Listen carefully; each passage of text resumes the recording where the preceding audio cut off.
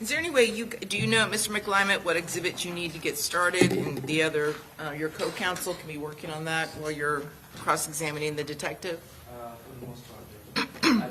For the most part, yes. Okay, why don't we do that?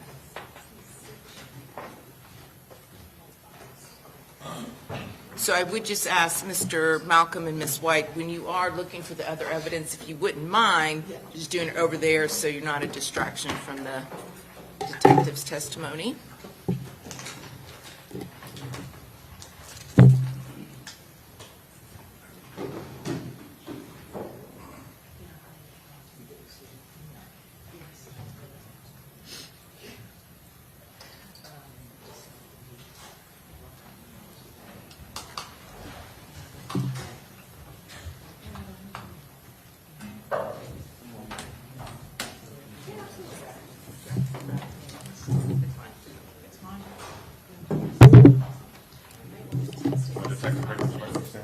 Yep.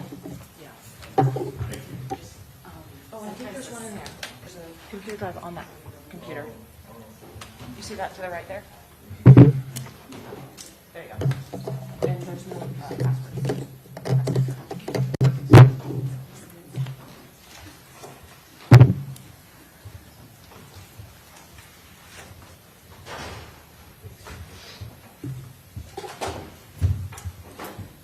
Okay, very good. Detective Ramos, good morning, and we're ready to proceed. Let's go ahead and bring in the jury. Yes, Judge.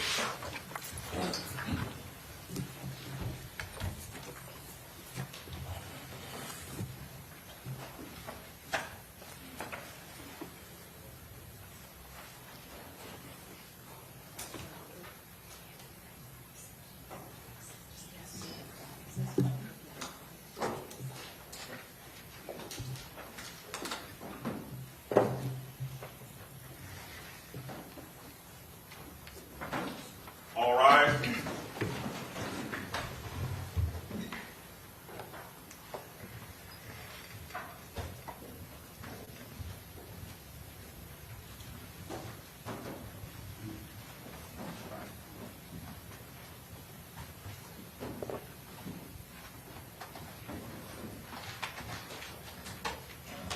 All jurors ready.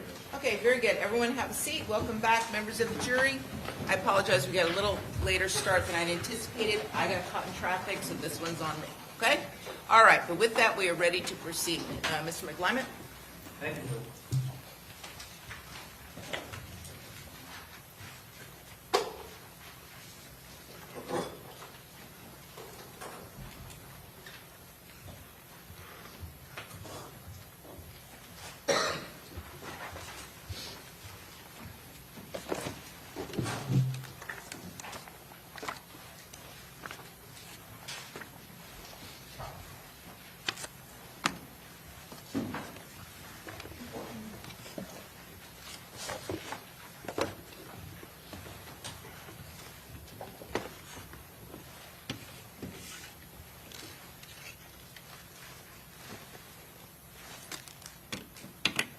All right. Good morning, Detective Ramos. Good morning, sir.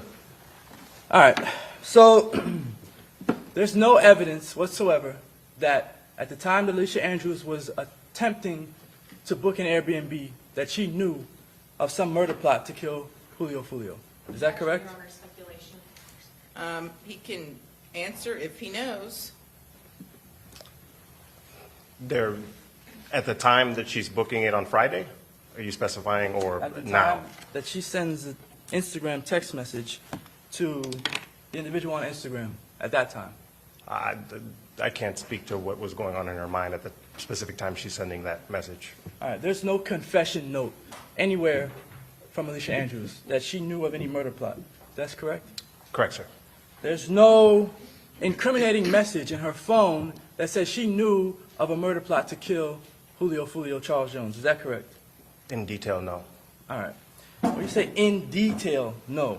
Is there any undetailed or less detailed message in her phone that says she knew of a plot to kill Julio Foolio Charles Jones?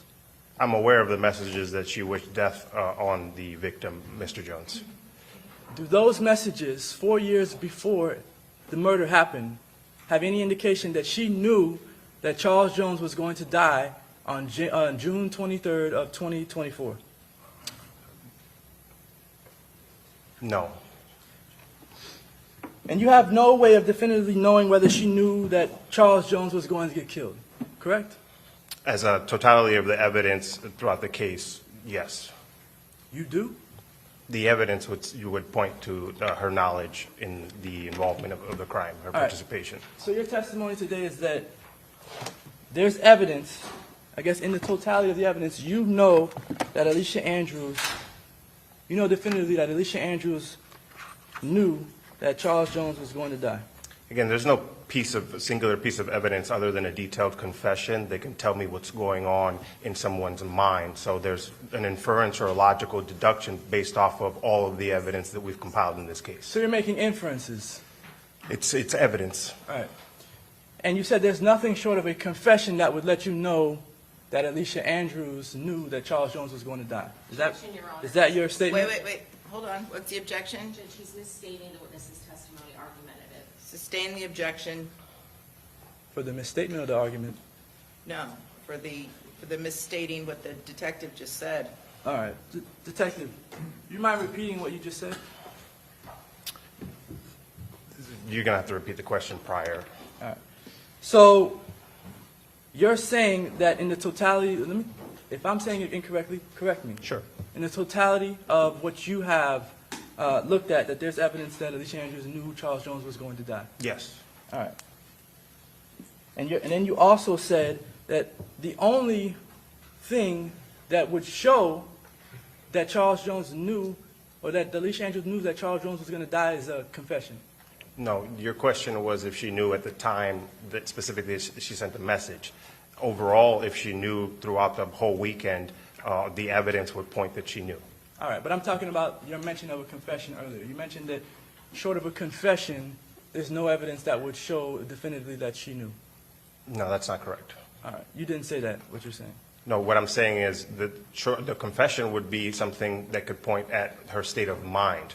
The evidence that we've compiled in the case would lead to the inference or the logical deduction that she did know Foolio was going to die that weekend. All right.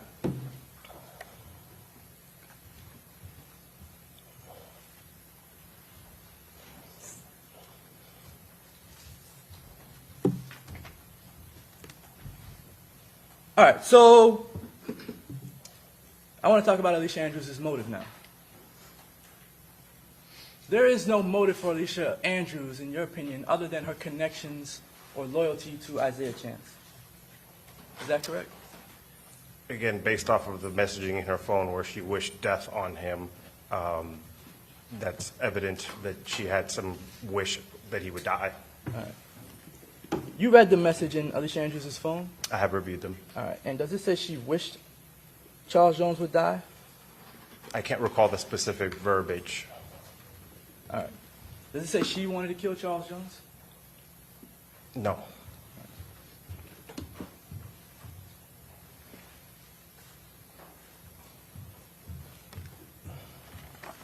Charles Jones had a lot of enemies, correct?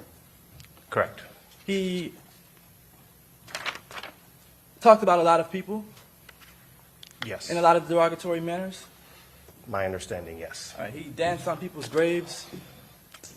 That's what I understand, yes. He made songs about dead people, Correct. mocked dead people, Yes. and therefore, and millions of people saw these things online, correct? Correct. All right. And so millions of people had opinions about Charles Jones, correct? I can't speak to what everyone else felt towards Mr. Jones, only those who participated in his murder. So you can't say whether there were people who felt certain ways about Charles Jones. Objection, speculation. Sustain the objection. All right. So Charles Jones did all of these things, and the only thing that you can speak on is how the individuals in this case felt about him. That's my responsibility to figure out who killed Mr. Jones. I can't speak on everyone else's idea of Mr. Jones. All right. So you can't draw any inferences about how other people felt about Mr. Jones. Outside of the perpetrators in this crime, I can't speak about other people. But you can speak about the gangs, right? You've spoken about gangs that he had problems with, right?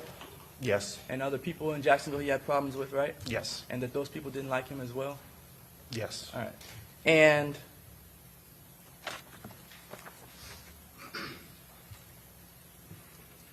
you're speaking about other people's motives. I want to speak about, let's go with Davion and Rashad Murphy.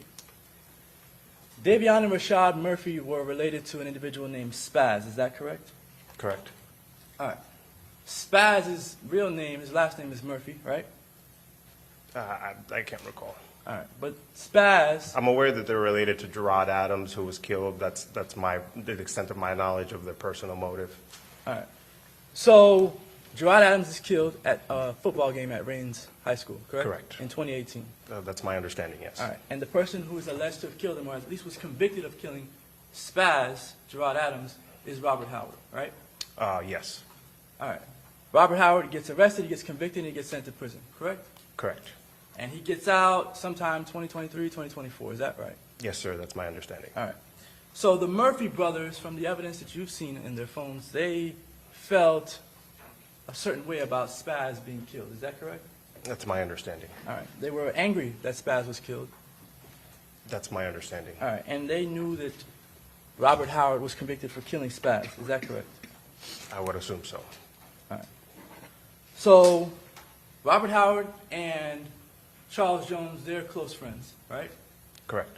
So Robert Howard gets out of prison for the killing, right? Yes, And then him and Charles Jones, they start to get together and hang out. Is that correct? that's my That's what they understanding. were doing the night that Charles Jones was killed, correct?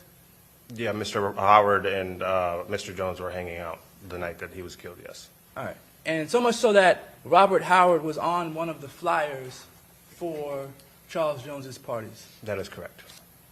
Robert Howard and Charles Jones were in the same vehicle that night? At some point in the beginning, I believe they were in the same vehicle or maybe on the drive down, but at the actual time of the murder, no, sir, they weren't in the same vehicle. All right. So Robert Howard and Charles Jones, they rode from the Airbnb to Teasers together, correct? No, They did not. no. Robert Howard arrived at Teasers at approximately 1:41 a.m. on the 23rd, and Mr. Jones arrived at Teasers at approximately 2:24 to 2:26 a.m. Robert Howard was at the Airbnb with Charles Jones? Yes,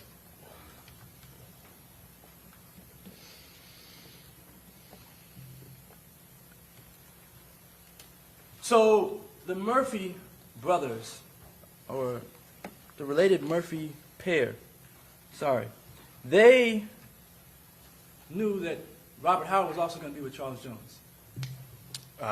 I'm not sure if they knew, well, if they saw the flyer, yes. Yeah, surely, because Rashad Murphy, you presented evidence that his Instagram account was searching Charles Jones's Julio, his Instagram page. Yes, correct, sir. All right, so we know Rashad Murphy was looking at Julio Foolio's page, his Instagram page, Yes, and likely would have seen the flyers that were on the page. Correct. Right? And those flyers had Charles Jones and Robert Howard in the same picture. correct. All right.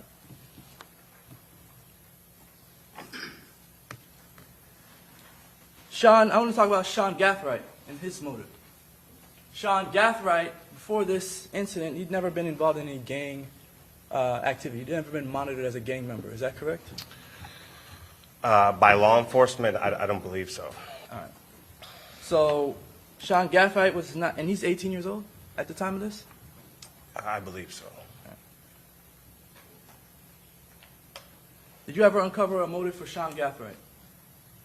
As other than his relationship with Isaiah Chance and the suspicions that they were involved in other gangland murders in Jacksonville.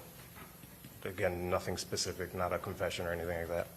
So for Sean Gathright, it's I guess his connection to Isaiah Chance that is his motive for this shooting in this case? It was my understanding from the research done by Jacksonville that Mr. Gaithright and Mr. Chance participate in criminal activity together. When you say the research done by Jacksonville, are you saying you did not do your own research? Of course I did. All right, so let's talk about, I guess, your research and figuring out what the motive for Sean Gaithright was. Do you have any other motive besides his connection to Isaiah Chance? Like a personal motive between Sean and Mr. Jones? I'm not aware. Yes, personal motive. So whether it be money, whether it be that someone in Sean Gaithright's family or one of his friends were killed by 6 Block or Julio Foolio, anything like that. For Sean Gaithright, no. And then Isaiah Chance's motive in this case. I'm assuming, and you can correct me if I'm wrong, that you believe his motive is that his friend Tilly was killed.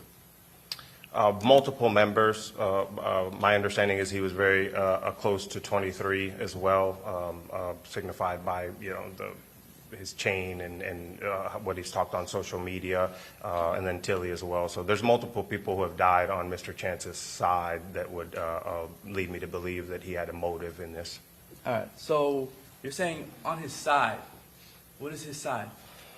The side of the gang war that he's on. But what is the side? What do you mean side? Are you talking about ATK? Yeah, it's well established that there's a rival gang war going on in Jacksonville between the victims' gang, 6 Block, and opposing gangs, ATK, their subset groups, and 1200. So Mr. Isaiah Chance was more aligned with the rival gangs of Mr. Jones. All right. But which rival gang did his, I guess, friends or colleagues die in? There's ATK, NHG, and some other subset groups. So you all have Isaiah Chance in ATK, in NHG, and in 1200?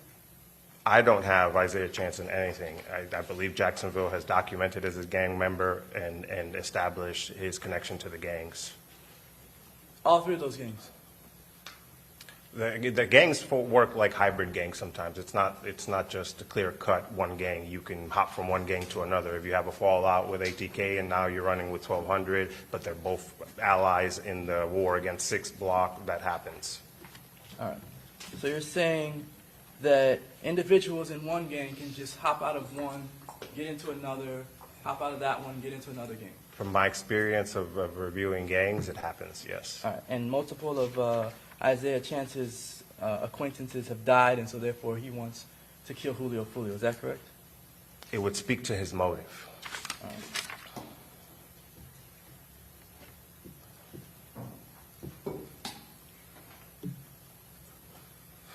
Other than Isaiah Chance, you have no evidence that Alicia Andrews hung out with any gang members or associates. Is that correct?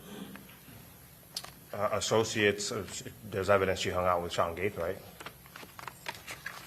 That she hung out with Sean Gaithright. So your testimony today is that there is evidence that Alicia Andrews has hung out with other gang members and gang associates other than Isaiah Chance. Yes.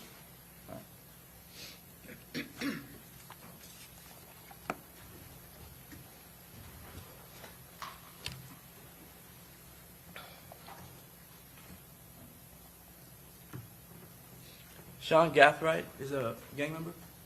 A gang associate. Who identified him as a gang associate? So there's a documentation process for gang members, but not for gang associate. However, there is statutory guidelines on what could classify someone as a gang associate per Florida Statute 874.03. And when was Sean Gaithright classified as a gang associate? Again, there's no input for gang associate. So It would just be an investigation and a collection of evidence and reliable sources of information. And if we go back throughout the last 4 years of Sean Gaithright's relationship with Isaiah Chance and research, there would be enough statutory requirement to label him a gang associate. All right. So the gang associate, you're just placing that on him based off of you feeling like he meets the gang associate. Well, it's not my feeling. It's what the law says. Right, but when did he become a gang associate? according to the law?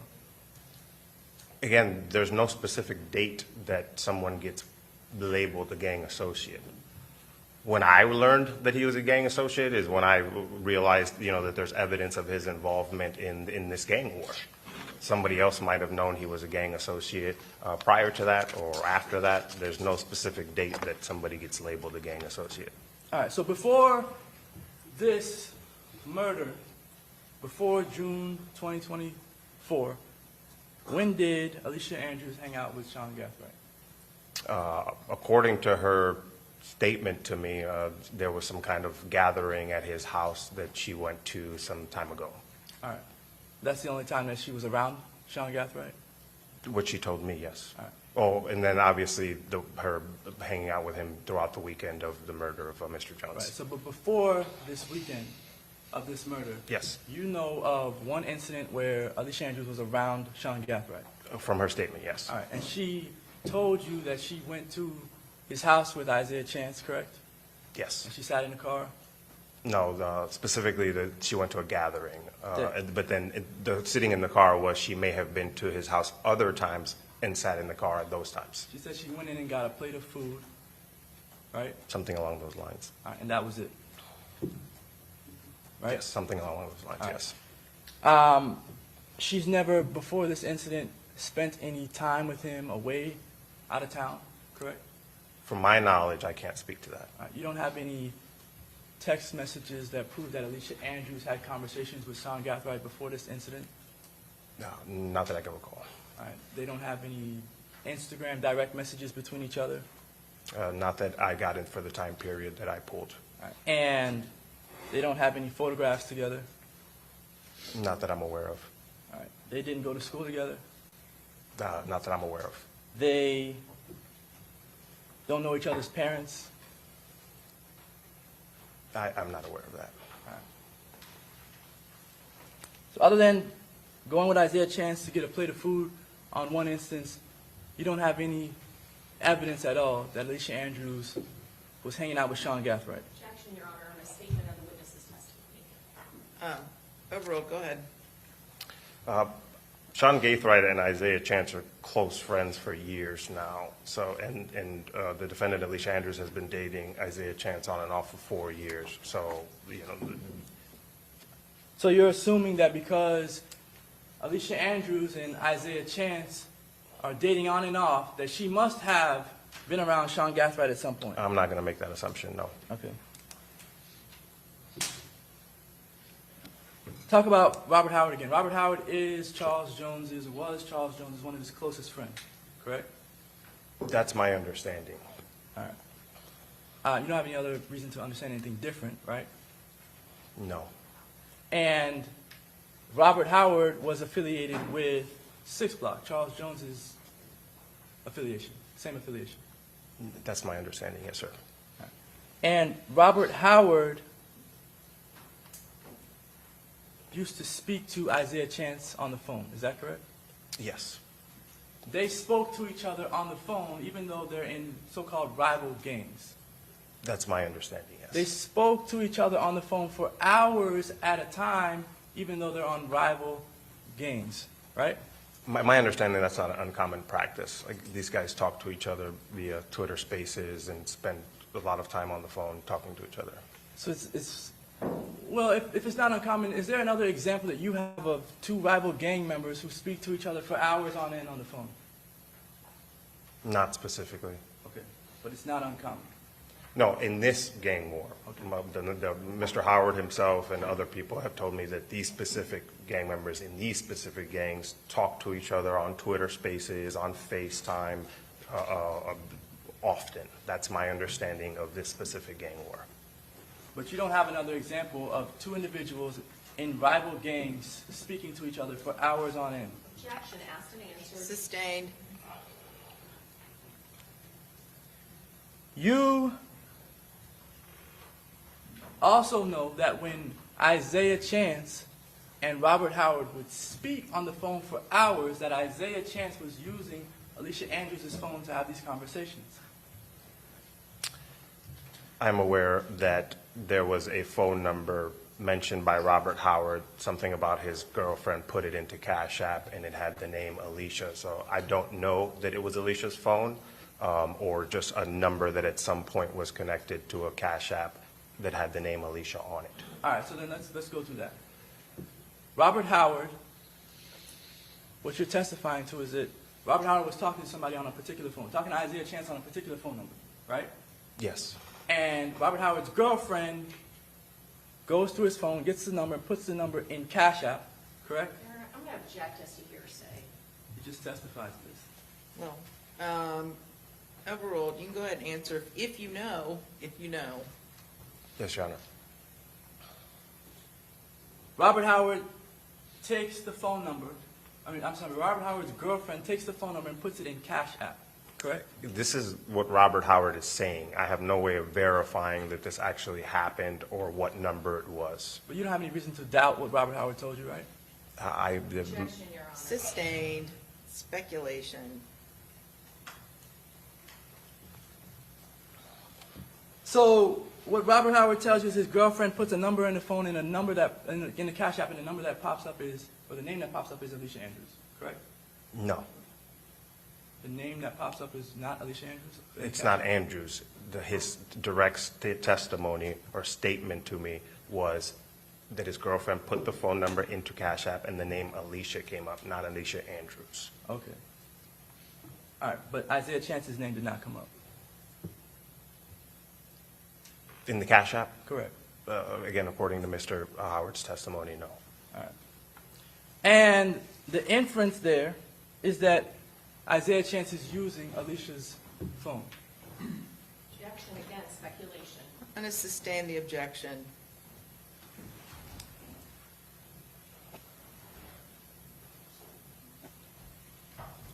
Did you track down the number that Robert Howard was talking to Isaiah Chance on? No, Why not? he didn't. He wasn't able to tell me. Okay. And it's not in his phone. I don't have access to Mr. Howard's phone. You don't have access to his phone records?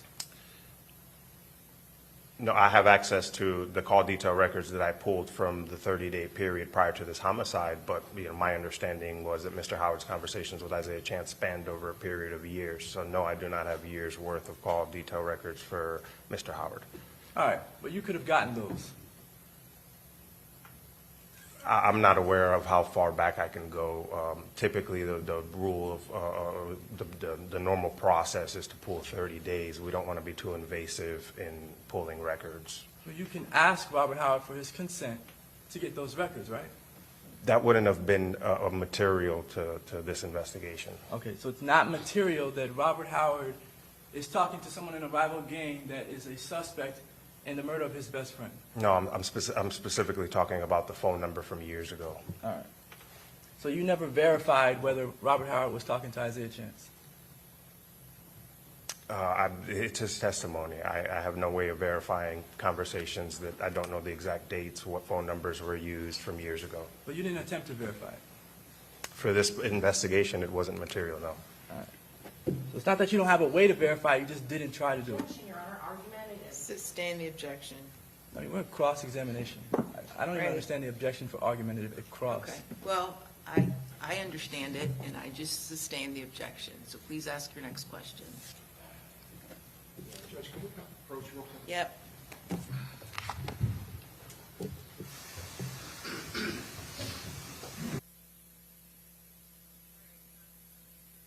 Momentarily.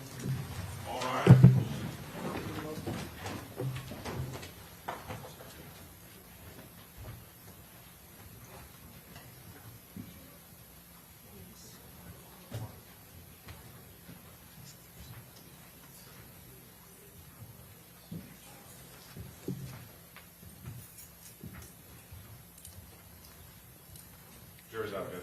Okay, thank you. And I'm sorry, and I apologize. Remind me, are you Mr. Coffey or Mr. Brandon?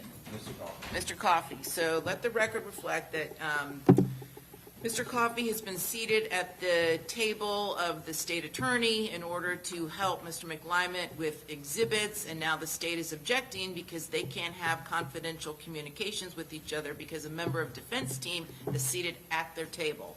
So defense has asked if we can find some way for Mr. Coffey to be seated so that he can aid Mr. McLymont without infringing upon the state's right to have confidential communication. So, do we have anything, I don't know how close we can put him in a There's a chair. small table over there, Judge, but just depends on where. Great. Yes, This one here. he can come.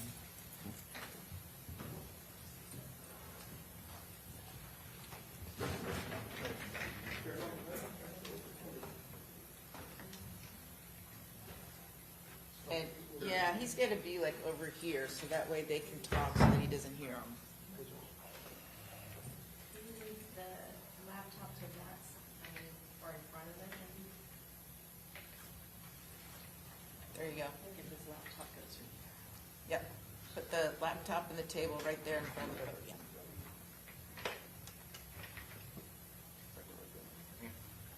Right here, look at Yes, sir. Yes, sir. Thank you.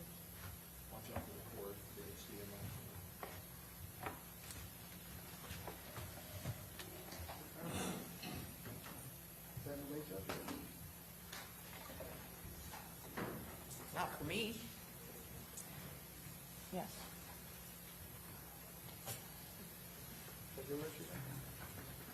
State, is that suitable? I'm just gonna see if we can push it just a little more back from our table. This way, Scott? Yeah, thank you, Ron. Maybe about right there. Okay. That's fine, Jeff. Okay, very good. All right, let's proceed. Let's bring our jury back in.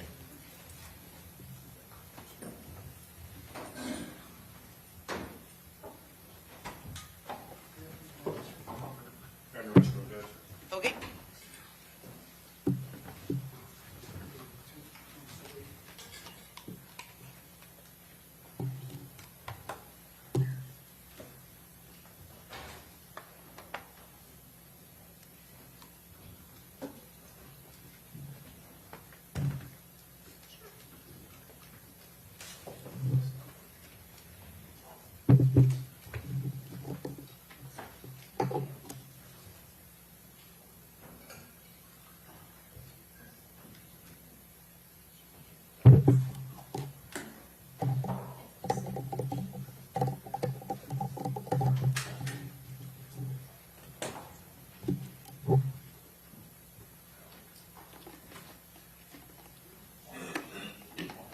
I'm good, thank you.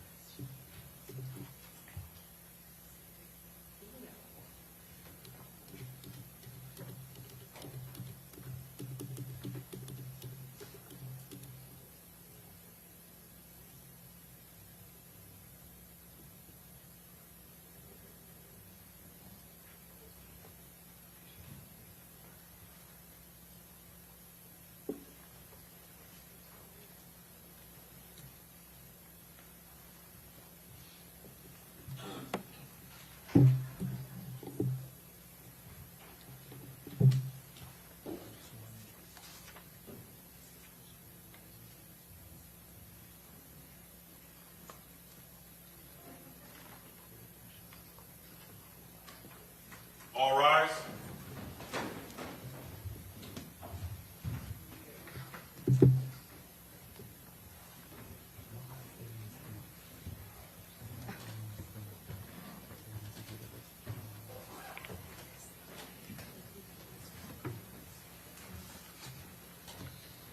All jurors exit. Okay, very good. Everyone have a seat, and you may proceed.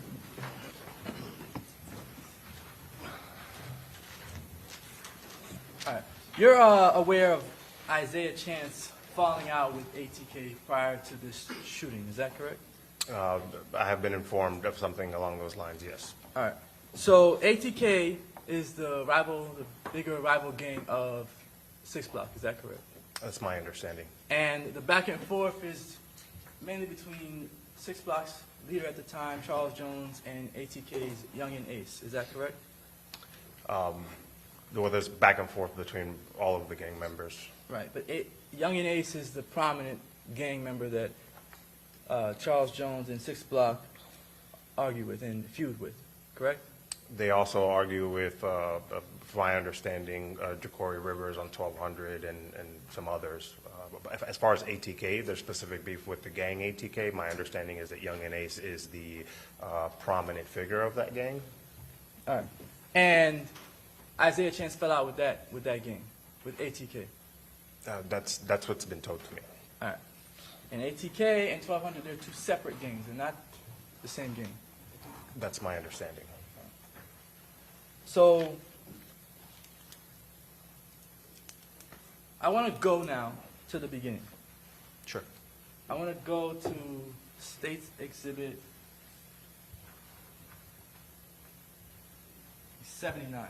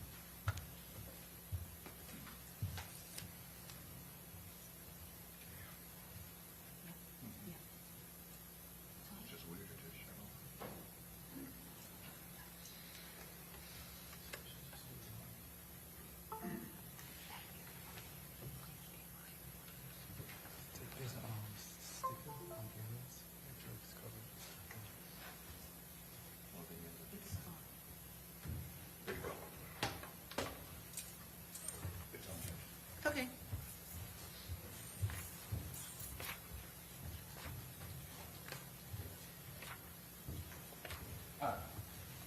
So this is Saturday, June 22nd, 2024. Is that correct? I can't see the file name, but it does appear. And I'm sorry. Yes. Aaron.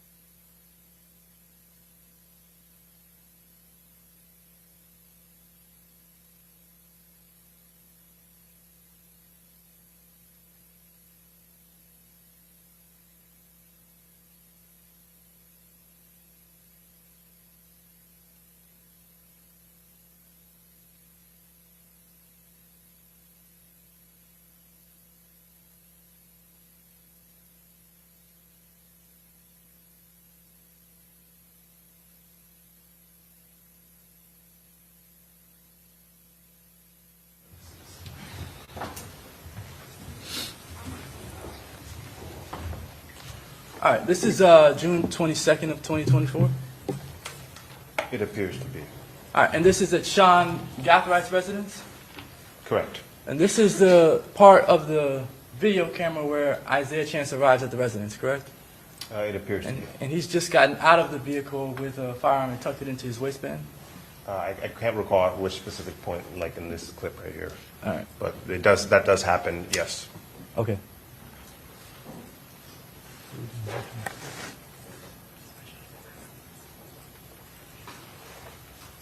All right. Let's rewind that.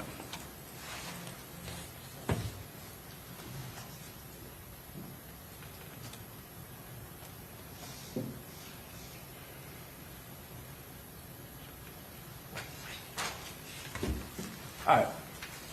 Did you see Mr. Chance tuck the firearm into his waistband? I saw him tuck something from this angle, yes. All right. At this point in time, Alicia Andrews is not present, correct? That is correct. All right. She's at home. That is correct. All right. And this is when Isaiah Chance first arrives. Correct. Isaiah Chance is going inside of Sean Gathrights' home. Yes. All right. Continue to play.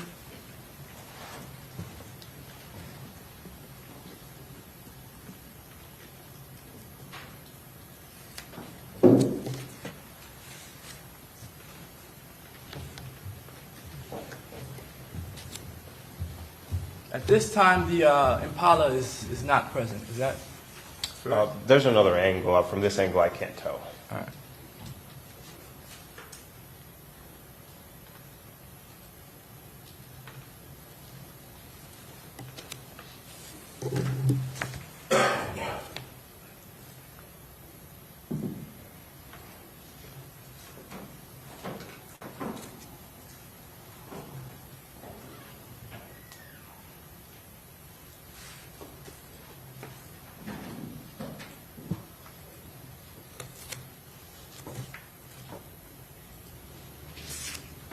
Isaiah Chance grabs bags from his BMW. Is that accurate? It appears that he's grabbing some bags from his BMW, yes. All right. At this point, Alicia Andrews is still not present on the scene. Correct. And there's a long bag that he's grabbing there. Is that correct? In his right hand? The blue one in his right hand, yes. All right.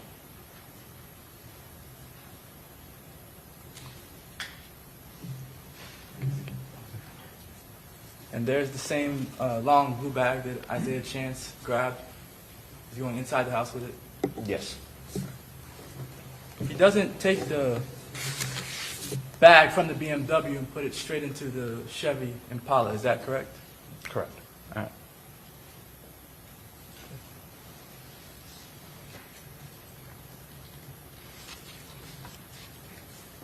And he goes back to the BMW to gather more belongings. Yes, sir. All right.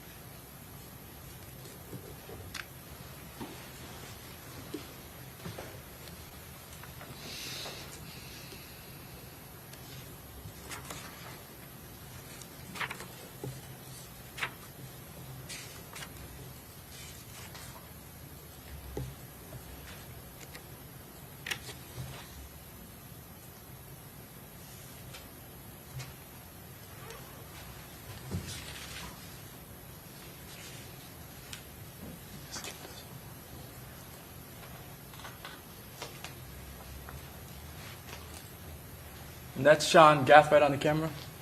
Yes, sir. Sean Gathright is with Isaiah Chance at this time. Yes. Alicia Andrews is still not present. That's correct. Actually, Alicia Andrews is never present during any of the time where Sean Gathright and Isaiah Chance are packing and unpacking the vehicles at SeanGathright's house. Is that correct? Yes, sir, that's correct. She's at home. Correct. She doesn't know what they're doing. I can't speak to what she knows. You don't have any evidence that she knows what they're doing. Objection, speculation. Sustained as to state of mind, you can answer the question as far as evidence you may have or not have. Do you have any evidence that Alicia Andrews knew that Isaiah Chance and Sean Gathright were packing any of these belongings in this car, in this Impala? No. Did Isaiah Chance tell Alicia Andrews that he was packing anything? Do I have evidence of Yeah, communication? text message, anything? No.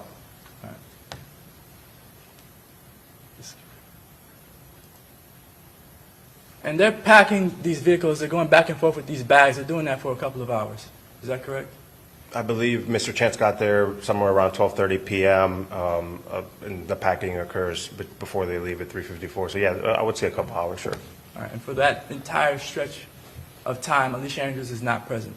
She arrives closer to the right before they leave. Right, but she's not present when they're packing any of the bags for those few hours. Is that correct? For the packing of the bags, no. All right. Or the packing of the cars with the bags. She's not present for this specific sequence of the bags coming out of Mr. Gaithright's car and going into the Impala All right. at this time. Okay. All right. So Alicia Andrews gets there around what time? Are we still using this, or are Yes. you done? Yes, we are. I'd have to go to the report to give you the exact time. That's fine.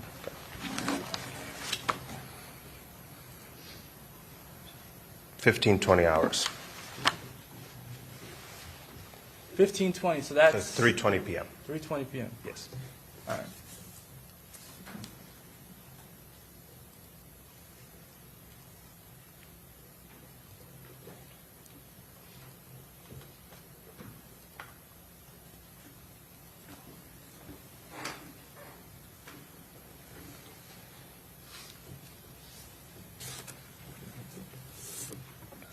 So, back up, Steve.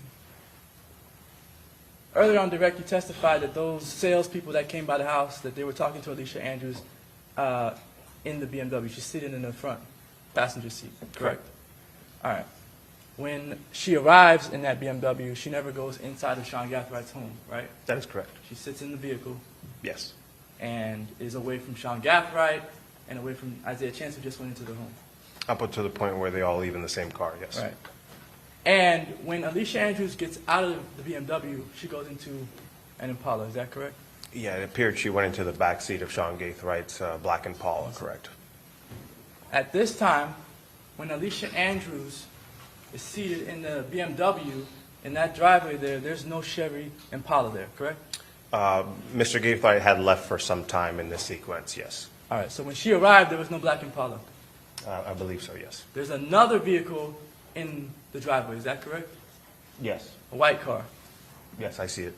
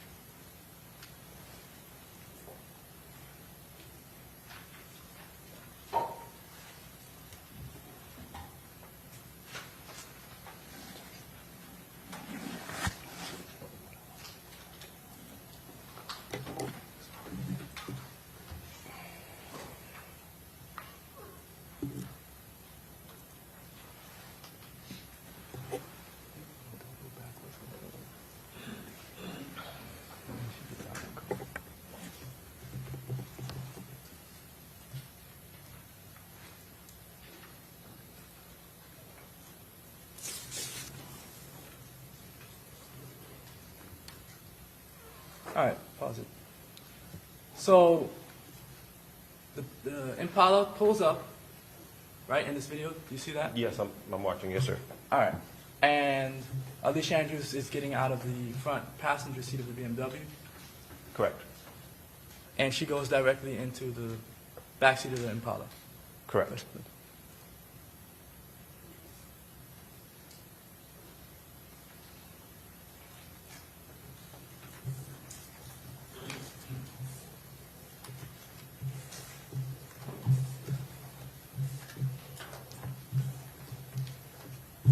When Sean Gathright ran past the vehicle, did he stop and say hi to Alicia Andrews? It did not appear that happened.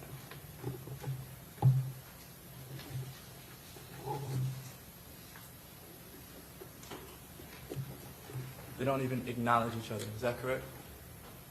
I can't hear if there's But dialogue. you didn't see them look at each other, correct? Objection, argumentative. Overruled. You didn't see them look at each other, It correct? doesn't appear that they have much interaction in this clip. No, They don't sir. give each other a hug or anything like that. There was no hug that I saw, sir.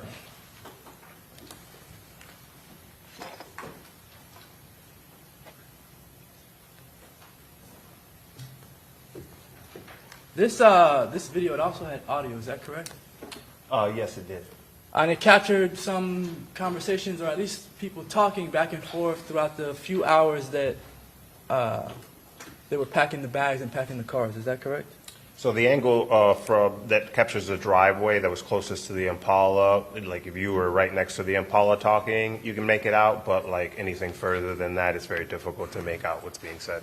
All right, but there are things that are being said on the camera, correct? Yes. And nothing on the camera footage, the audio from it, nothing says that Alicia Andrews knows of any murder plot. They didn't articulate that on the camera, no, sir. All right.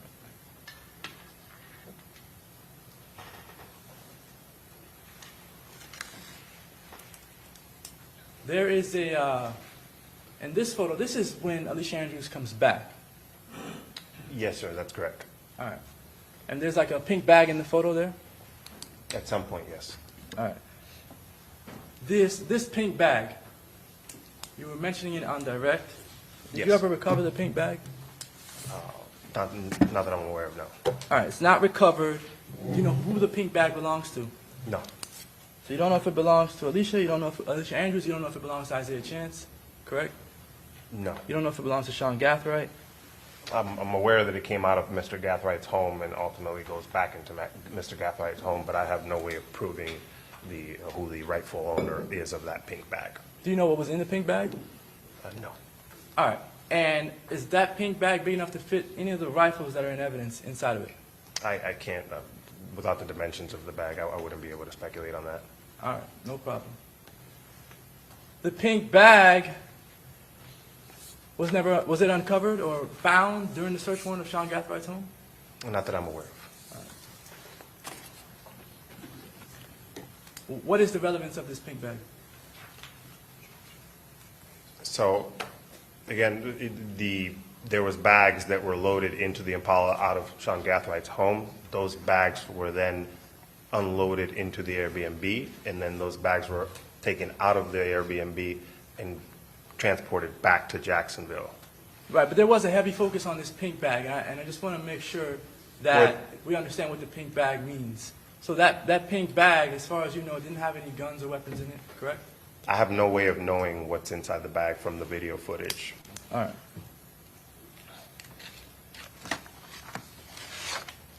And when Alicia Andrews left Sean Gathwright's home initially, she was not driving the Impala, is that correct? That is correct.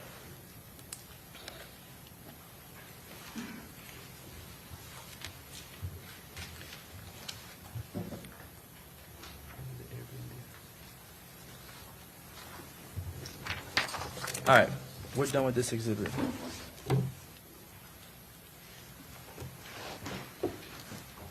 And if counsel would do me a favor, just because we have so much evidence in this case, so many exhibits, I should say, if you're done utilizing something, Mr. Coffey, if you wouldn't mind just handing it back to the clerk to make sure she gets it back, okay? we All right, will, Judge. thank you.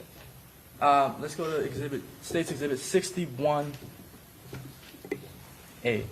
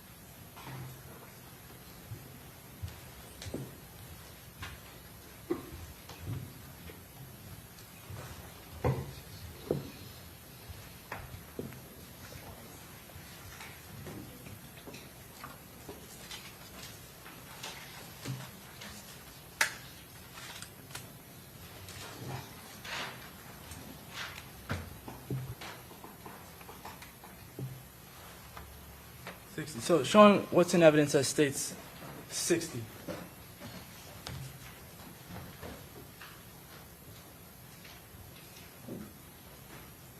So that's the Airbnb on the left there, correct? Correct.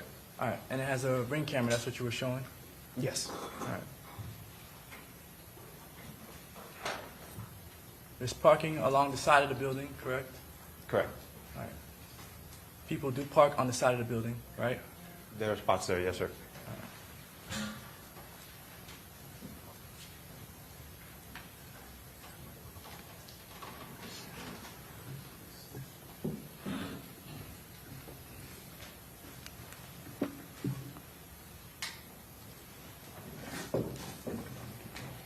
So when Alicia Andrews arrives to that door, she is caught on that ring camera, is that correct? Yes. You can see the ring camera from this distance, right? Yes. It's also listed in the Airbnb listing that there are security cameras at the premises, right? I'm not aware of that. You're not aware of that? I'm not doubting it. I haven't read the listing Okay. to know that off the top of my head. All right. When Alicia Andrews arrives to the Airbnb and she's on camera going in the front door, she approaches the door and she knocks on the door. Is that correct? That's correct. She has her bag in her hand. She had, I believe, a phone in her hand, maybe a bag on her shoulder. All right. And when she approaches the door and knocks on it, someone from inside lets her in, correct? That's what the evidence would suggest at this point with the log and all the information that we have.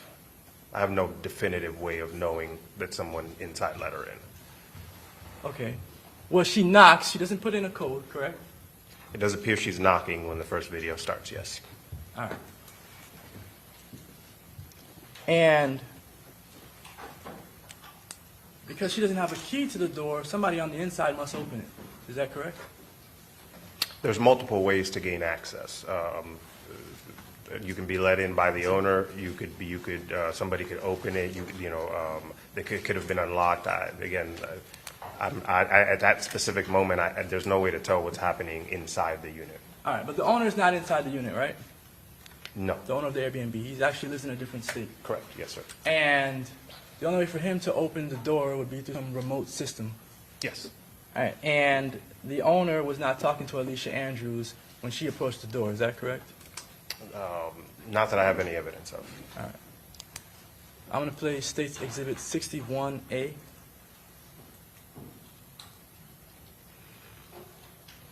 need some.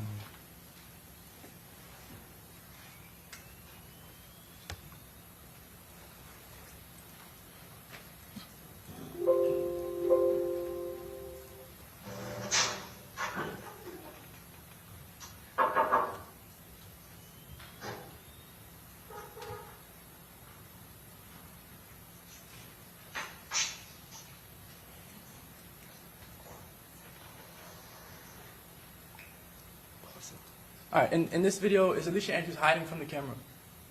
It doesn't appear to be, no.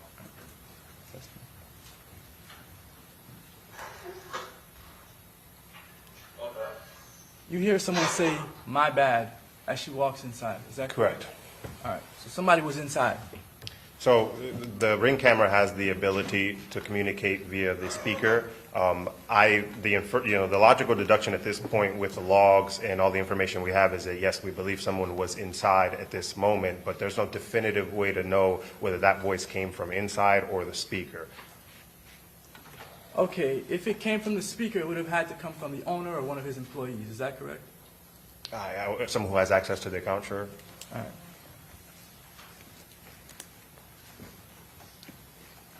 When you were interrogating Alicia Andrews, and up until, I guess, this trial, you initially believed that Alicia Andrews was let in through the intercom, through the remote access device.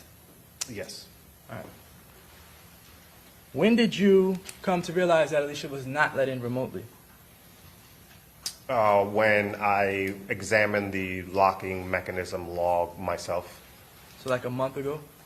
I can't recall the exact date, but yes, it was more recent to the trial than I didn't have it in July of 2024.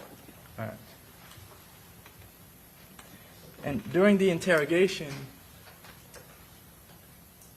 you and Detective Campbell said you knew for 1,000% that she opened the door and let everyone else in through the back. Is that correct? Again, so there's logical deductions and inferences that have to be made with circumstantial evidence. That's a part of the requirement. Evidence, it's still evidence. At that time, I was not privy to the locking log that would have shown that the lock was manipulated somewhere in between 55 and 36 when we see it. There's a 36-second buffer that, yes, theoretically, it's possible somebody else put in the code and came in right before she did. And from the logs, we can see that they lock and lock almost simultaneously. So it does appear, now that I have all of the information, that somebody likely came in a few seconds before her, she got locked out, and that's why she's knocking, and yes. All right. But I guess you didn't have all the information about that until a month before trial. Specifically the locking log, the exhibit where we can see the thumb lock turn and unlock. I didn't have that information during the interrogation room, while I was in the interrogation. Right. And that locking log changed your perception of what you were seeing in this video, correct? In totality, yes, sir. All right. So is it still your opinion that Alicia Andrews opened the door with a code or was let in remotely and then let people in through the back? No, as far as the entry, those are two separate things. As far as the entry, again, I just testified to the fact that when we analyze all of the data to include the locking log mechanism, it does appear that someone let her in. She didn't put in a code herself. And as far as whether she opened the back door or not, I have no way of knowing who opened the back door. Okay.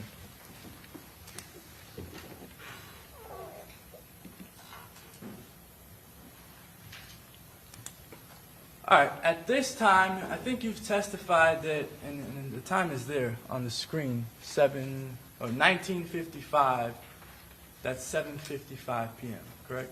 Correct. And Davion Murphy is not on scene yet. The cell phone evidence that I have would suggest that, yes, he was not on scene yet. So when Alicia Andrews arrives to the Airbnb, it's impossible for her to see Davion Murphy and whoever Davion Murphy was driving to Tampa with at the Airbnb in the beginning. The Murphys arrived 5 minutes after she did. Okay. At that specific time that she arrives at 7:52, yes, they were not there. She would not have seen them at 7:52. And she would not have seen them when she first walked into the door either, correct? Yeah, their devices, the Davion's device arrives at 7:57. She's walking into the door at 7:55, so correct. When she's walking into the door, we don't believe that she would have seen Davion Murphy. All right. And you don't know when Davion Murphy went into the Airbnb, if he even went into the Airbnb at this time. No, pretty much all front door usage stops after this. All right.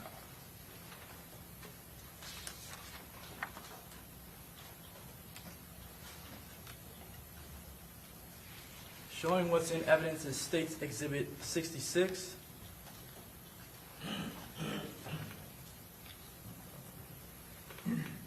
This is the locking entries of the door of the Airbnb. Is that correct? Correct. All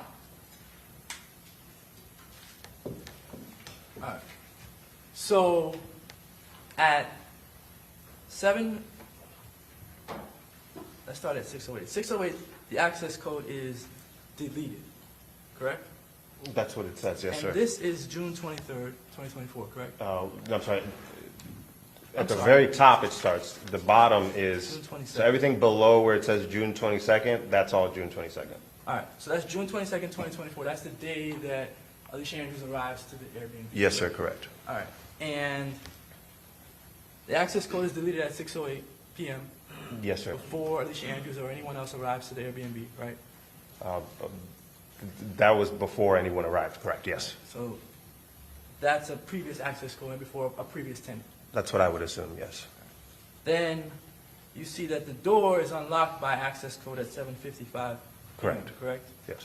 And the door is unlocked by access code, but Alicia Andrews is not putting in the code, correct? Correct. And if it's unlocked by an access code, that means somebody is supposed to be at the door putting in a code. Correct. That is not captured on any video, correct? So I'm not sure as far as, I'll retract a little bit, I'm not sure what it would show if someone was remotely logged in, but this would imply, unlocked by access code, that somebody put in a code, correct? And there is nothing captured on camera of somebody putting in a code, correct? All right.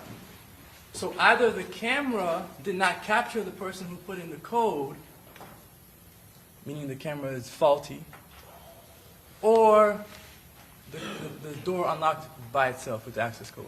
So again, there's a 36-second buffer that we have to work with, and at this point there had been no activity, an hour. I am familiar that Ring cameras, in order to save battery, put themselves in sleep mode. So in theory, if you were moving fast enough, you could get in before the camera fully boots up and start recording. Because when the recording starts at 55:36, it's actually her approaching right before she knocks. So the evidence would suggest 7:55 unlocked by access code, 7:55:36 she's on camera about to hit the door, that whoever put in this access code and came in from her came in seconds prior, and the camera likely would have been booting up. All right. So the camera did not capture the first person who went in, or maybe first two people that went in. Correct. So the camera itself does not show every exchange in and out of the Airbnb. So there is a corresponding video to pretty much all of these locking mechanisms. So When you say- if there's movement at the door, whether you can beat the movement and the image it's going to capture is just the blank space after you've gotten out of the line of view, but there is a corresponding recording with all of the locking mechanisms of movement at the door.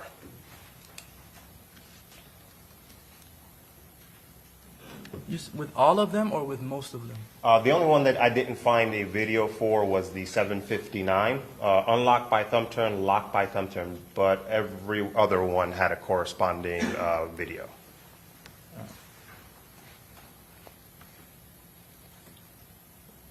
Well, and the 755 did not have a corresponding video. No, it did. The 755, The 36. unlocked by access code?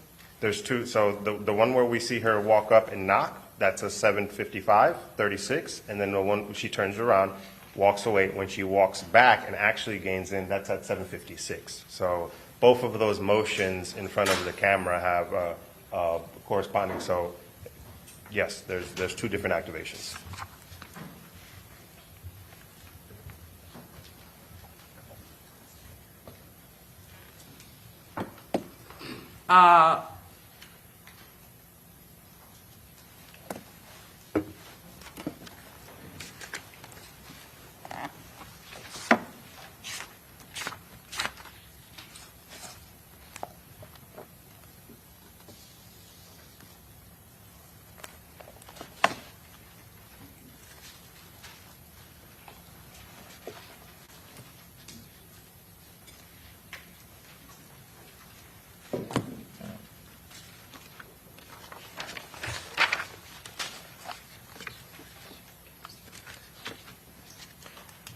This locking log that we see here still states Exhibit 66. You said that it was initially sent to Detective McGill, is that correct? Yes, I had reviewed the email. It appears to have been sent originally to Detective McGill. All right, and you found out about this locking log after there was a deposition taken of the owner of this Airbnb, is that correct? Correct. After I took the deposition. Correct. All right. So during that deposition, there was information uncovered that there was a locking log. That I was made aware of it, yes. All right. And you didn't know about the locking log before that deposition? I was made aware of that that the owner had some kind of app where he can track. I personally had not reviewed a log or known that a log was sent. Okay.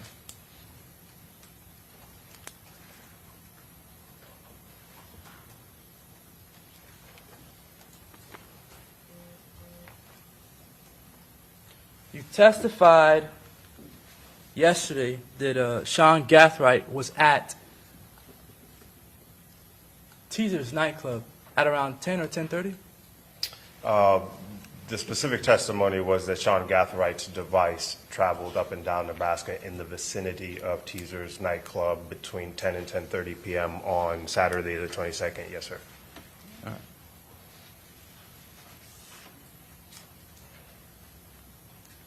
And Davion Murphy's device was also in the same area? I can't recall at this time about Davion's. All right. So, I believe so, yes. Davion's device, yes.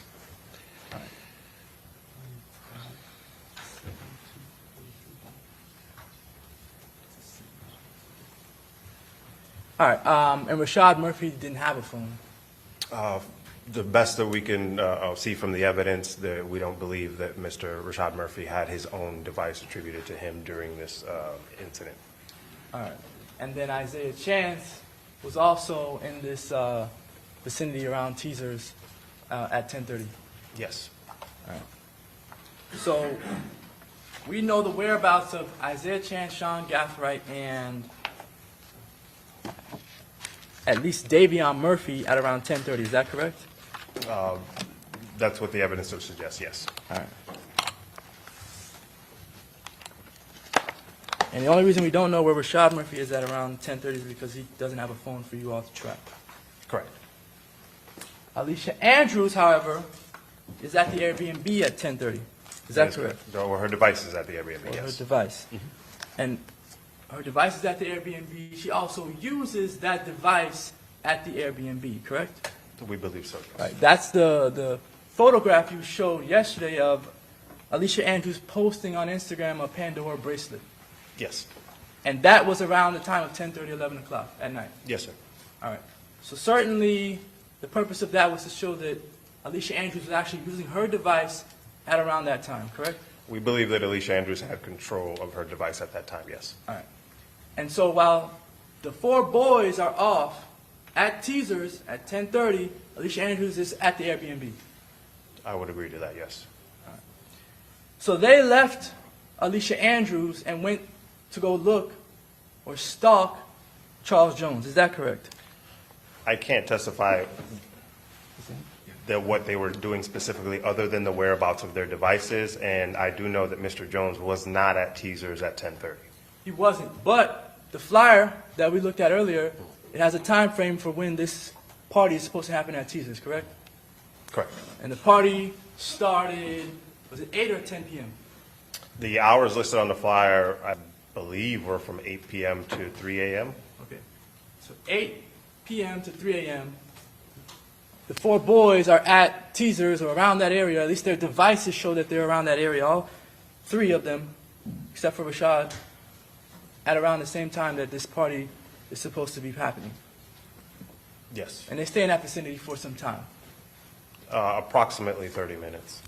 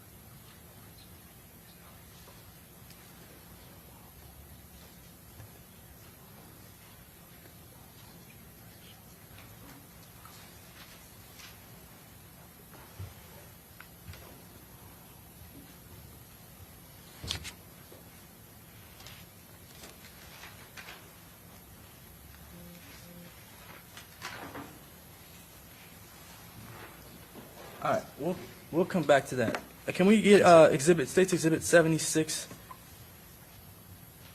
B5 through B7?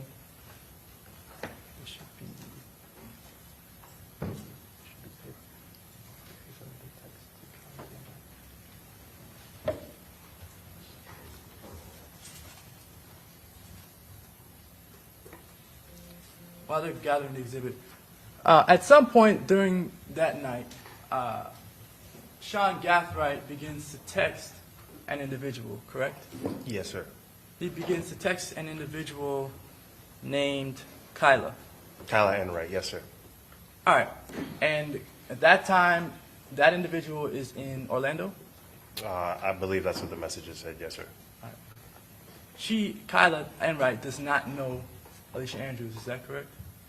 I have no evidence of Enright knowing Miss Andrews, no. All right.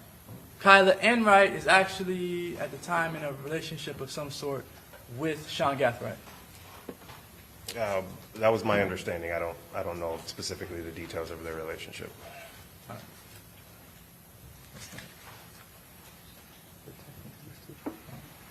All right, so Sean Gathright texts Kyla Enright something to the effect of, hey, can you find out where Fat Boy is at? Because Fat Boy is with Charles Jones, is that correct? Yes, specifically, I need you to text Fat Boy. He's with Six. We believe that he was trying to solicit the address to the Airbnb where Mr. Jones was at, yes. Okay.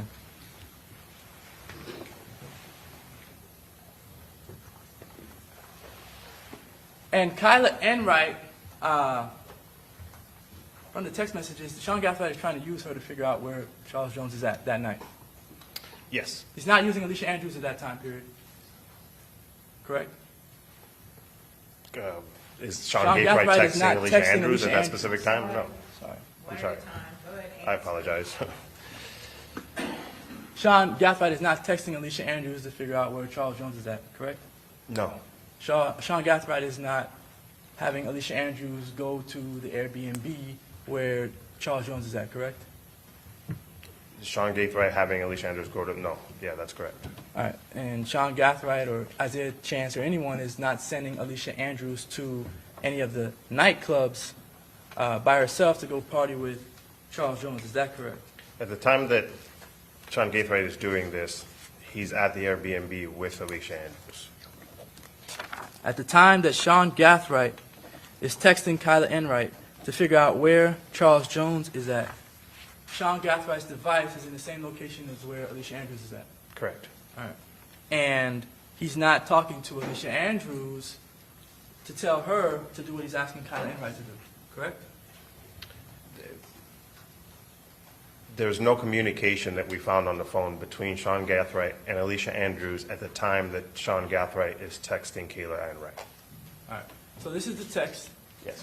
12:30, 2 Yes. a.m. This is after Sean Gathright and crew get back to the Airbnb from hanging out around Teasers, correct? Correct. All right. So he gets back, they get back. Sean Gathright sends this text to Kyla Enright. I need y'all to text Fat Boy. Correct? Yes.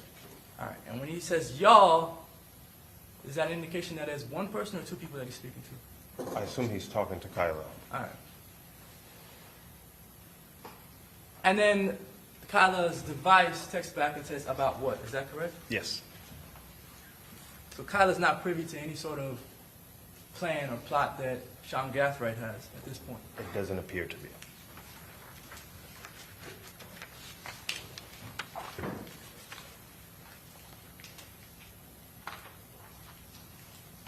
Sean Gathright sends another text to, or at least his device sends another text to Kyla Enright's device, correct?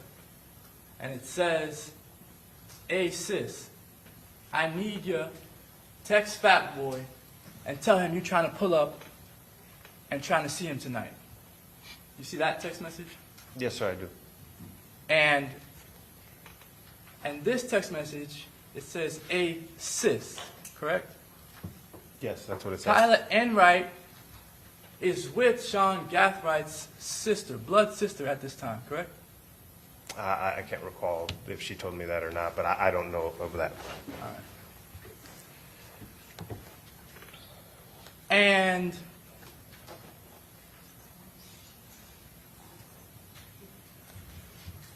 the device texts back and says, "He know I'm gone. I've been FT him while I'm out." You said you don't know what FT means, right? I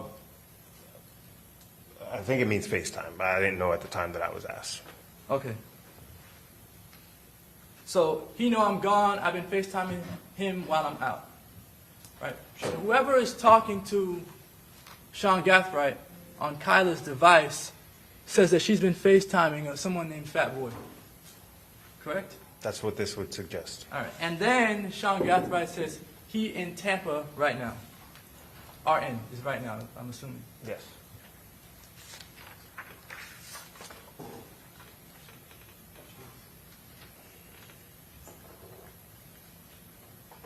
Sean Gathright then texts and says, "But make it seem like you don't know he there."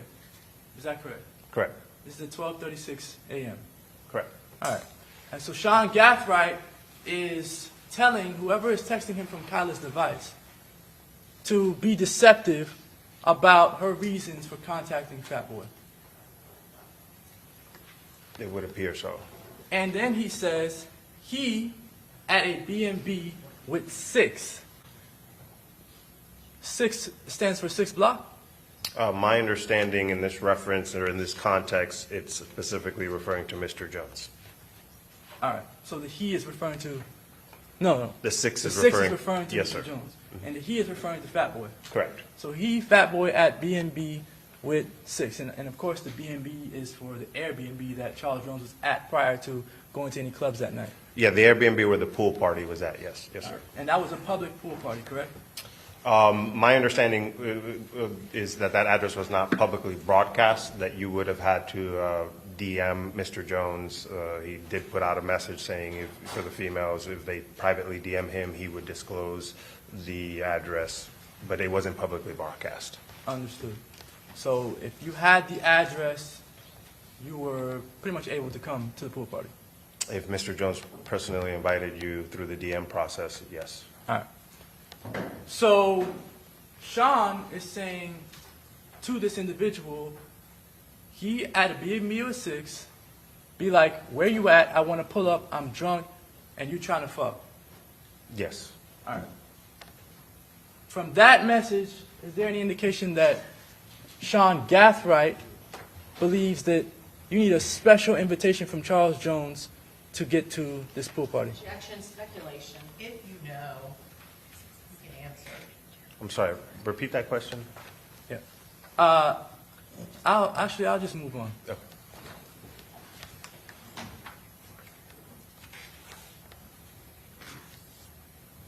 And before I move on, this individual that he's telling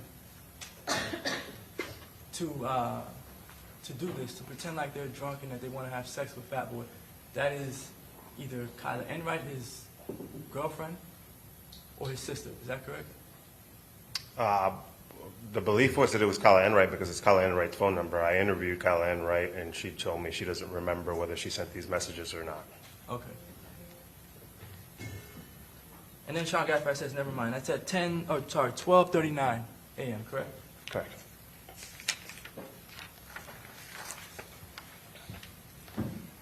The person with the device, Kyla Enright's device, says, we at Tier, the club. Mm-hmm. And then she says, you want to come to the B&B with us, correct? Yes. All right, so this individual is asking Sean Gathright if he wants to come to the B&B with us, with multiple people. That's what the message reads. All right. And then when Sean Gathright does not, oh, I'm sorry, then she or the person puts a question mark, right? Yes. Sean Gathright responds and says, no, I'm in Tampa. I'm trying to see where his B&B at. His is referring to Charles Jones, correct? Correct. And then the woman or the person on the other line says, who B&B, right? Yes. Suggesting that this person still does not know why Sean Gathright is texting them or what he's texting them exactly for, correct? It seems to be there's some confusion, yes. And then Sean Gathright texts back, his device texts back and says 6, correct? Yes, sir. 6 being Charles Jones. But yes. And if it wasn't clear, he then says fools, or Foolio, I'm assuming, right? That's what I would assume too, sir, yes. All right. And then it says it's his B-day and Fat Boy with him. So again, this person who has Sean Gathwright's device, whether it's Sean Gathwright or someone else, is saying that it's Charles Jones's birthday, and again, Fat Boy is with him. That's what I'm understanding, yes, sir. All right.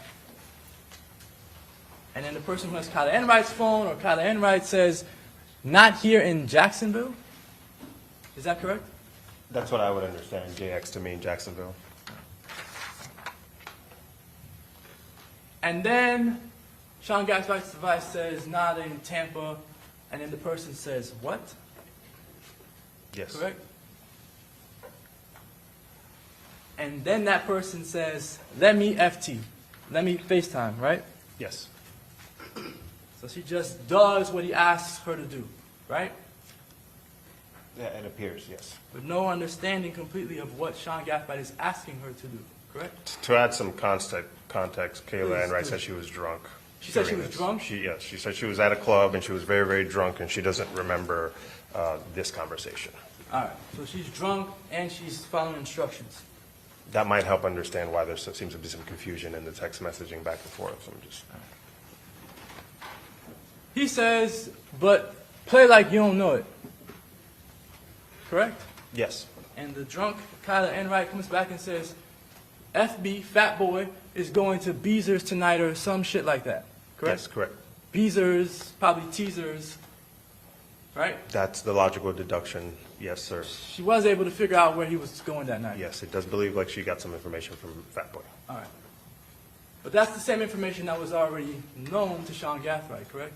Yes, And would be known to someone that was looking at Charles Jones's Instagram page, correct? correct. But not everybody knows where Charles Jones is going to be at that night, especially not Kyla Enright. She didn't know before she did the FaceTime call, correct? I'm sorry, what's the question? Kyla Enright did not know that Charles Jones was going to be at Teasers before she did the FaceTime call to Fat Boy. Is that correct? I have no idea whether Kyla Enright knew that Mr. Jones was performing at Teasers that night.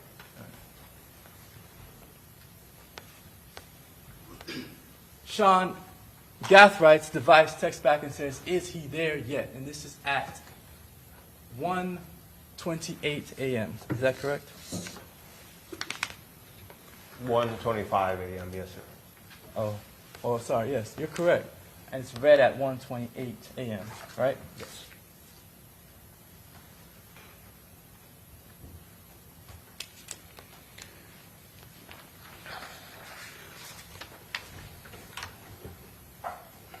Kyla Enright comes back with more information, and she says no. Correct. All right. So this is supposed to be a well thought out conspiracy, right? We believe it was premeditated and planned, yes. Planned for days, weeks, how long? From some messages on John's phone, at least weeks. At least weeks.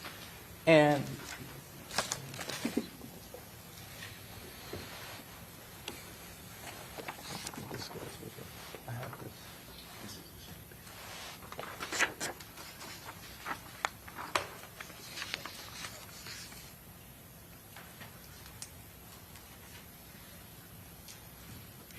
so they're planning it for weeks, and as they get to Tampa, this Sean Gathwright still is like trying to figure out how he's going to find Charles Jones. Is that correct?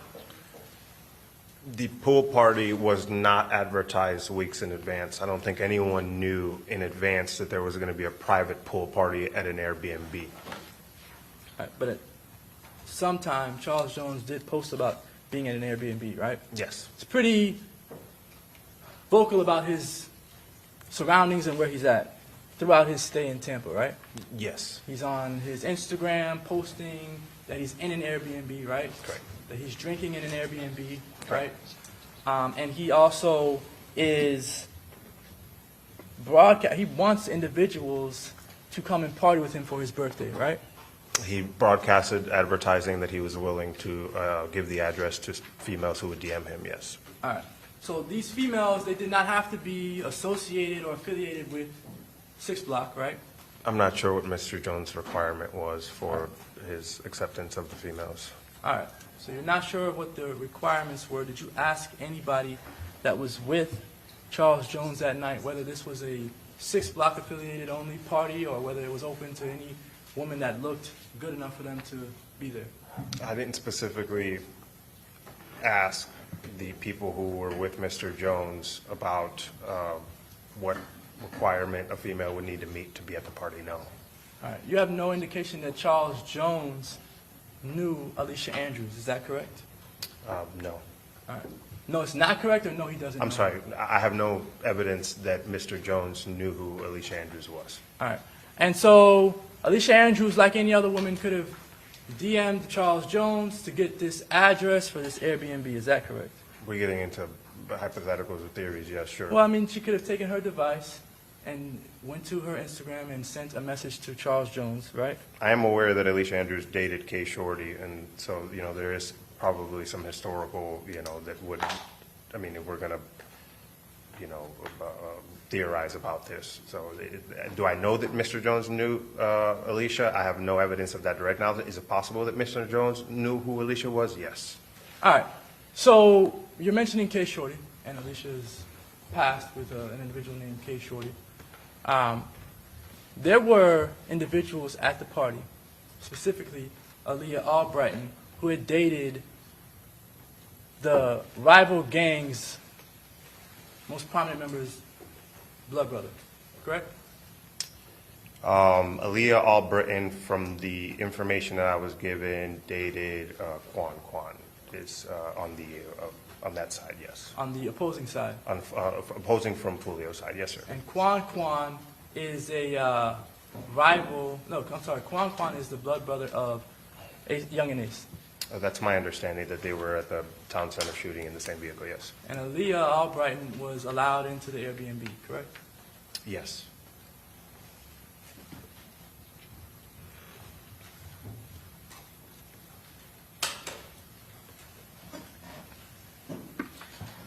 So after Sean Gathright gets pretty much the same information he already had from Kyla Enright that Charles Jones was going to Teasers, they stopped texting. Correct. All right. And that was around 1:30 a.m.? Message sent at 1:25, read at 1:28. All right. So at that time, how long after that did we see Alicia Andrews in the drive-thru at McDonald's? Would have been approximately 15, 20 minutes. I believe the time was somewhere around 1:35 to 1:40. Okay. So around the time that Sean Gathright is texting or wrapping up his text messaging with Kyla Enright, Alicia Andrews is getting ready to head to McDonald's. Is that correct? It's in that same hour, yes. All right.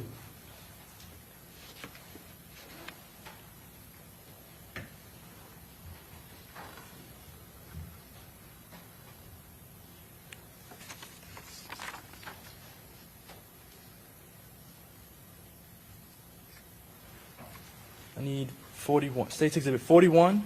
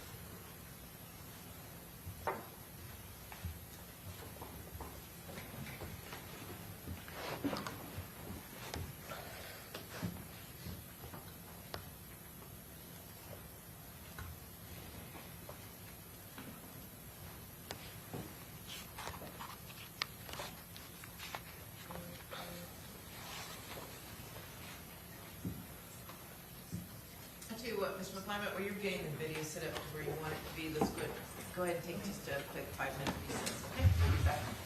All rise.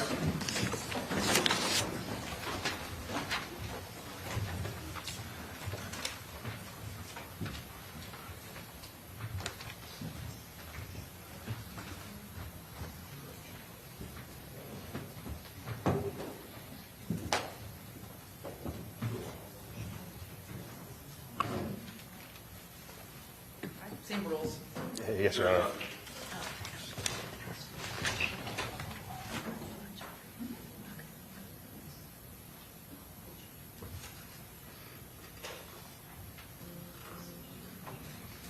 All rise.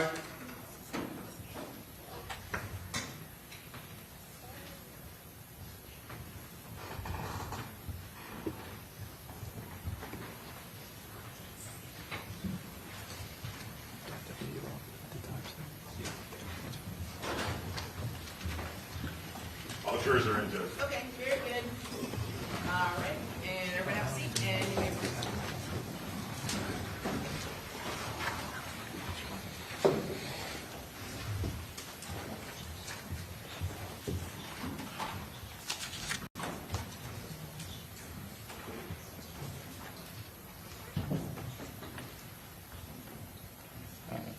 Actually, before we get back to this video, I did want to show, for the purpose of the jury, this.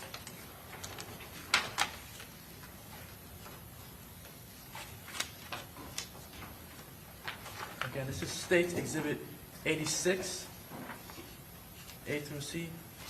I'm showing you this post. You see this post here? From Alicia Andrews' phone? Yes, sir. All right, and it's at 2:01 UTC time? 2:01 UTC, so it would have been 10:01 PM on the 22nd. All right. And she's posting about this Pandora necklace while the 4 boys are out at Teasers. Again, I don't know that they were at Teasers, but yes, their devices were on Nebraska near Teasers from 10 to 10:30, correct?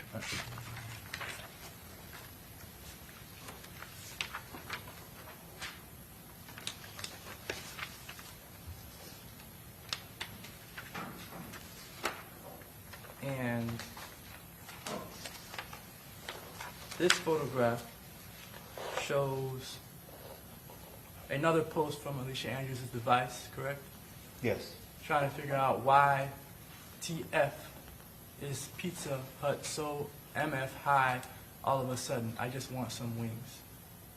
You see that? Yes, I see it, sir. And that was posted at 2:02 UTC time, Around that same time, yes, sir. around the same time that she's posting the Pandora. Yes. So she's worried about food while the others are out near Teasers. Is that correct? I do believe she was hungry at that time, yes, sir.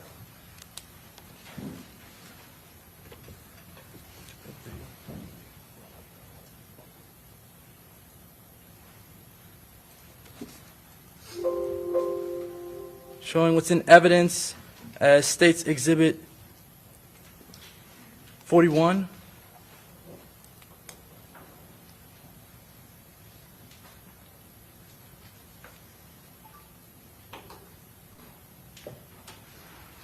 This is the back of the Teasers parking lot, is that correct? Yes, sir, it is. And what time is the Chevy Cruze initially on camera?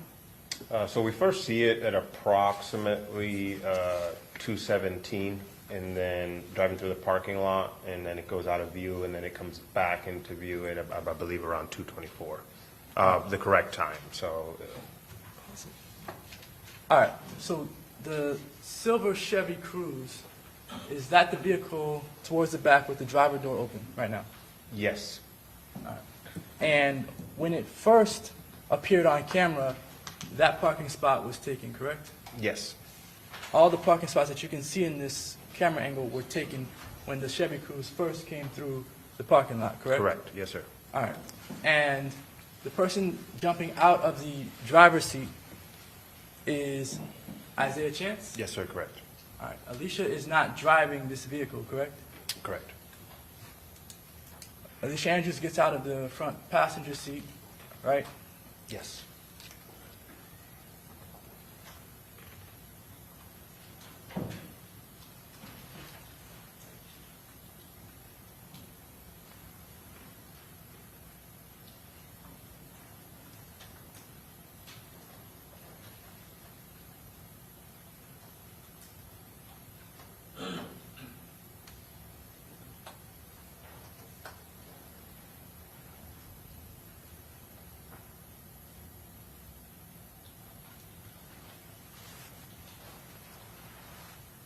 And you see that Isaiah Chance is on Alicia Andrews' phone. Yes. At this point, is she looking around the corner for Charles Jones or anything like that? It does appear she's looking around. Is she looking at the direction of Charles Jones? They're walking towards the position where you would be able to see Charles Jones. She has her hands in her pocket when she's walking around, That's what it appears. following behind Isaiah Chance. She's with Isaiah Chance, yes, sir. All right. Pause it. At that time, this is on the camera, this is 2:21, but this camera is like 7 minutes and 23 seconds slow. Is that correct? Correct, yes, So- sir. So it would be right now 2:28, almost 2:29. All right. And there are call detail records that show a call from Alicia Andrews' phone to Sean Gath right around that time, correct? No, it was off by a couple minutes. So the specific 4 interactions between Sean Gathright phone and Alicia's phone is 2:31 real time. This is 2:20, almost 2:29 real time. So we don't believe that those calls are being made until they're back in the car.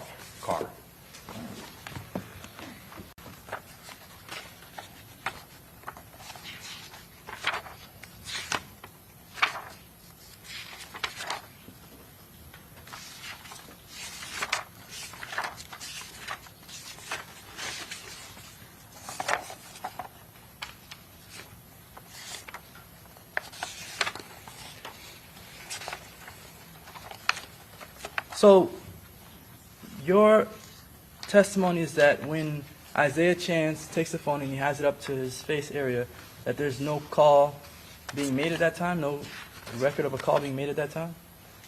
Through the call detail records, I can't attest to any other forms of applications.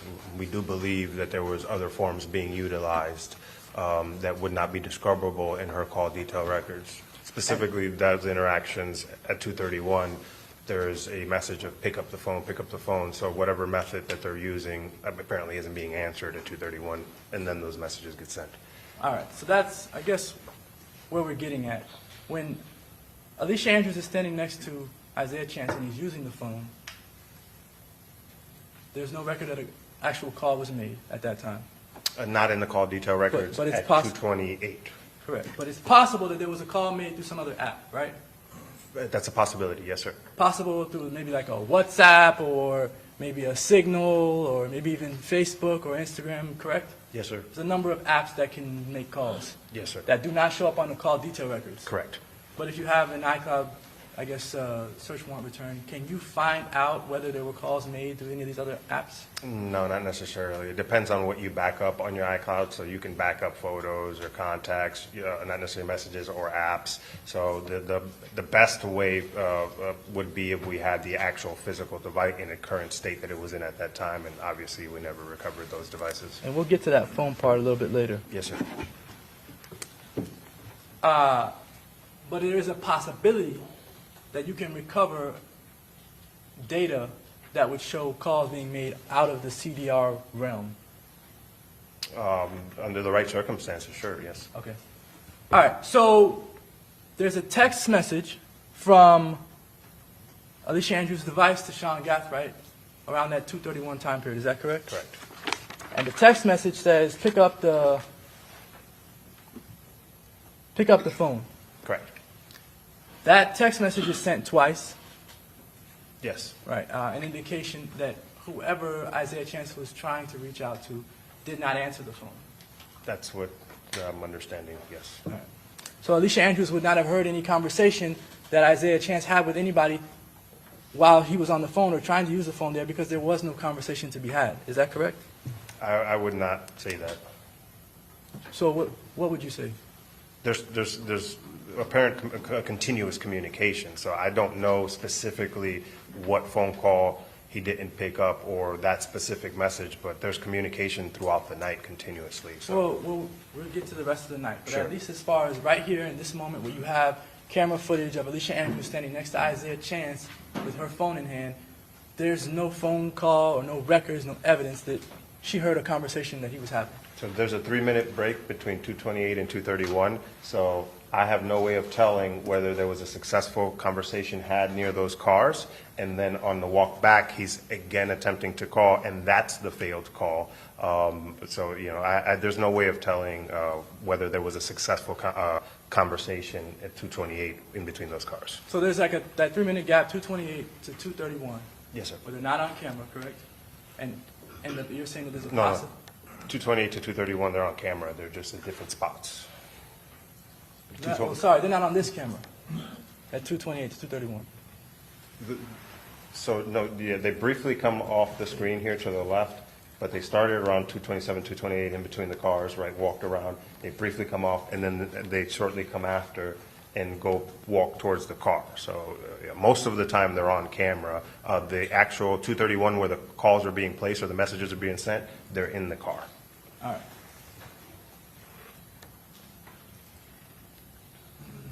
Let it play.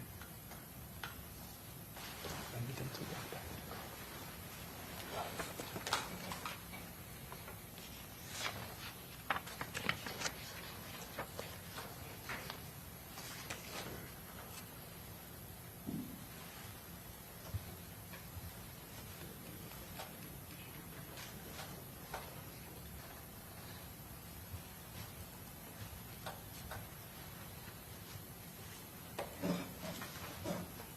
All right, pause it.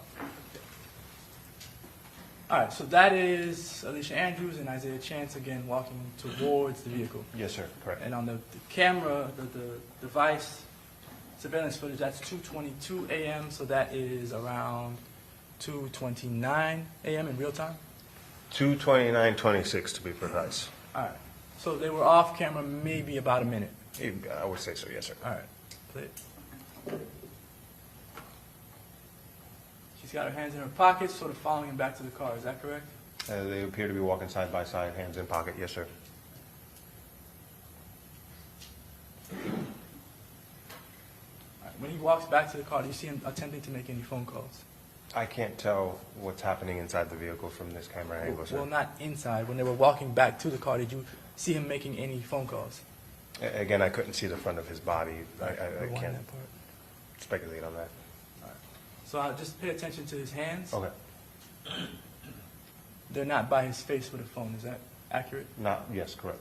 Well, I mean, the elbow went up there on the left, but yeah, I would agree that it doesn't appear that his hand's near his face. All right. So they get back in the car. At this time, it's 2:29-ish. Almost 2:30, yes. All right. And then that's when, around there, like a minute after or so, the text, I guess the call detail record shows that there's a call going out. The call detail record showed that there's some text calls where they weren't connected, and then that's where the texts come in, yes. All right, so at 2:31, they're in the car. The phone makes a call to Sean Gathright. That call does not connect. Correct. And then there's text messages saying, pick up the phone. Correct, yes, sir. All right. And in more colorful language, he says, pick up the effing phone. Yes, Twice. twice, I believe, yes, sir. So he's having trouble getting in touch with Sean Gathright. Yeah, again, whoever's using Alicia Andrews' device inside the car at that time is having a hard time getting of Sean Gathright. That's what I'm getting. Well, do you think that Alicia Andrews is using his phone? I can't testify to who's using the phone at 2:31 inside that car right now.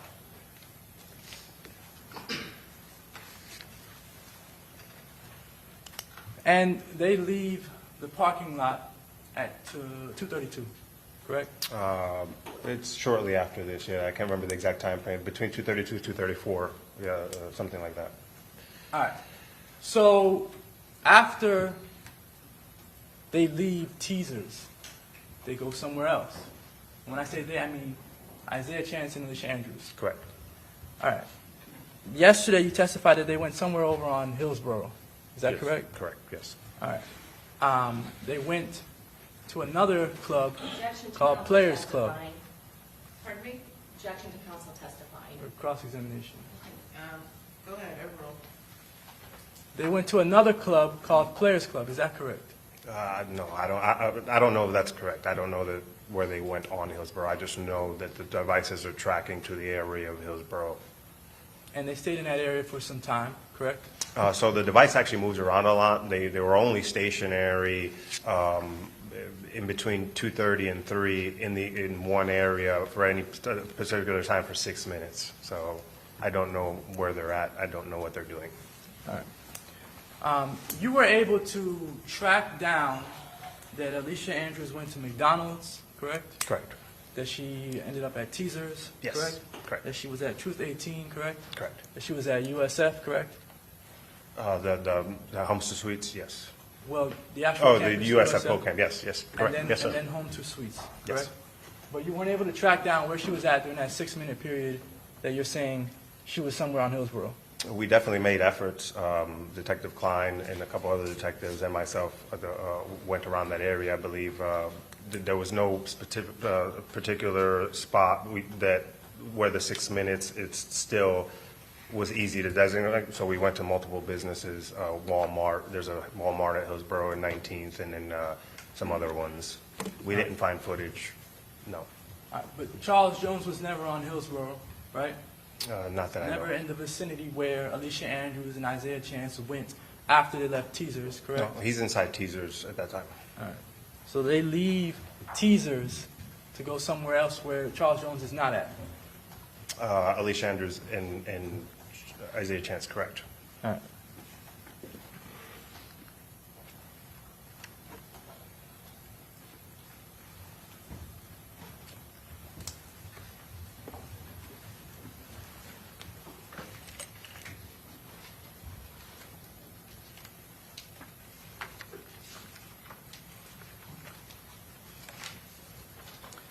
After Alicia Andrews and Isaiah Chance leave the Hillsborough area, they go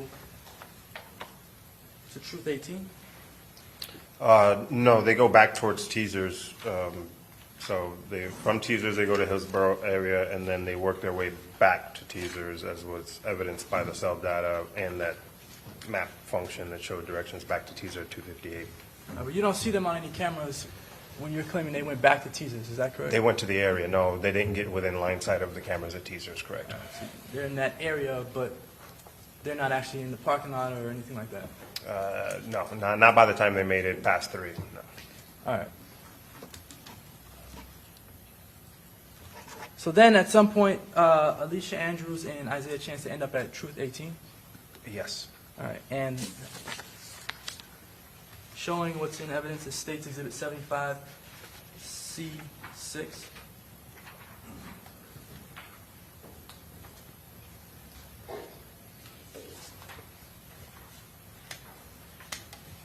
All right. This photograph is outside of Truth 18, is that correct? Correct. And this photograph, you can see a bunch of people on the second floor, Yes. and an individual right in front of the camera. Is that correct? Yes. And this device, the photograph, the screenshot of the picture, is taken on Alicia Andrews' device. Correct. And did you find any camera footage that showed who was taking this photograph? So I found that individual right there walking through the parking lot, and when he makes it to this point, he's out of view, so we can't see within the line of sight of the cameras this far out to see who was taking that picture. Okay, so you don't know if that was Isaiah Chance taking the photograph or Alicia Andrews taking the photograph? No, just that it was her device. All right. Do you know if this photograph was sent to anyone? No, I don't know that. And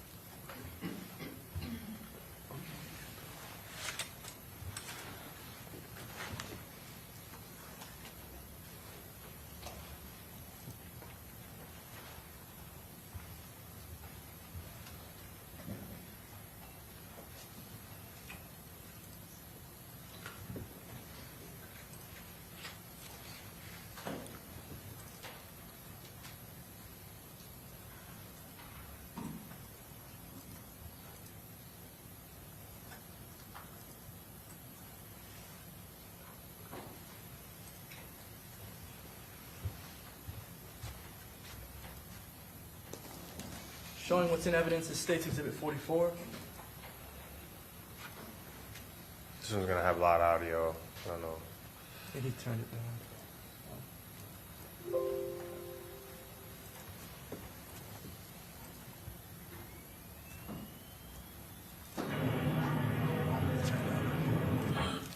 Turn it down.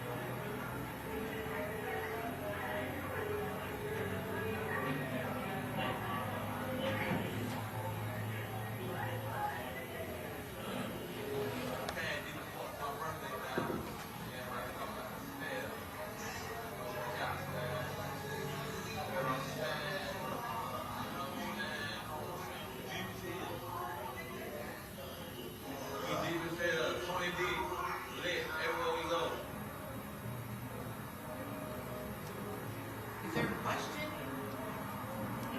That was Charles Jones going into the Truth 18 lounge, correct? Yes, sir.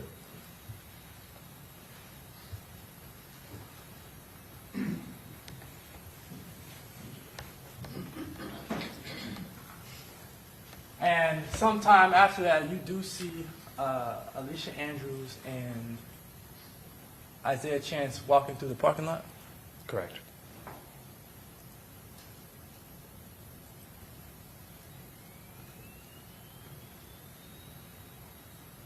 We'll come back to it. All right, so after they leave Troop 18, Alicia Andrews and Isaiah Chance, they travel to the USF area. Yes. And they're seen on camera at this, on a pole camera at USF. Correct. The vehicle is. The Silver Cruise. All right. Then the vehicle drives into USF and it's off camera, Yes. correct? And it's at USF for about maybe 5 minutes or so. Is that correct? Approximately. All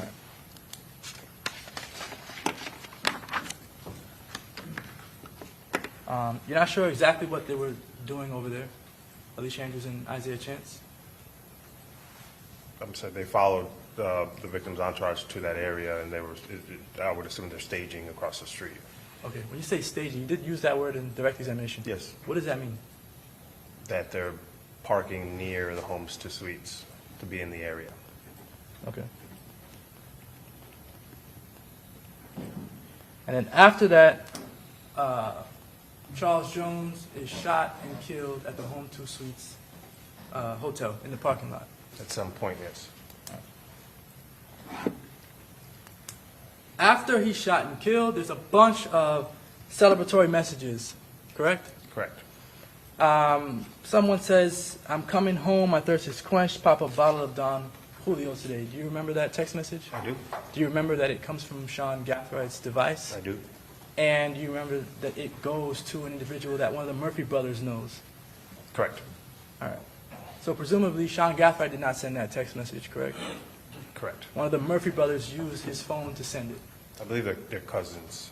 Oh, sorry. One of the Murphy cousins uses the phone to send that message, correct? Correct. Is it Rashad Murphy who does not have a phone that sends that message? The evidence, it's actually Davion Murphy. I verified it ultimately. Okay, so it's Davion Murphy that sends that message? Yes. Then there's another message. "I'm coming home, my thirst is quenched, I love you, Murphy."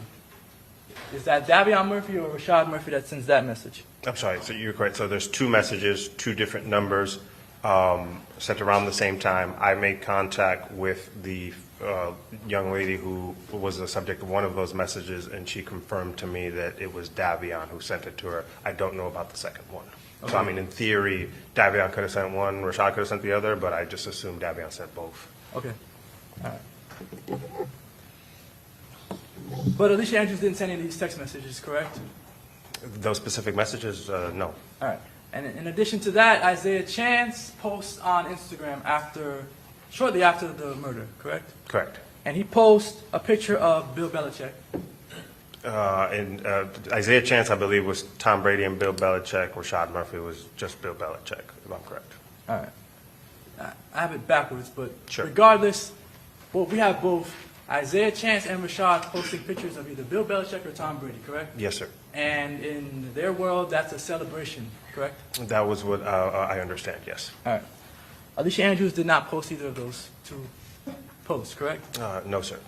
Then we have an individual, Young and Ace, who drops a song, releases a song shortly after the murder, correct? Correct. The song's called Game Over? The one specifically right after the murder, on the day of the murder, was Do It, Game Over, came a few days later. All right. A few days. So there's two songs that Young and Ace dropped right after the murder. Correct. All right. And in one of Young and Ace's songs, he speaks to what happened. This murder happened at around 4:10 4 a.m., a little bit after 4 a.m., closer to 5 a.m., Specifically 4:40 a.m., yes. 4:40 a.m. And Young and Ace song specifically says, 5 in the morning, got a call, what is this? Dead on the floor, dead on arrival, Mr. Six. That song is a celebration of the fact that Charles Jones is dead, correct? That's what I'm gathering, yes. They call Mr. Charles Jones Mr. Six? Yes. All right. And he's celebrating, and Alicia Andrews didn't write that song or release that song, correct? No, I have no evidence of that, yes. Alicia Andrews does not make any posts celebrating the death of Charles Jones after his death, correct? Not that I have any evidence of, correct. She doesn't send any text messages to anyone celebrating the death of Charles Jones, correct? Not that I found. And she's the only one in the group that does not have some form of celebratory text or post about the death of Charles Jones. Is that correct?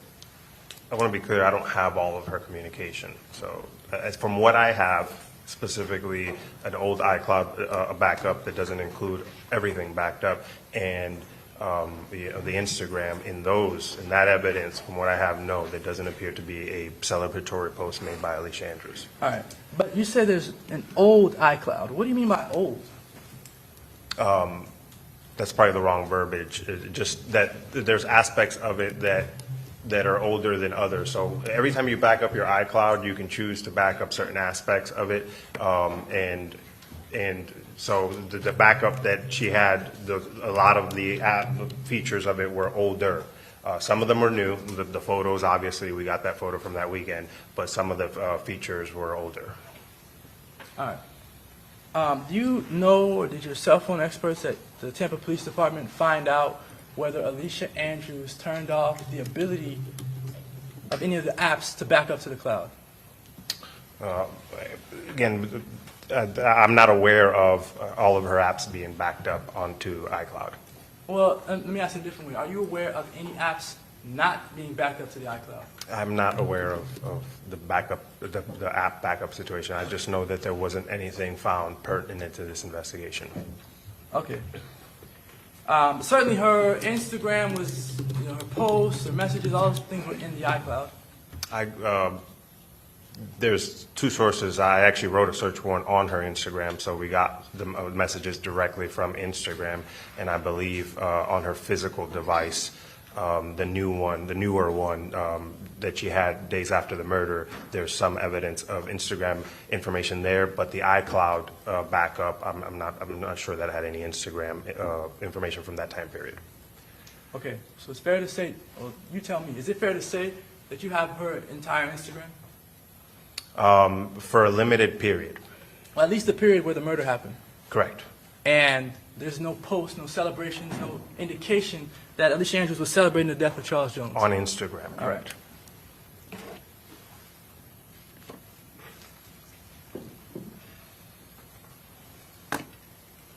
You're obviously a homicide detective, correct? Yes, I am, sir. And you got into the homicide unit a few months before this homicide took place. Is that correct? Specifically February 6, 2024, yes. So about a little over 4 months. Correct. All right. And this was your first homicide case as a lead. Is that correct? As a lead detective, yes. All right. And how many, you had, 3 homicides in total at this time that you were working on at the time of the murder? I had worked on various. I mean, I got it there in February. We average, somewhere in the neighborhood of 4 a month. And when you're newer to the homicide unit, they typically call you out to all of the homicides. So in some aspect, I helped with almost all the homicides from February to June. All right. So let me ask you this question. Detective McGill, he was a detective on this case. Is that correct? One of the many, yes. One of the many. Detective McGill spoke to the Airbnb owner in this case, right? Yes. Brief conversation, correct? Yes. And the Airbnb owner sent Detective McGill an email. Correct. Right? So technically, Detective McGill is on the Charles Jones case, right? And yes, in some capacity. All right. And that counts as him being involved in a homicide case, right? Yes. So if you had other homicides that you were working on, just that little bit of interaction means that you were working on these other cases. In some aspect, yes.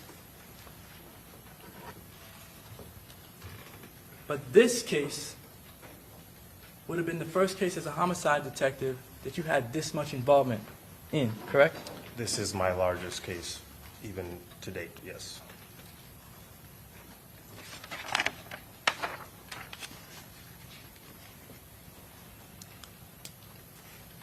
All right. You are aware of Aaliyah Albrighton, correct? I am? And you're aware of, again, her relationship with Quan? I am. Aaliyah Albrighton was with Charles Jones the entire night. For most of that evening is my understanding, yes. She was with him at Truth 18. Started at the pool party. I believe she went to Teasers as well, and then she was also at Truth 18, and then she was also at the Homestead Suites, correct? All right. And you spoke to, she was with an individual named Taifa. Yes, sir. And you spoke with Taifa, yes? Yes. And you spoke with Aaliyah Albrighton, Yes, correct? sir. Yes, sir. When you spoke to Taifa lied to you and told you that Aaliyah Albrighton was not there. It's hearsay. Sustained. This is for the effect on the listener. No, it's not. It's hearsay. Sustained. How did it affect your investigation when Taifa told you that Aaliyah Albrighton was... Sustained. Hearsay. Can we come sidebar? No, it's sustained. Judge, this goes to the effect that it has on the listener. This is the lead detective in this case. Come up here.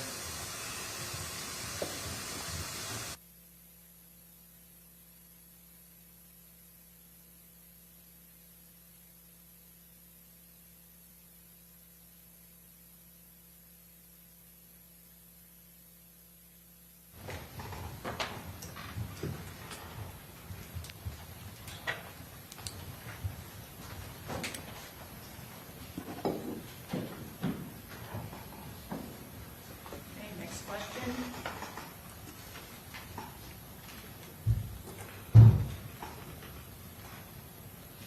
You know about an individual named J. Dot, Yes, I do, sir. and he paid for the Airbnb in this case? The Cash App records indicate that J. Parisi paid Mr. Isaiah Chance $390 right before Mr. Isaiah Chance paid for the Airbnb. All right, and J. Dot, he was never arrested. This investigation is still open It's still open? in reference to any other involvement, specifically to Mr. J. All right, okay. The fact that he paid for the Airbnb, that wasn't enough for an arrest warrant? Oh, sorry. Sorry, go The ahead. fact that he sent $390 on its own was not enough for an arrest warrant for J. Parisi, correct? Was it enough for a search warrant? I can't, Object Yeah, as to that's- all evidence. Sustain the objection. You also know that Youngin Ace is the leader of the rival gang in this case, correct? I don't know that he's a leader. I just know that he's a prominent rapper, figurehead for the gang. And he also rapped about the killing in detail, is that correct? The Tong Game Over had a lot of details of this specific homicide, yes. All right. And he was never arrested. That is correct. There were no search warrants conducted on his phones? There's no search warrants for Mr. Young and Ace's phone, no. Or on his iCloud? I can only speak to the 5 defendants who participated in this murder in Tampa. Well, so you're telling me you can't say whether you conducted a search warrant on Young and Ace's iCloud? I did not do a search warrant on Young and Ace's iCloud.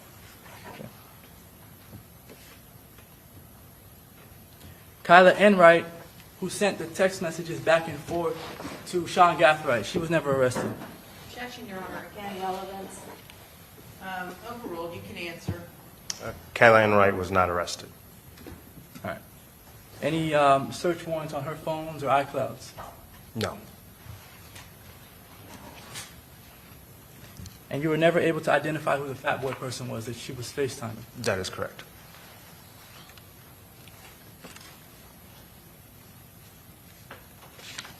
You did interview Miss Enright, is that correct? I did. Is that Was that a recorded interview It was and a video recorded? audio recorded. Just audio. Yes, sir. So not like Alicia Andrews' interview. No, All right.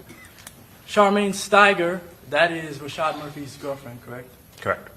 And Charmaine Steiger did she share a phone with Rashad Murphy? Yes, All right. She shared a phone with Rashad Murphy, and that phone was in Jacksonville during the time of the murder, or was it in Tampa? that specific phone stayed in Jacksonville during the time of the murder.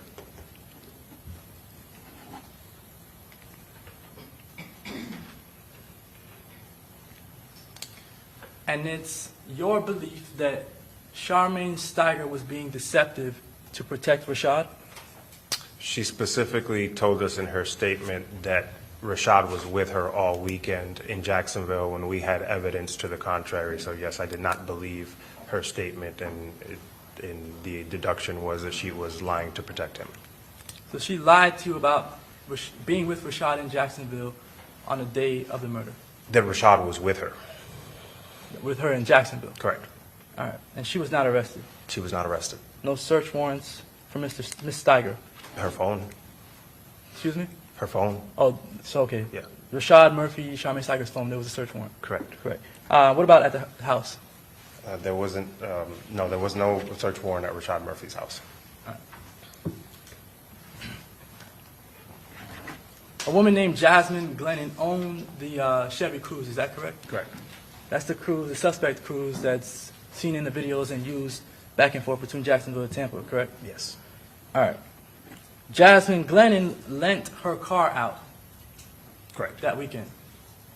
And that car, Jasmine Glennon's car, was used in this murder. Yes. And Jasmine Glennon was not arrested, correct? There was no evidence of her knowledge that what the car was going to be used for. All right. So she was not arrested because she did not know what the car was going to be used for. Is that correct? Correct.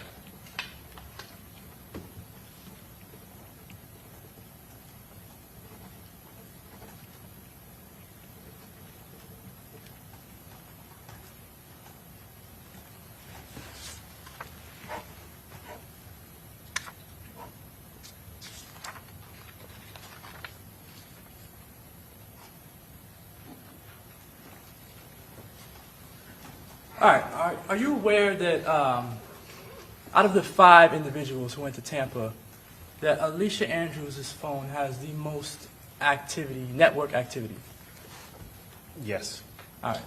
That it has a significant amount more GPS connections and just overall data as to where people were at or where the device was at than the other 4 individuals.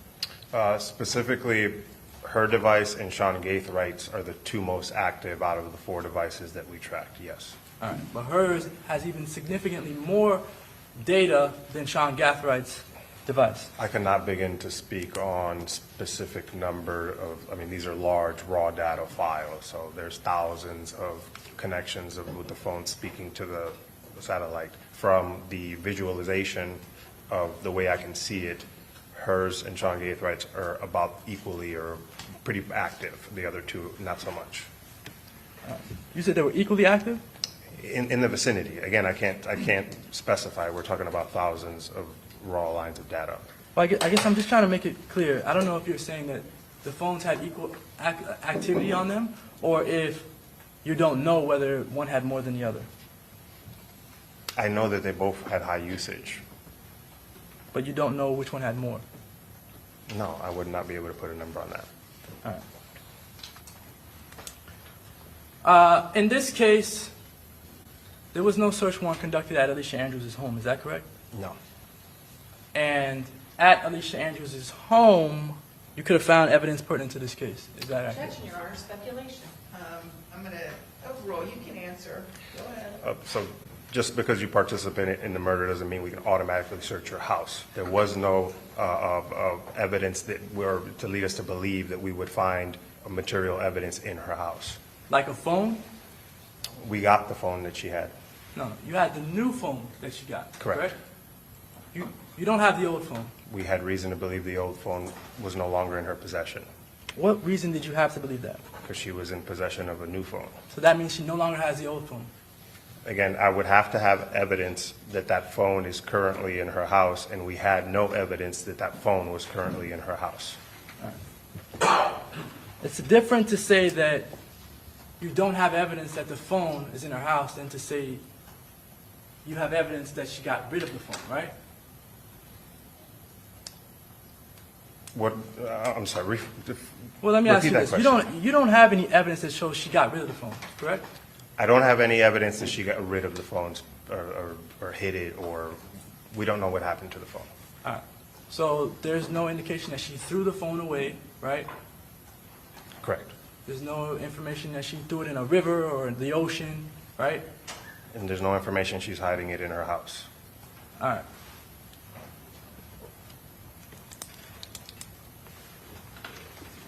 And you don't have any evidence that would support that there was a single piece of evidence in Alicia Andrews' home for this murder? So in order to establish probable cause for evidence, to search a house, again, just because you participated in murder doesn't mean I can automatically search your house. I have to have probable cause, reason to believe that there is something material important to this case that I have knowledge that it's currently in her house.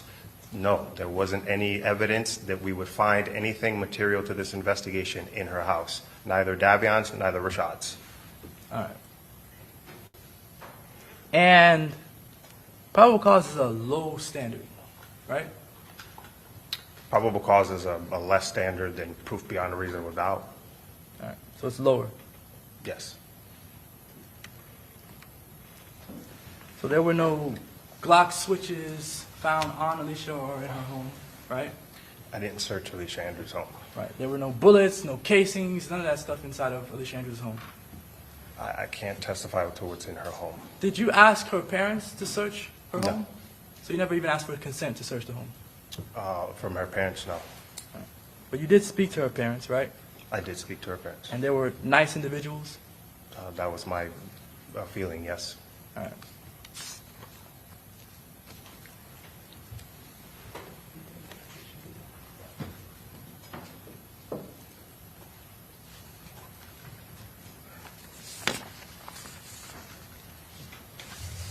Need State's Exhibit 55. I'm going to publish that to the jury.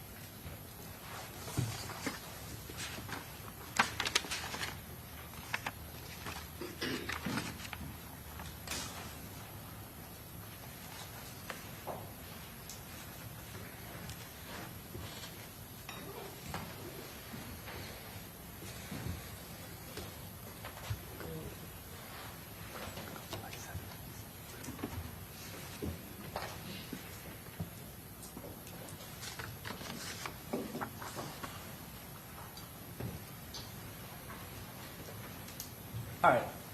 This is Alicia Andrews inside of an interrogation room in Jacksonville, correct? Correct. And interrogation rooms are usually set up the same.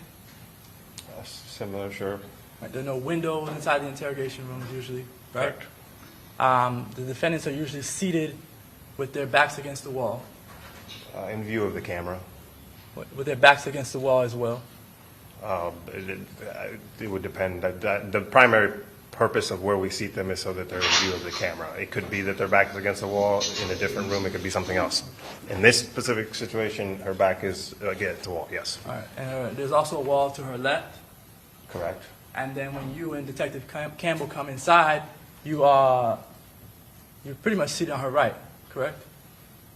I'm to her right, yes. All right, so she's surrounded, right? And she's 21 years old at this time. Yes. She's in custody, yes. All right. But she's at this point, she's not in custody for a murder, right?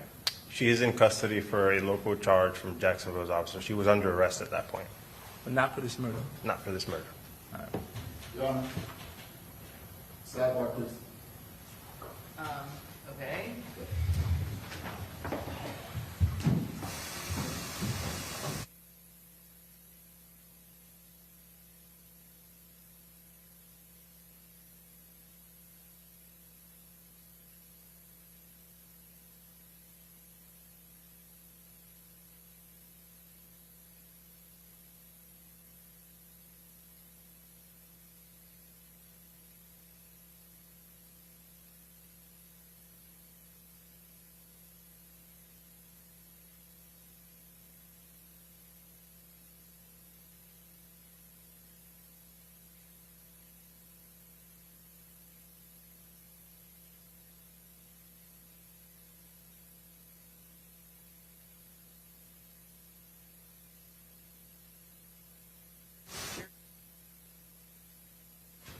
All rise.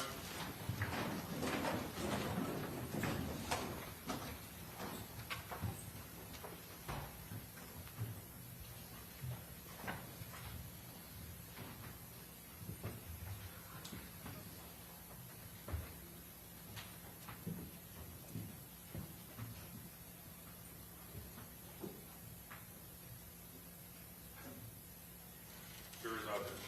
Okay, very good. Mr. Malcolm, can you just repeat what you said to me up at the bench? Everyone have a seat. Your Honor, for most of this trial, starting today, Ms. Julio, Ms. Charles Jones's mother's attorney, I believe, is sitting right behind the fence. And throughout this cross-examination, at times, aiming his phone, not saying he's observing anything through it, but aiming his phone in this direction. I think in the same way, the court instructed Mr. Coffey to move away from the state's table to protect the confidentiality of their discussions. The court should do the same and ask this attorney to sit over there where his client is and not behind the fence table where he can observe what we're doing during this delicate cross-examination if he so chooses. Okay, what's the name of this attorney, you I know? don't know the gentleman's name, but he's right there in the blue suit with the gray tie. Sir? Good morning. Had he asked me, I would have certainly told him I'm not recording anything. I was checking my emails, as I've been doing throughout the whole trial. Okay, and what is your name? No party to the state of Florida. Right, what is your name for the record? Louis Fusco. Okay. So have you been recording defense counsel and what they've been doing? Absolutely not. Okay.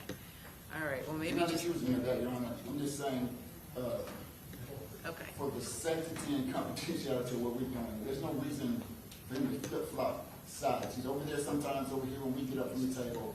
I mean, we can sit over there with his client, and that, I think, would be fair to the defense. Okay. The record is 2 rows back in the middle of the courtroom. Right, I agree. So, is it Fusco? Fusco, yes, ma'am. If you wouldn't mind, just during this part of the trial, if you would just sit on the aisle over there, thank you. It would alleviate any further concerns. Yes, ma'am. Just Okay. so the court is aware, I was over there when his mother was present. She stepped out of the courtroom. I moved over to get a better view, not to look at anything that's in writing on the defense table. But Better view of what, sir? the entirety of the trial and the public forum that we're currently in. Had he asked me, I would have gladly explained that, but Well, we're in the middle of the trial, and we just asked. Miss Herrera, stop. Miss Herrera, stop. I didn't ask you to talk. I didn't know I had to ask. Yeah, I just you wanted do. to make a point. You do. Stop, Miss Herrera, you need to stop right now, because you know what? You've been making faces throughout this entire trial. This entire trial, yeah, you have been. Okay. And everything's been caught on video. I know, and And I also and- hope that the court has caught and noticed all of the gestures and the tone which was addressed yesterday from the state. But it's fine, no problem, I will do my best to. Please, do your best. Yeah, and your attitude is very disrespectful. I'll note for the record. Okay, very good. You wouldn't mind moving. Let's bring him back in. Thank you, Your Honor.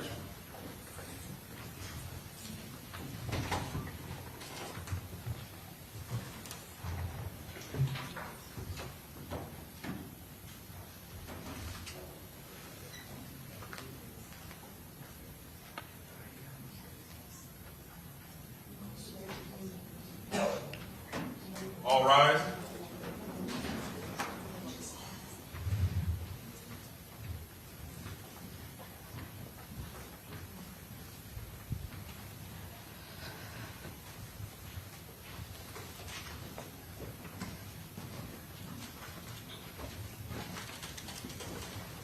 Officers are right there. Okay, very good. Everyone have a seat, and you may proceed.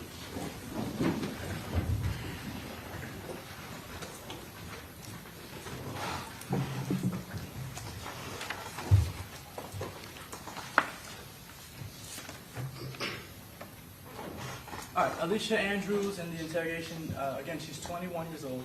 Yes. All right, she's alone, Yes, sir. and she does not have an attorney present. That's correct, sir. All right. During this interrogation, or before the interrogation started, you at no point in time told Alicia Andrews that you would keep her safe from anyone involved in this case, Keep her safe in what way? from the co-defendants that she has, the people who were charged with killing another individual.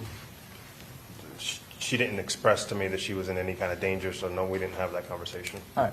If an individual gives you information about people who've killed people, people in a gang, you think that she might be in any danger?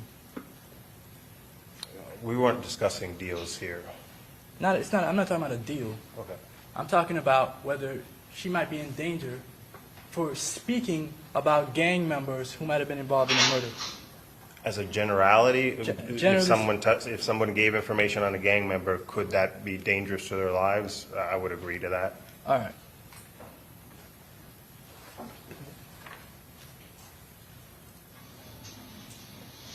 Hey, Lisa.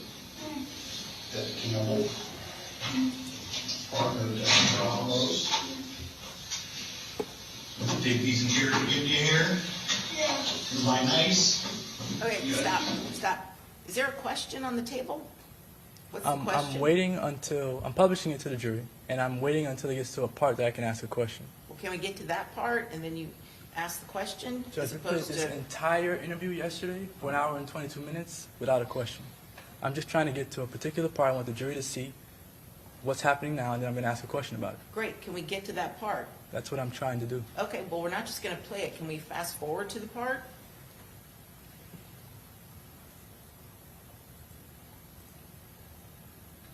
In this moment, all right, God hasn't in, okay, I know that you were in a relationship with Isaiah Chance, okay, and I know he's probably already talked to you and, you know, probably tried to tell you what to do or what to say, okay? But I want you to understand, all right, in this moment, all right, God isn't in this room and he can't do anything, you know, to help you in this situation. You have to make that decision for yourself, you know what I mean? I think that, you know, there's a lot of stuff that we have to show you that you would probably want to see, and I'm willing to be as open can be to show you everything that we have, you know what I mean? Because I want you to make an informed decision about your life and where it goes from here, okay? Understand? You've never been arrested before? Okay. The situation here as it stands, okay, is you know, we want to show you the stuff we want to show you, and we want to give you the opportunity, you know, and it's your choice, okay? But before we can go into those details, we are going to read your rights, okay? Don't you understand something about your rights? You're the driver's seat on that. All right. To your right is Detective Campbell, right? Correct. And he is about to talk to Alicia Andrews and tell her about her rights, correct? Correct. Okay? Talk about what you want to talk about. Don't want to talk about what you don't want to talk about. And he tells her, talk about what you want to talk about, and you don't have to talk about what you don't want to talk about. Is that correct? That is what he said. All right.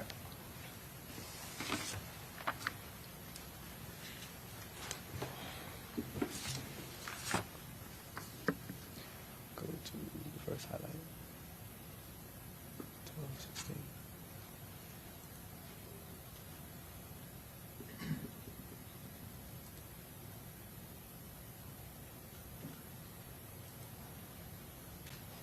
Does he go back and you don't call, you never call him that? Just be honest. Just I didn't do like to remember it's not before. But so he asked this one. Who's he? My boyfriend. Got him? Yeah. Pause it. All right. When you asked Alicia Andrews who her boyfriend was and if it was Gutta, she says yes, right? Her initial response there, yes, correct. All right. So she's not trying to hide or pretend like she doesn't know who Gutta is. She answered your question truthfully. At that moment, yes. All right. What do you call me? Well, what do you call? All right. So then she asks, why are y'all calling him that, right? Yes. Is that, do you take that to mean that she's trying to say she doesn't know who he is? My next question was, you don't know him by Gutta, and she said no. So Please. Dang. Say, so does he go back? Just be honest. Just going out. He slipped. I had to like to remember it's not before that. So he asked this one. Who's he? My boyfriend. Got him? Yeah. What do you call me? Well, what do you call him? Zane. Say, so does he go back and you don't call, you never call him Gutta? Never? That's not like good.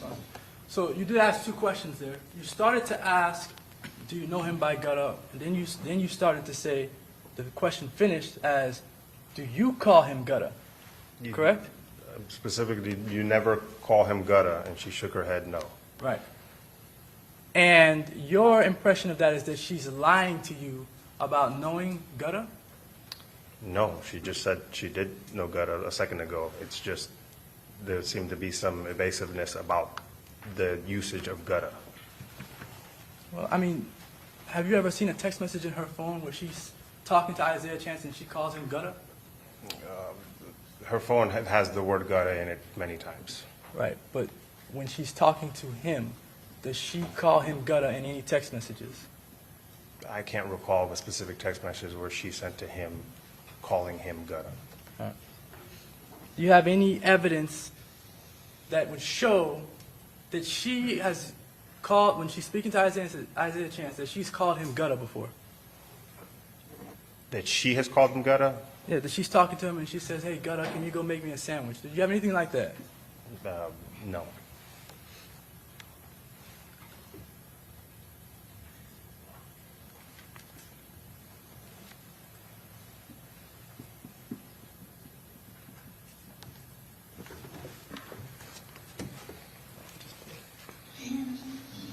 I said, hey, you can call him Say, because that's what you know him about. Who's going down to Tampa with you? When you asked her who all went down to Tampa with you, she said, I don't know them people. Is that correct? Something along those lines, yes, that's what I heard. All right. And did she know those people before she met them, when she went down there? A very minimal, she spent a 3-hour car ride with Mr. Gaithright on the way down to Tampa, and she admitted that she had been to his house before for some kind of gathering. So that was evidence that she knew Mr. Gaithright. So that's one of the people that she said, the only person she said she was there with. She didn't say that, oh, I'm sorry, let me back up. Is there any evidence that she knew Davion Murphy No, or Rashad Murphy? not that I found. And the knowledge that she had of Sean Gathright is one time she went to his house and got a plate of food and left. That's from her statement. Okay. I mean, well, do you have any other evidence that shows that she was Yeah, ever video around Sean footage of Gathright? her getting in a car with Sean Gathright. You spent, the 24 hours with Mr. Gathright, or approximately from the ride down. So that's evidence that she's seen him before. She's hung out with him before. Right. Just because you see people, does that mean you know them? It depends on how much time. I mean, if I rode in a car with somebody for hours and spent a day with them at an Airbnb, I'd know enough to recognize them. Well, Alicia Andrews did not spend a day with Sean Gathright right at the Airbnb, correct? We want to get approximately, there was a 3.5 hour car ride, approximately 15, 16 hours, and then a 3.5 car ride after that. So less than, maybe a couple hours short of a day. Right. But when she's in the Airbnb, Sean Gathright is over on Nebraska teasers. For 30 minutes, but most of the time his device was at the Airbnb when she was at the Airbnb. No, 30 minutes he was on Nebraska? Between 10 and 10:30 is when his phone left the Airbnb and goes up and down Nebraska, but then it goes back to the Airbnb. All right. At what time does he get back to the Airbnb? I can't recall at this point. We'd have to open up the Cellhawk mapping, but it was somewhere in between 10:30 and 11. All right. And then she goes to McDonald's. Sean Gathwright's not with her there. Correct. And Sean Gathright is not with her in the Chevy Cruze. Correct. All right. And when, I guess after everything is done, do you know if Sean Gathright and Alicia Andrews hung out in the Airbnb together? There's evidence that they were all in the Airbnb after the murder. What Mr. Gathright and Alicia were doing inside the Airbnb, I can't speak to. We have no way of knowing. All right, so they weren't like sitting next to each other for 24 hours in this Airbnb. Objection, that's a speculation. You can answer if you know. I don't know what they were doing in the Airbnb. All right, no problem. So during the interrogation, you made some threats to Miss Andrews. Is that correct? I wouldn't call it a threat, no. Okay, well, there were questions that applied pressure to Miss Andrews. Is that correct? It's an interview tactic. Okay, so interrogation tactic. Yes. So you're taught how to interrogate individuals? I'm taught different methods of interrogation tactics to try to elicit information from the person I'm interrogating, correct? All right, and the purpose of those interrogation tactics and an interrogation is to get an individual to confess, right? The ultimate goal in any interview is to get the truth out of the subject you're interviewing. All right.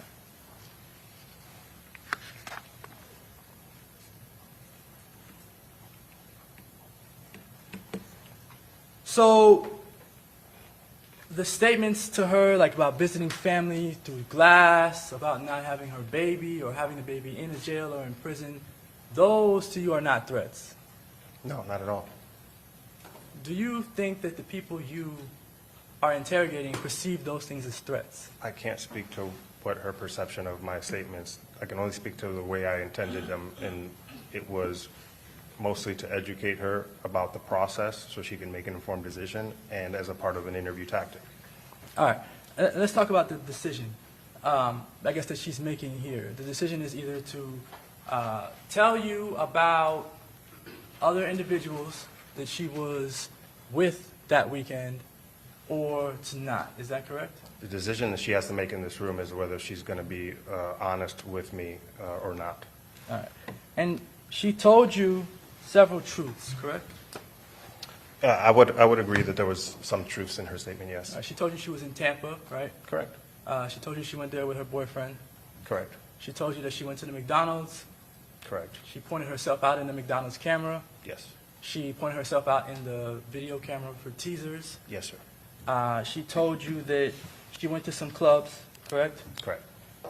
She told you that she had on that same jean jacket that you see in the video there. Correct. She told you that she sent a text message to someone inquiring about an Airbnb, right? Yes, sir. She admitted to taking an Uber back home.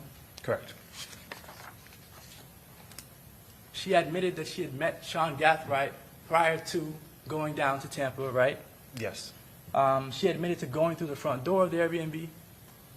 Correct. And she admitted to knocking on that front door, right? Yes. She admitted to not opening the back door to let others in through the back, correct? That was her statement, yes. Well, it was the truth. She didn't let anyone through the back Again, door. we have no idea of knowing who opened the back door. That's not, there's no way to know that. She admitted to not having the Airbnb app on her phone. I'm sorry, I don't recall whether we spoke about whether Airbnb app was downloaded on her phone or not. She says it in the interview. Okay. But let me move to a different question. Sure. when Sergeant Campbell asked her about how to get into her phone, he referenced using facial recognition to get into the phone. I believe, yes, he was asking about how she unlocked the phone for Mr. Chance. Yes, sir. And she corrected him and said, it's not facial recognition, it's a password that I put in. Correct. All right. So she told you the truth, all of those truths about herself, right? Yes. Placing herself at the scene in Tampa and with her boyfriend, correct? Correct. And she was dishonest to you about the involvement or role of other individuals. Is that correct? She was dishonest about a lot of things. I mean, if we are going to go down a similar list. Well, she was dishonest about Davion Murphy, right? Is there a specific part of, because we talked about these guys in multiple parts. Well, multiple specifically, you asked if Davion Murphy was at the Airbnb or he stayed at the Airbnb, and she said she didn't know or no, something like that. I believe her first response to whether he was at the Airbnb was no, and then she indicated, she changed it and said that he laughed a couple times, you know, so. Did you ever offer her any protection from Davion Murphy? No. All right. What about from Rashad Murphy? That's not something that would come up at this stage. All right.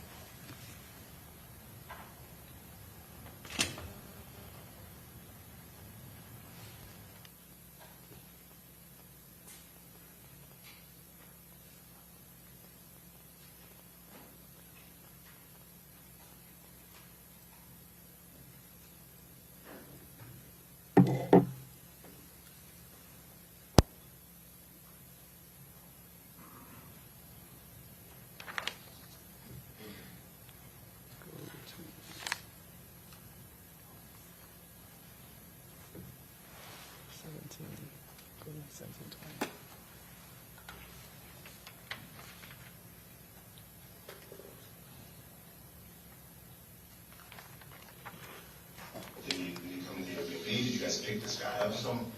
So, at the time of this interrogation, the video footage that you saw was Alicia Andrews in and out of the silver Chevy Cruze. Is that correct? At which specific point, sir? Well, for any video footage you saw from either teasers or from the USF or Home to Suites, your idea, your opinion was that Alicia Andrews was associated with the silver Cruze. During the active stalking of the victim and the murder, yes, Alicia Andrews was in the silver Cruze. All right. And at the time of this interview, this interrogation, did you have footage from Sean Gathride's home? No. All right. So at the time of this interrogation, you believed that Alicia Andrews traveled down from Jacksonville in the silver Cruze. I didn't know what vehicle she traveled down from Jacksonville, and I just knew that there were two vehicles that came down. All right. And when... Go ahead. 2017.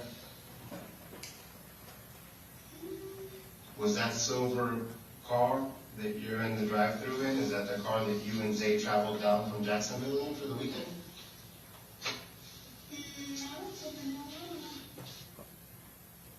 You asked her if the silver Chevy Cruze was a car that she and Isaiah traveled down in, right? Correct. And she says, no, I don't know, right? That's what her response was, yes. All right.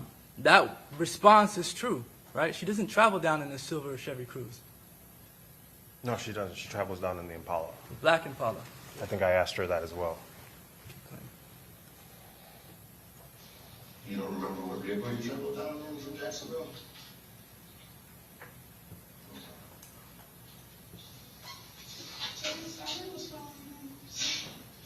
What's that? You were following Zay? He was kind of leading the activities. Were you in a different car than Zay and William? No, I just asked what we doing so we can. You just came down? Is this Zay's little brother? When you showed Alicia Andrews a photo of Sean Gathright, you showed her a photo of Sean Gathright with little to no hair. Is that correct? Shorter hair, yes, that's correct. Shorter hair. And you know that Sean Gathright had long hair at the time of the murder in this case. At the time of the murder, he had longer hair, yes. Right. At the time that he and Alicia Andrews would have been around each other, he had long hair. Is that correct? Yes. All right. And you showed her a picture of Sean Gathright with short hair. That's the only photo I had. Right. And you asked her if she knew who he was, Correct. and she said she didn't know. Correct. But throughout the interview, she does refer to Isaiah Chance's little brother throughout the interview. So she does refer to a third person being in the vehicle with them as they're coming down from Jacksonville. Is that correct? It's my understanding that little brother was Sean Gathright. She just wouldn't identify him from the photo. Okay. But she told you there was another individual there. Specifically in the beginning, it's supposed to be them three, just her, Isaiah, and little brother. And when they left Jacksonville, it was just them three, correct? Correct.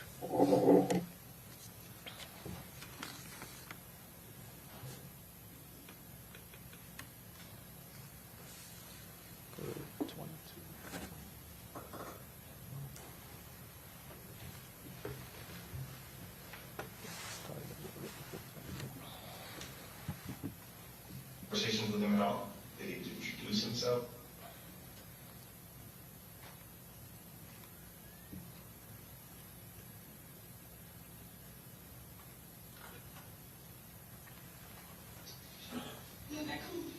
All the way back to Jacksonville. So you drove down in a car you don't remember, and then you took an Uber? I'll tell you, I followed him. Okay. All right. If you say go, I'm ready to go. And I was already ready to go anyway, so he kept arguing. You heard her say that she was ready to go because they kept arguing, correct? Yes. Is this the gentleman that was driving the cruise at McDonald's? Yeah. All right. You're showing her a photograph of Davion Murphy, Correct. and you ask her if that's the gentleman who was driving the cruise in the McDonald's, right? Correct. And she says it probably was. Correct. All right. So that, again, is a truthful statement. Yes.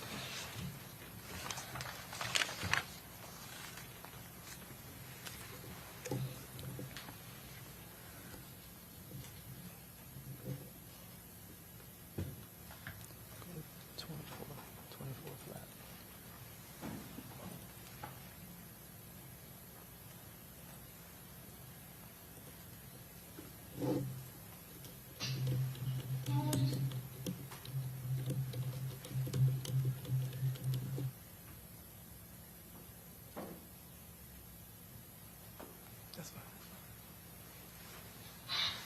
No, I went through front. Yeah, but this camera goes off every time somebody passes it, and in order to get in, you have to put in a code, and that code gets tracked on the app. I spoke to the owner of the Airbnb. Nobody else went in. How did they get in? I'm not sure. Did you let them in another door? Is it possible you could have opened the back door? No. No, I did not. Either by your... All right. At this time during the interrogation, you are sure that she entered the front door and let people in through the back. No. You're not sure about that.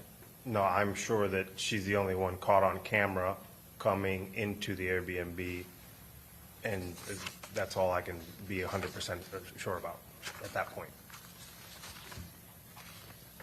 But you're questioning her as if she let people in through the back door, right? At that time, with the evidence that had at that moment, there was a logical deduction made that she was the only one that came in, because the primary bulk of what I analyzed was the Ring video footage, which showed she was the only one that went in through the front door. But admittedly, the logical deduction that you made at that time, it was incorrect.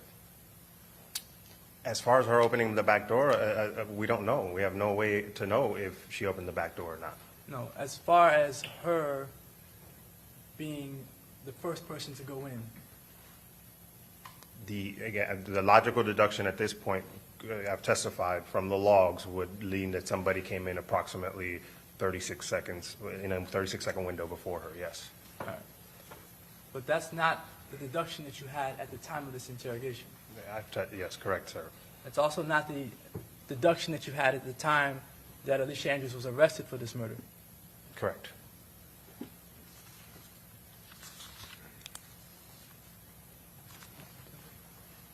Yourself at Airbnb?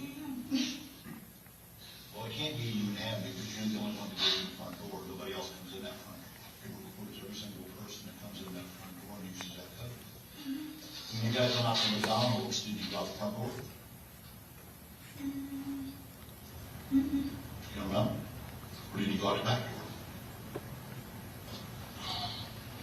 Which door did you go out? I'm not sure. Where she? Do you understand what I'm talking about? That you're the only one that went into the front door? Nobody else went in that front door? So how did Zay get inside if you were the only one that went in the front door? I did not. Huh? I don't know if I did not. No, I understand how you got in the front door. Yeah, How did anybody else get in? Because nobody else is on camera. Anybody else? Zay was with you. He stayed there, I right? did. He didn't go in the front door. I don't know. I did not. Zay didn't go in the front door. I'm not sure where he went. Was he inside with you? Yes, of course. He didn't know myself. Okay, but he didn't go in the front door. Why?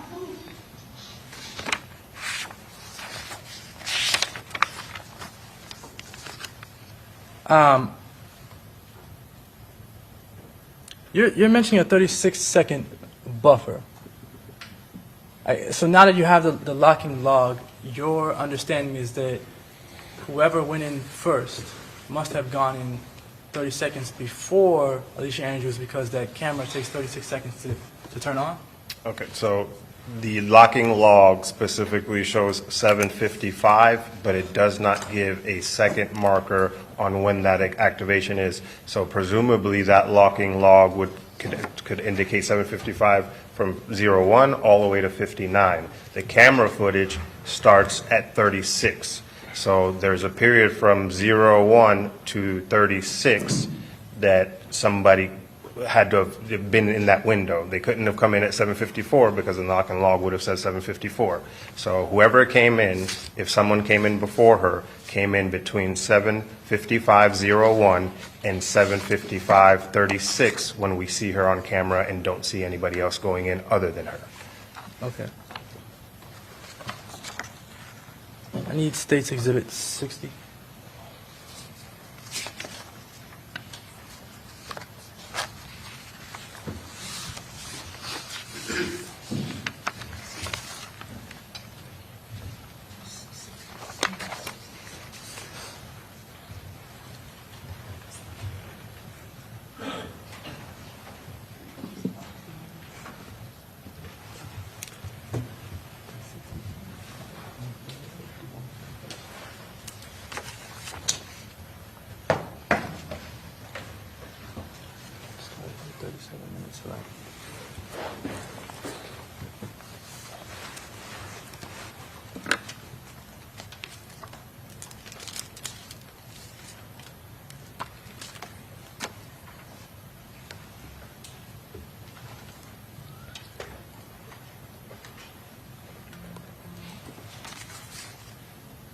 Else went to the front.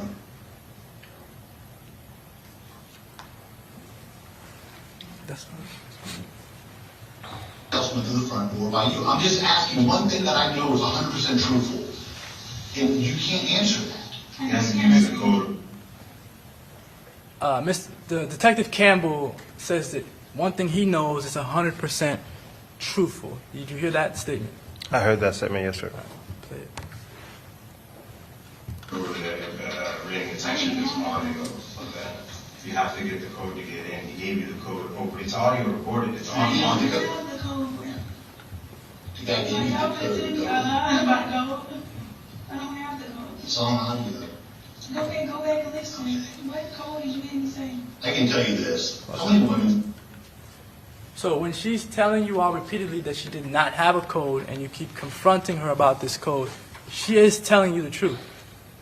I would believe her, yes, that after the locking log, I don't believe that she's the one that put the code in after my review of the locking log, yes, sir. All right, even though she's like kind of smiling and kind of slouched and nonchalant, she's still telling you the truth, correct? In that moment about that specific topic, yes, sir. All right.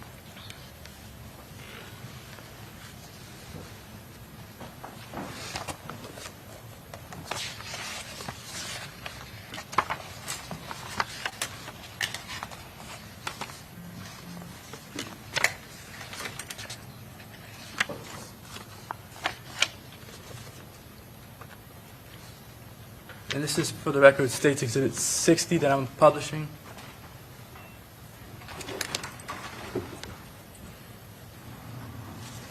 Put this back. No. It's 61. Okay. I'll come back to it.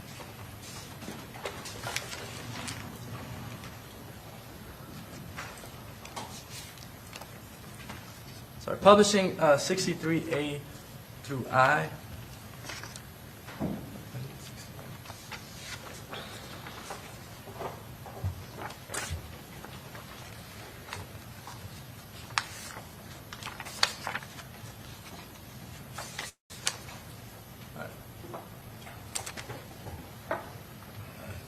This individual in 63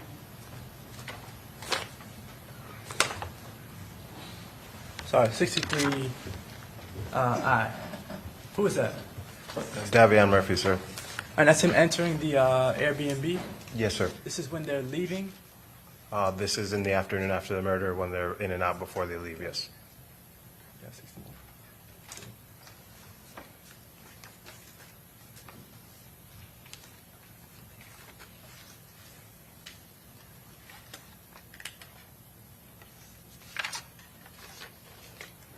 And that's the same individual who was in the driver's seat at the McDonald's, correct? Yes, sir.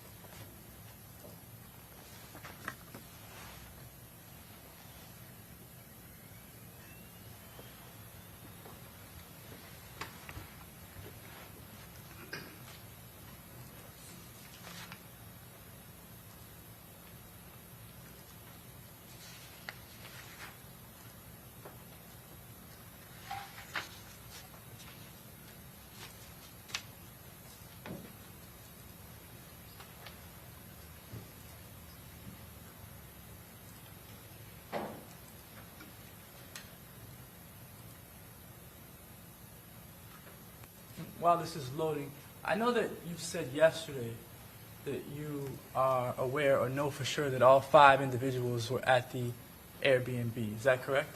Correct. All right. Is Rashad Murphy ever seen on the camera here? No. All right. And he does not have a phone. Correct.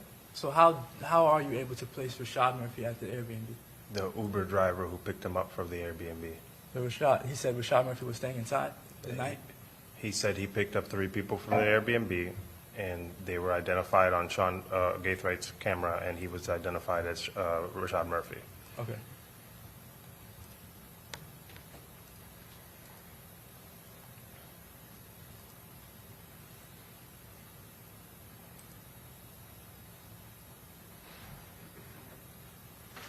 I'll come back to that just a minute.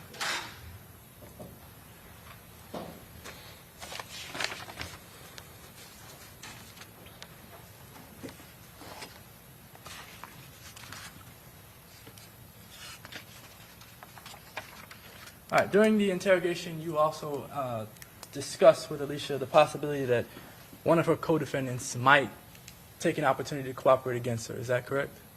That's always a possibility, yes, sir. All right, and in this case, there are no cooperating witnesses against Alicia Andrews. Up to this point, no. All right.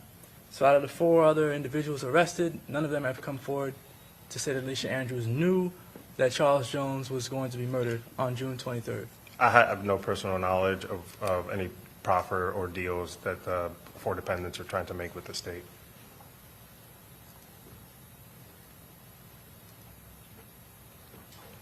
All of the co-defendants possessed firearms at some point in time during this conspiracy. Is that correct? The 3 gunmen and the one that Isaiah Chance has, and yes, correct. The other 4 at some point are holding a firearm. And Alicia Andrews is never with a firearm. That is correct. At no point in time during the interrogation, does Alicia Andrews confess to knowing that Charles Jones was going to be killed? Is that correct? She does not confess that. All right, so there is no confession in this case. No. All right. There are also no written communications between Alicia Andrews and anyone else that would prove by themselves that Alicia Andrews is guilty of first-degree murder. Is there written communication? No.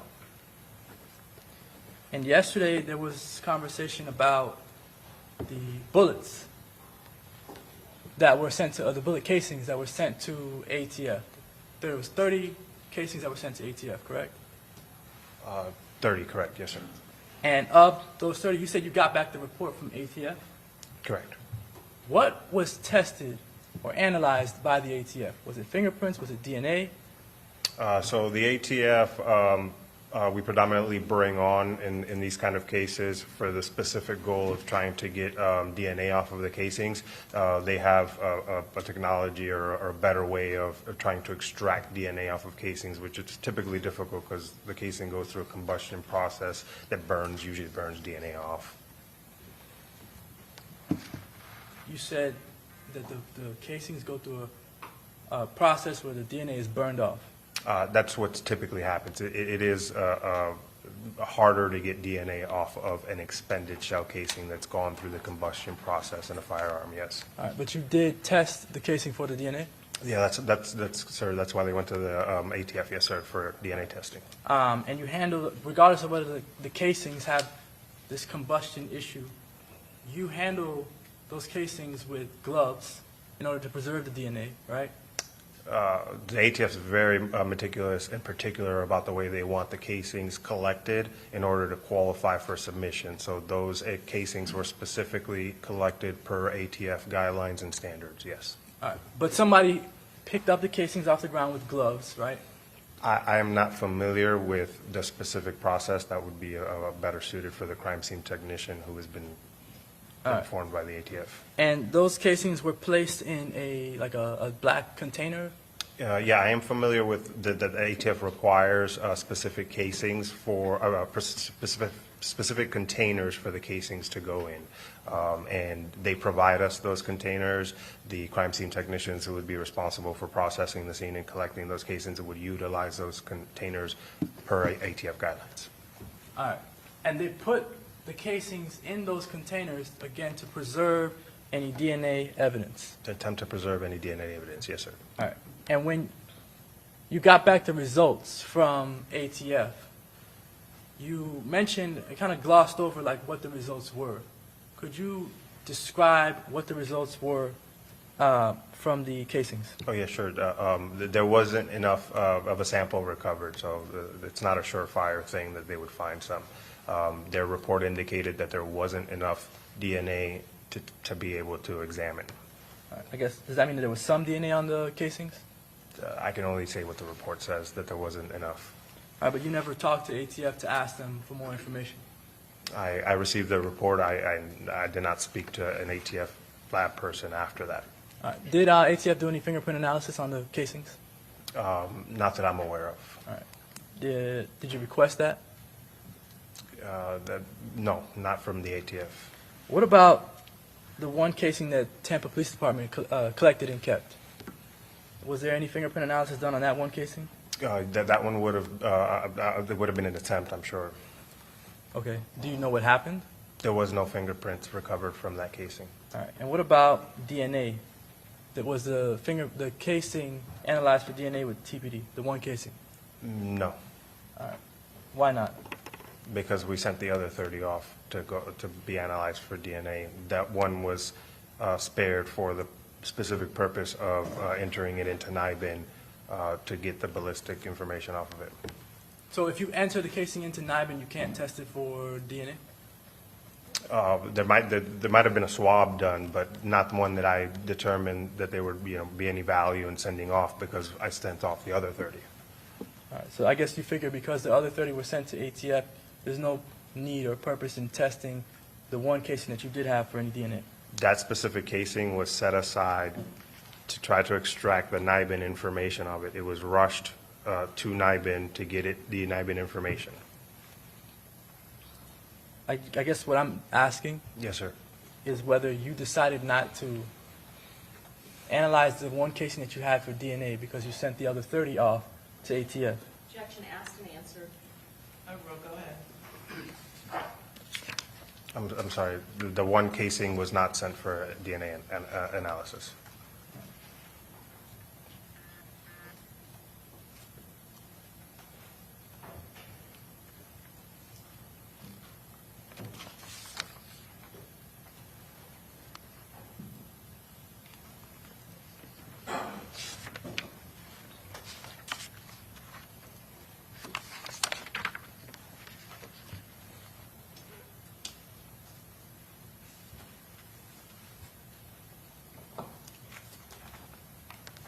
This exhibit, 75C2.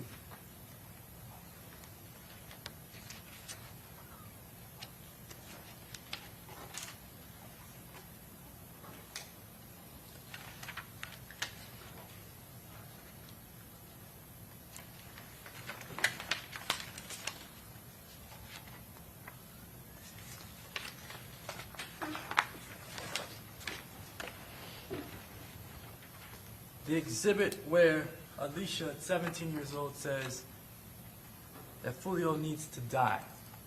Did you locate this text message? No. Do you know who located the text message in your team?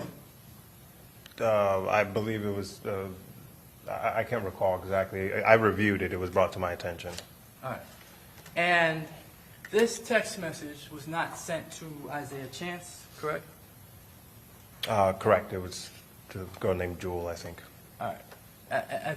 As a matter of fact, Alicia Andrews did not know Isaiah Chance, was not dating Isaiah Chance when this text message was sent off, correct?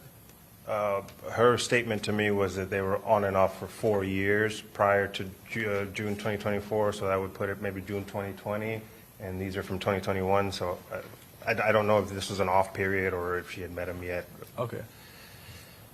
Did she have any text messages in her phone, like this one, that Foolio needed to die? Did she have anything like that more recently? Again, from the iCloud, the more recent messages weren't backed up, so we didn't have any more recent. This is, I think it went up to 2022 or 2023. This is the only message where we found that she wished that Foolio would die. All right.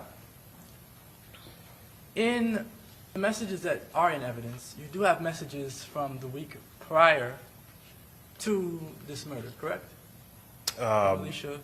So specifically, the messaging that we have from Alicia's phone came, as far as to pick up the phone and all that, that actually came from defendant Sean Gaithwright's iCloud. So he had backed up his messages to be recent, but Alicia's device, iCloud, had not backed up its messages to be recent. All right, so you're saying that there are no text messages between Alicia Andrews and Isaiah Chance in the weeks leading up to the murder?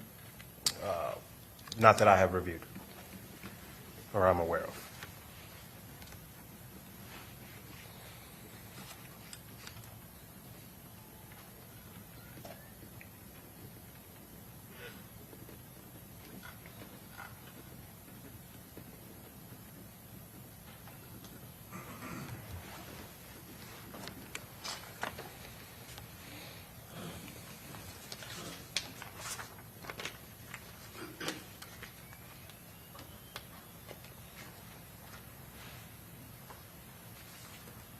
A brief moment to confer. Yes.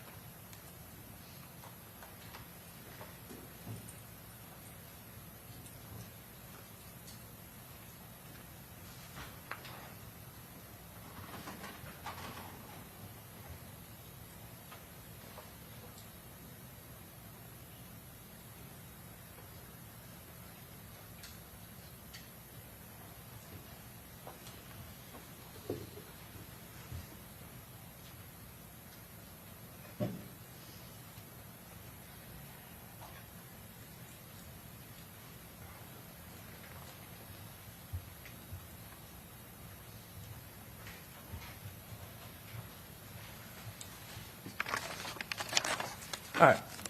Alicia Andrews was not with the group when they first went to Teachers, correct?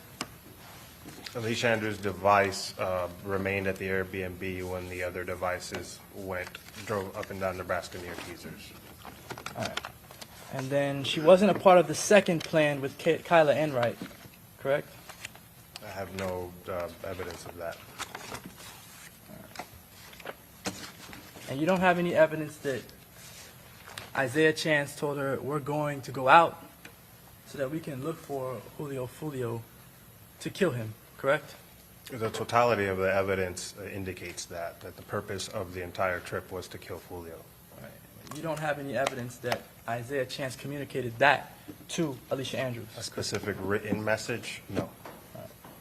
No further questions. Any redirect?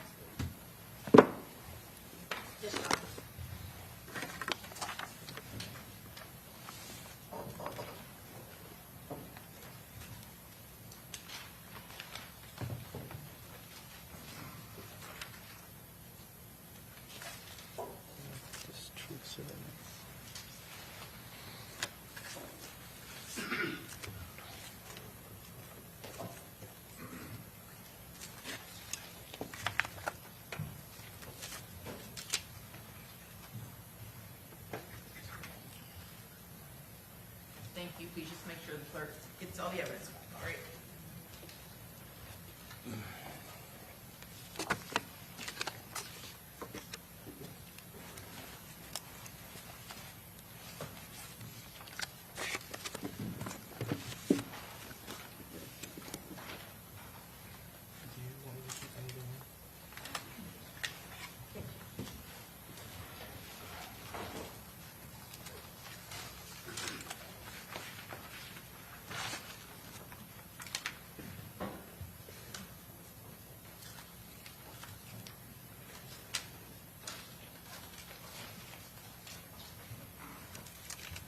Detective Ramos, you were asked about whether or not Alicia Andrews knew Rashad Murphy. Is that correct? Yes, ma'am. She certainly was in a Uber with Rashad Murphy for 3.5 hours. Is that correct? That is correct.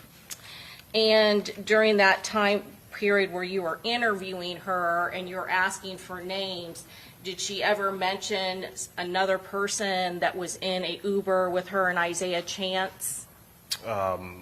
In the Uber with Isaiah? No, she did not. Did she ever mention in your interview with her a name of Rashad? No. Rashad Murphy, just a first name Rashad?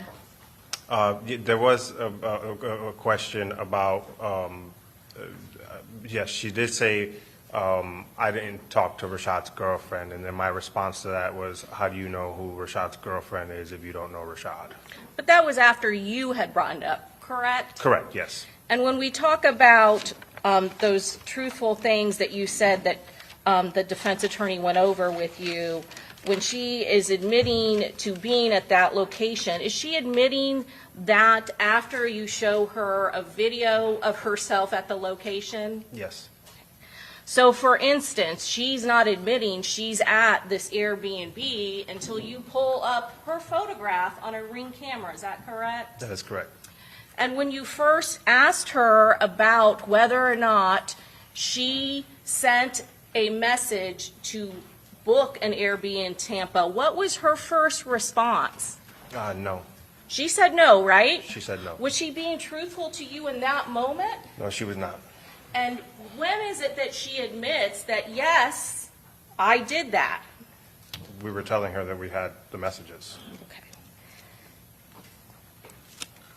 And so when you're questioning her in that interview, did she ever indicate to you that she was fearful of her boyfriend? Never.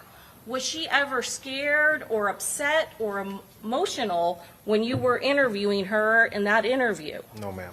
At some point, did she just say she's annoyed? She appeared annoyed, yes. Did you make it clear to her that you're questioning her on a first-degree murder charge? Very clear.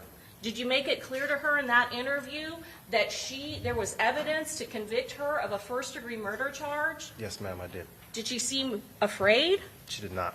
Did she cry? No.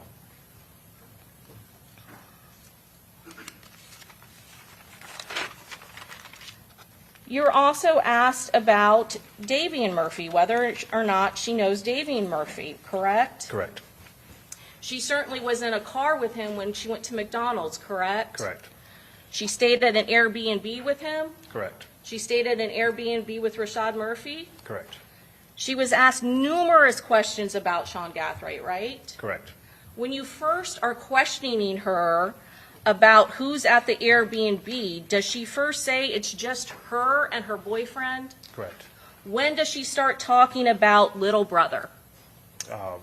Further into the questioning, we're bringing up information that we had that we knew somebody else was there. In fact, during that interview with the defendant, does she ever mention the word Sean? No. First name? The whole name, Sean Gathright, ever come up? No. This is the same person that she is in a car ride from Jacksonville to Tampa in his car, correct? Correct. The video that they just showed you of Sean Gathright's house when she goes from the BMW into the black Chevy Impala, is there anywhere in that video where somebody is showing her where she needs to go? No. So at some point, there has to be some communication that that is the car that she's using, correct? She begins to open the door as soon as the car starts coming into line of sight.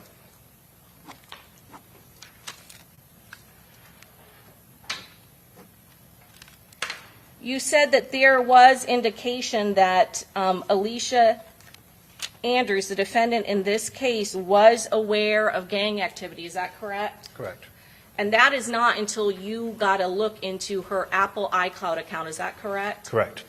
Were you questioning her specifically about a gang rivalry, a gang war that occurred in Jacksonville? Yes, Did that come up in the interview? it did. And when you talked about Charles Jones and used his nickname, Julio Foolio, did she indicate to you whether or not she had a lot of knowledge about him? She led me to believe that she didn't really know of him. And then going back to Gutta, is that the name, the stage name of Isaiah Chance? It is. And when you're talking to her about Gutta, at some point, does she appear to have some kind of confusion and question you, why are you calling him that? Correct. And again, that is a name that associates her boyfriend with this gang war. Is this correct? Correct. And when we're talking about the most phone activity, that is certainly her phone. Is that correct? Yes. And of course, she is not a high-profile member of either gang. Is that correct? Overruled, go ahead. Is she a high-profile member? Not that I know of. Is Sean Gathright a high-profile member? Not that I know of. As far as Rashad Murphy and Isaiah Chance and Davian Murphy, are they purposely limiting their phone use during the time when the actual stalking and hunting of Charles Jones is occurring? That is what the evidence suggests, yes. You were asked questions about Kayla Enright, Sean Gathright's girlfriend. Is that correct? Yes, ma'am. Shown these text messages. Yes, ma'am. So Sean Gathright was using his girlfriend to assist him in tracking Julio Foolio, Charles Jones, the night of the murder. Is that correct? That's yes. And while there might have been some confusion as to why he wanted to do that, when he said he was looking for 6, did she ask any sort of questions about who 6 was? No. So she knew exactly who 6 was, right? Yes. So she knew that he was looking for Julio Foolio, Charles Jones in Tampa. There isn't one response. Who's 6? It's known who 6 is, correct? It is known who 6 is, correct. You were shown the video footage of all those heavy bags that Isaiah Chance and her boyfriend Isaiah Chance and Sean Gathright are loading up before she gets there. Is that correct? That is correct. Judge Alriff. The jury can determine whether or not the bag's heavy or light. How many bags were seen being loaded into that car? Numerous. Bags big enough to contain AR rifles? There was bags of all sorts of dimensions. Sure, there was some in view that were apparent that they could contain rifles, yes. And you were shown a video of the Airbnb, is that correct? Correct. Is there any video of bags being brought through the front door of that Airbnb? Brought in, no. There is some video the next day, is that correct? Yes. Is the defendant seen helping load the bags up? Yes. Bags that she did not herself bring, is that correct? Correct. You were asked whether or not Alicia Andrews was hiding from the cameras from that front door Airbnb. Correct. Was Isaiah Chance hiding from that camera? There was none of the other defendants are visible up to the point they leave.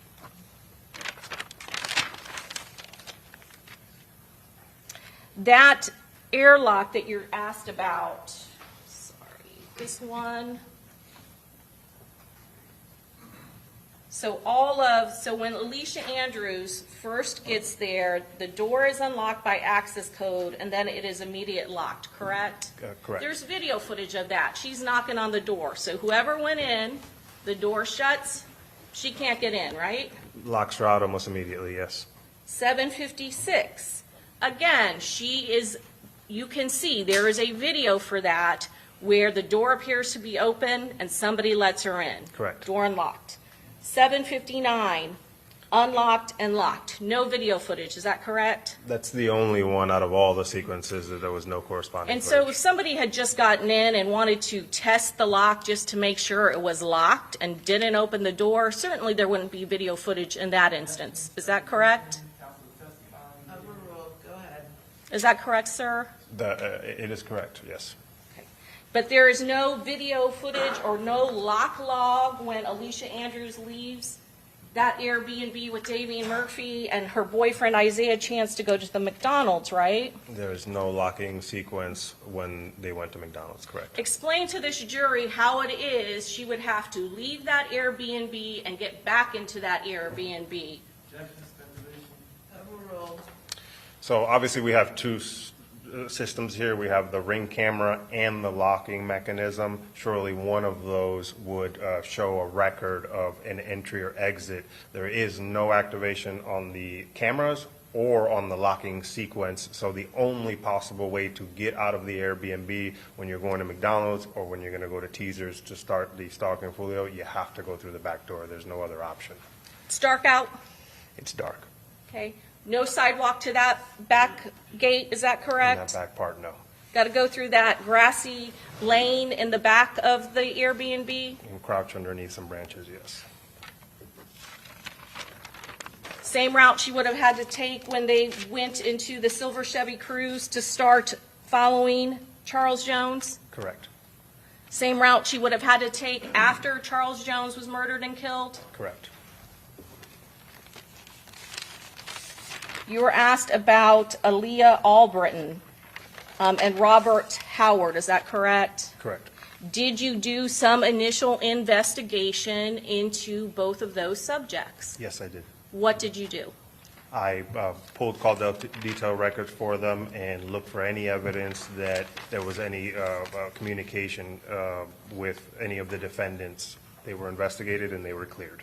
And when we're talking any of the defendants, we're talking about the 3 known shooters in this case, Sean Gathright, Rashad Murphy, and Davian Murphy, is that correct? Correct. any communication with the two people that were tracking them in the first vehicle, Alicia Andrews and Isaiah Chance? No. No communication between any of those parties and Aaliyah Albritton, is that correct? Correct. No communication with any of those parties and Robert Howard, is that correct? Correct. You were asked about probable cause or why Jasmine Glennon was not arrested, is that correct? Correct. Did Jasmine Glennon travel to Tampa with one of the gunmen and the other person who was actively stalking the victim in this case? No, she did not. Did she stay in Airbnb all 4 of the other co-defendants in this case? No, she did not. Did she actually get out of the vehicle at every single location where Charles Jones went to in Tampa that was advertised? No, she did not. Did she get out of her car and look at the front door and never go into the club? No, she did not. Did she actually provide the phone that her boyfriend could use to communicate with the people in the assault vehicle? No, she did not. Did she actually give a passcode when the phone locked up in that parking lot at Teasers? No. Was she in listening distance of when that person was communicating with the assault team in the black Chevy Impala? No. Let's ask those same questions about Charmaine Steiger. Did Charmaine Steiger come to Tampa when Charles Jones was killed in this particular case? No, she did not. Did Charmaine Steiger ride in a vehicle 3 hours before with Isaiah Chance and Sean Gathright, one of the gunmen in this case? No, she did not. Did she stay at the Airbnb with all 4 of the other people charged with first-degree murder? No, she did not. Did she go into a vehicle and track the victim to all 3 locations that he was publicly known to be? No. Did she provide a phone so that the main person who was tracking the victim could communicate with the assault team in the other vehicle? No, she did not. And so going back to this most phone usage, Alicia Andrews is not a high-profile member of this gang, is that correct? From the information that I have, she is not well known in the gangs, correct? So there would be no reason for her to not let somebody use her phone in this instance, is that correct? Overruled, go ahead. Correct. Her boyfriend, Isaiah Chance, was immediately a suspect, is that correct? Yes. One of the first persons you looked for, is that correct? Correct. Was there evidence, the same amount of evidence on his phone that there was on Alicia Andrews' phone? No.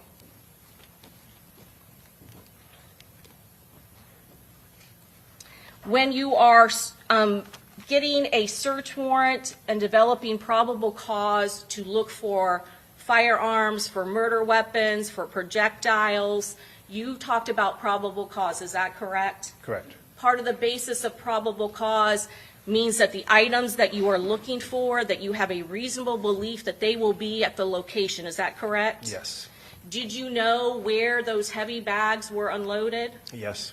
Did you get a search warrant to search the Chevy Impala? Yes. Did you have the Toyota 4Runner stopped in Jacksonville? Yes. And after obtaining those results, were search warrants eventually executed on Sean Gathright's house and Isaiah Chance? Correct. Did you ever do a search warrant for Damian Murphy? No. Did you ever do a search warrant for the house of Rashad Murphy? No.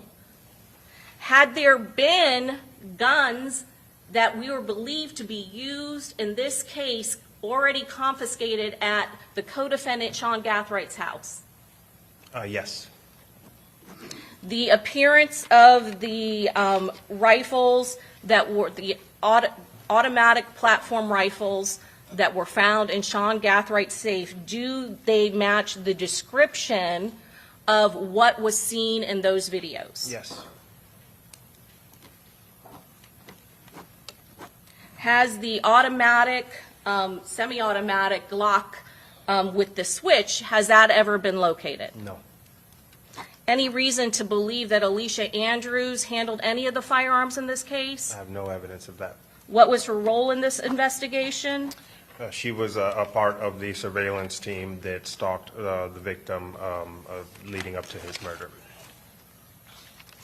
She provided the communications, obviously the primary phone that was used from the to communicate from the surveillance vehicle to the gunman's vehicle, in addition to other things. You were asked about immediate messages between the defendant and her boyfriend, Isaiah Chance. Is that correct? Correct. You are aware that Isaiah Chance had a other number other than the one that he was using during this time period, the 7407, the one ending in that number. Is that correct? Yes. I'm going to show you what's already been introduced into evidence, States Exhibit 75C10.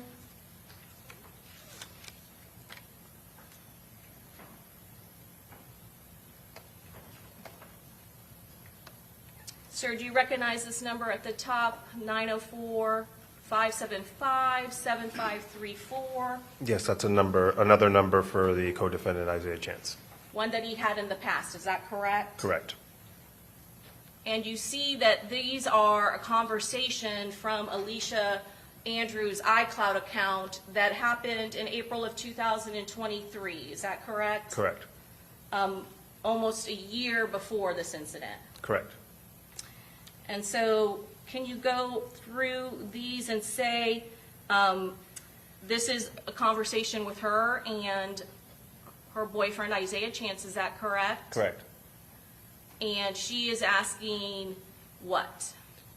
In this specific... Well, he's asking what? You want to go one day? And then she says, Yeah. Go ahead. Yeah, it's in the town center. Okay, and there's some kind of TikTok that's associated with it. Correct. And then her response is? LMAO, bruh. And then what is Isaiah Chance's response to her? Ugh, I hate it there. Okay. And then what is her response? Why? His next response? I don't like the town center. And then what is her response? You hate everywhere we don't gotta sit in. And then what does Isaiah Chance message her back? 23 got killed in the town center. That's why I don't like it out there. And then what else does he say? I don't like thinking BT, FR, so when I do switch moods like a MF. And what is her response to that? Well, we don't have to go there if it's going to bother you. I forgot BT about it. It's some other places we both ain't tried yet. So does that indicate to you that she knows exactly what he's talking about when 23 got killed at the town center? She just forgot the location. Is that correct? Correct. And again, is 23, he's one of the people that was shot at the town center along with Young and Ace's brother, and when Young and Ace himself was shot. Well, very well known. Is that correct? Yes. And that is a very high-profile event that happens in this gang war. Yes. So there is a discussion between her and one of the main co-defendants in this case within a year of the homicide of Charles Jones. Is that correct? Correct.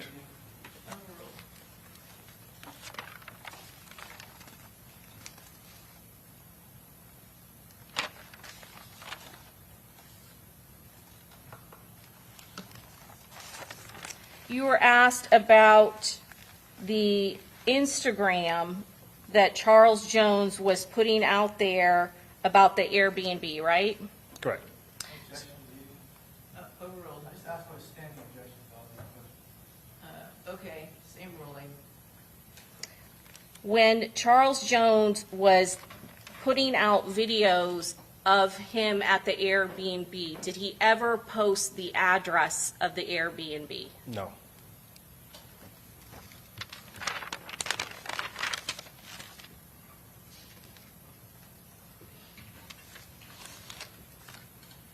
You were asked about Young and Ace's video, is that correct? Correct. Was this a highly publicized murder that occurred in Tampa? Yes. Was there details that were put into the media when Julio Foolio was killed here on June 23rd of 2024? Almost immediately.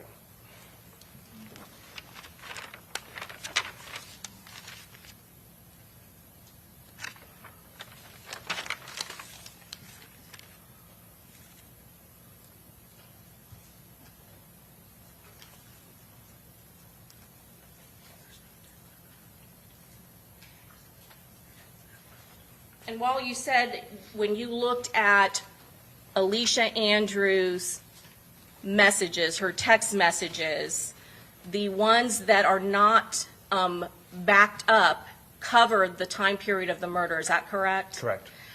Not being backed up is one of the reasons why that may not be on there, is that correct? Correct. What's the other reason why specifically the text messages surrounding the time period of the homicide may not be backed up to her iCloud account? They can be permanently deleted. And it's that specific time period, right? Correct. There are thousands of other messages that are backed up on her phone, right? Yes. But out of fairness, the reason why that time period may not be on there is a potential backup issue, correct? Potentially, yes. But there's another possible reason, correct? Correct. And that is they were deleted. That is a possibility, yes. You are aware of the messaging that occurred afterwards where she's very happy that you have her new phone, right? Yes. She's LMA, laughing out loud, right? Correct. That you have her old phone. I'm sorry, her new phone, not her old phone. The messages indicated that she was laughing, that the phone that we seized was not the phone used during the murder, that it was her new phone.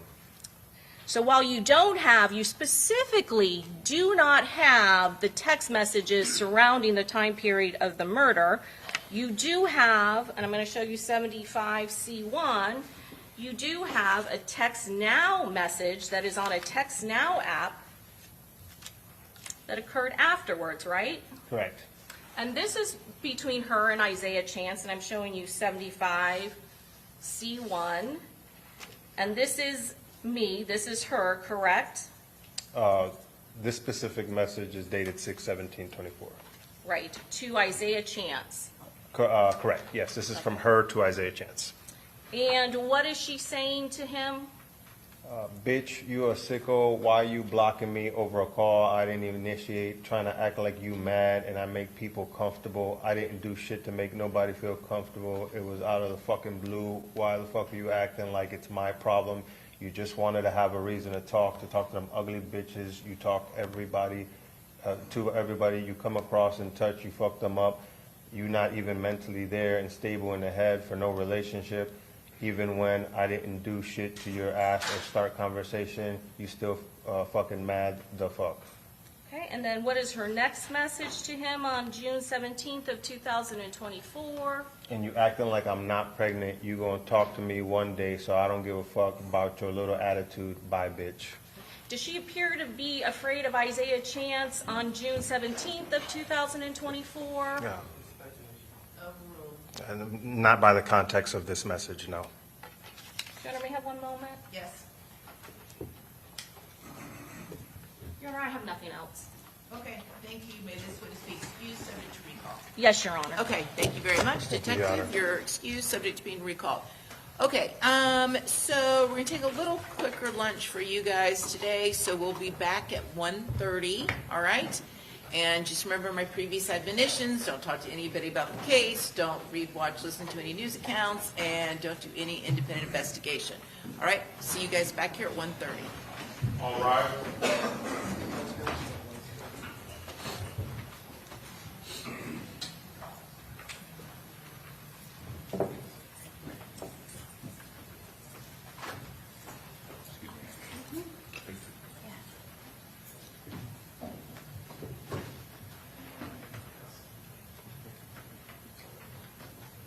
All yours out there. Okay, very good. All right. Mr. Bricklyman, have you had a chance to review the state's motion to exclude opinions and testimony and work product of defense witness? Okay. So if you wouldn't mind taking a look at it over the lunch break, and I have asked the court reporter to pull the transcript from our discussion yesterday about this. And if you guys could be back here, we're going to take a much quicker lunch break, so you guys can be back here at 1:20. I believe within a day or two of deposition on August 11th. Okay. And so you did depose the expert about that map yesterday? Yes, and I had asked him about what he was working on or what he had prepared on August 11th, and I was satisfied that we had discovery of that, the defendant's mapping. Okay. Okay, and so then you became aware of what? Well, yesterday, counsel had indicated that there were no maps that were prepared, additional maps. Well, specifically, what he said, and I just had the court reporter pull the transcript. So Mr. Climate says that, he says, begins at, just page 21, line 20. It's not one response, it was several emails back and forth, and Ms. Doherty and I were on a Zoom together discussing this issue on the phone, one of the two, or on the phone, one of the two, so that's a misrepresentation. In addition to that, there are maps that he said he would create for the other individuals, like timing maps. It shows the trajectory of where they were at certain particular points in time during the course of this conspiracy. He did not create the maps, and so we're not using the maps. So whatever he's testifying to comes from the evidence, comes from the cell phone extraction, right? That's what he said. And let me look here.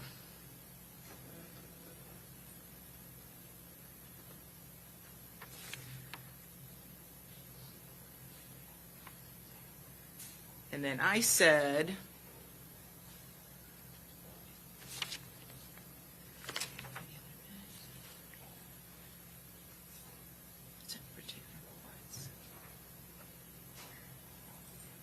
I know, but if it's an expert opinion, specifically, is he going to testify to anything regarding the cell phones of the co-defendants? And Mr. McClymonds said yes, but he doesn't have to provide a map for that. And then I said, I'm not saying that. They're saying that they asked you about that and that you didn't respond. Mr. McClymonds said, well, I just said that's not true. He didn't say I did not respond. He said I responded one time. That's not true. I responded a few times back and forth. That conversation was just about whether I was going to produce these interactive maps, and I told him I don't have them. And then I asked Mr. Harmon, did you depose him? Mr. Harmon said, I did, Your Honor, and I asked him if he had developed any further opinions or other work to let us know. We could take a deposition of him, and I reserved the right to continue the deposition. So, and then I said, and were you ever notified after the deposition that their expert was now going to offer opinions as to the cell phone data of the co-defendants? And Mr. Harmon said no, and I said until today. He said, Mr. Harmon said no, and I said the middle of the trial, and Mr. Harmon said yes, and then Mr. McClymonds said there's a difference between him offering an opinion about, and then basically I said, listen, we've got to get going, we'll cross that bridge at a later date. State you need to file whatever appropriate motion you deem necessary regarding that. Okay? So, are you intending to produce any maps that were not already produced to the state? No. Okay. So there's no additional exhibits other than the one you've seen? Yes, but there's a whole other issue, because I deposed this witness last night at 5 o'clock. I accommodated his time, 5 to 5:40 was the available time I had. He indicated that he has prepared, and I put this in my motion, 4 additional, or 4, not additional, but 4 reports. Reports dealing with the iCloud. And I put in this motion quotes of this witness when I asked him in the deposition back in August if he intended on creating anything from the iCloud or any other evidence other than maps, and he indicated no. So we didn't know anything about any reports being prepared. So he told us last night he has prepared 5 reports. 2 of them were prepared in late August, August 29th and August 30th, provided to the defense. And then the last one was prepared the day before yesterday. They had finished preparing that, or the last 2, I believe. So delineated in my motion what those are, but they are basically PDF format reports dealing with the defendant's iCloud account, Mr. Gathwright's iCloud account, messages between the two that have been collated into these PDF format reports that are multiple page reports. One of them's 18 pages. The one that was completed on August 29th is a 32-page PDF, including 32 messages from June 23rd of 2024 between Gathwright and the defendant. The one on August 30th is an 18-page that was completed by the expert on August 30th. It's an 18-page PDF report containing photographs, contact information, text messages, sent via some type of communication application on different dates, and was compiled from the defendant's iCloud account information.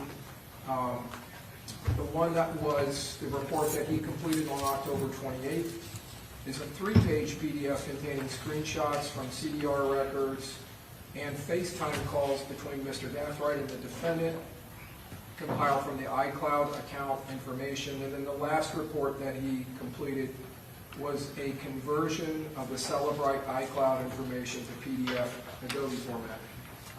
We have not been provided these or alerted to their existence, and that is the subject of my motion. So there was a report that was dated August 29th. Is that correct, Mr. McClimate?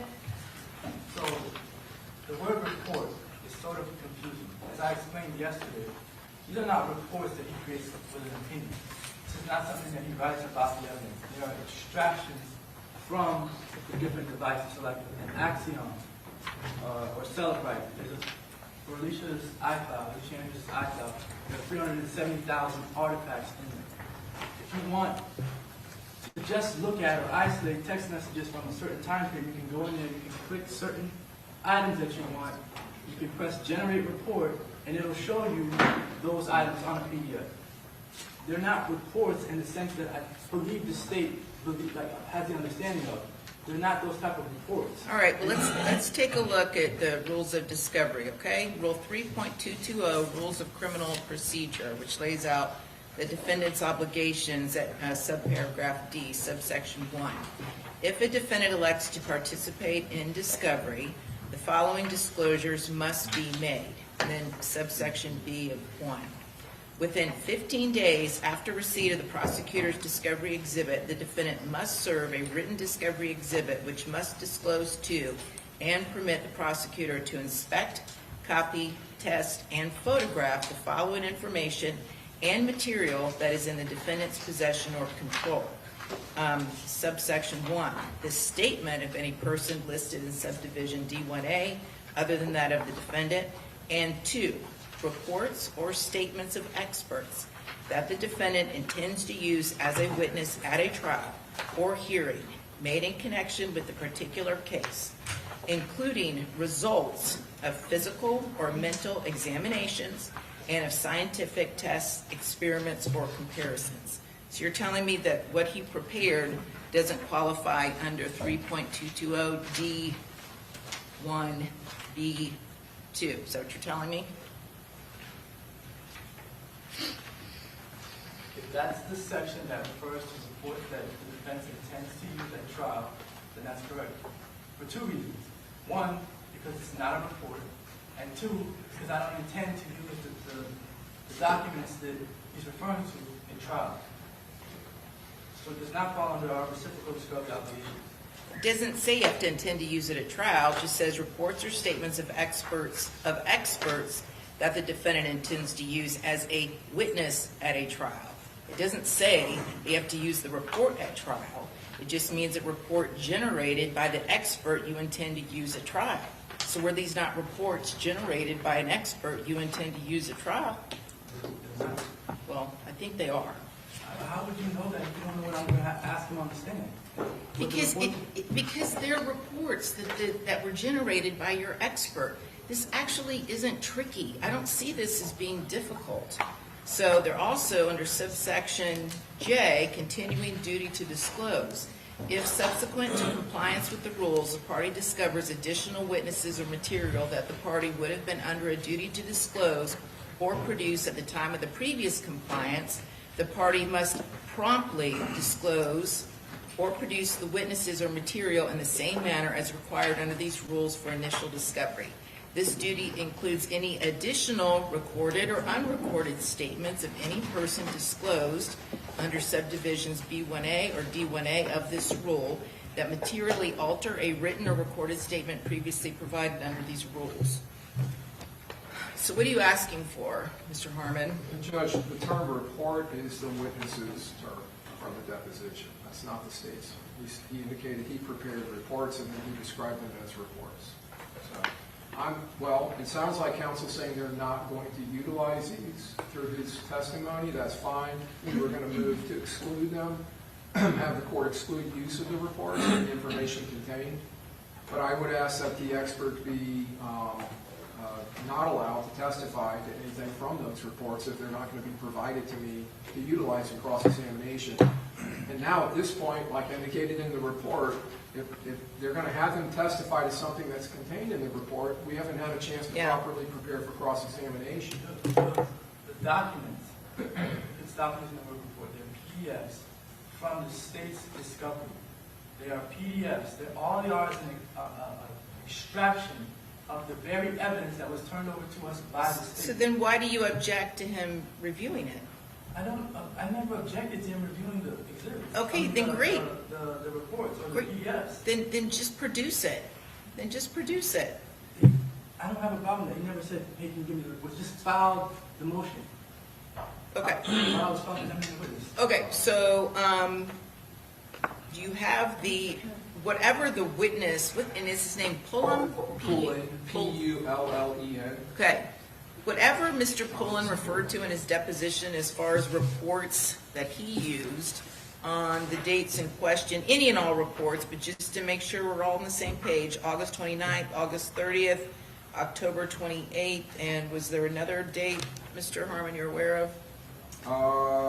Yes, August 29th, 30th, and October 28th. Okay, so any and all reports referenced in the expert's deposition need to be disclosed to the state before he testifies. Do you have those available here? He's outside, so I'm going to have to email it. And honestly, the 4 reports that he's mentioning, these are, again, reports that he created. I don't even know that he gave them to me. They're just to assist with displaying information that is in the axiom and in the cell record. Okay, let's bring them in here. I'm just going to tell him to email them to you. Okay? That way you have them, and so he can't testify until the state's had a chance to review that evidence. So,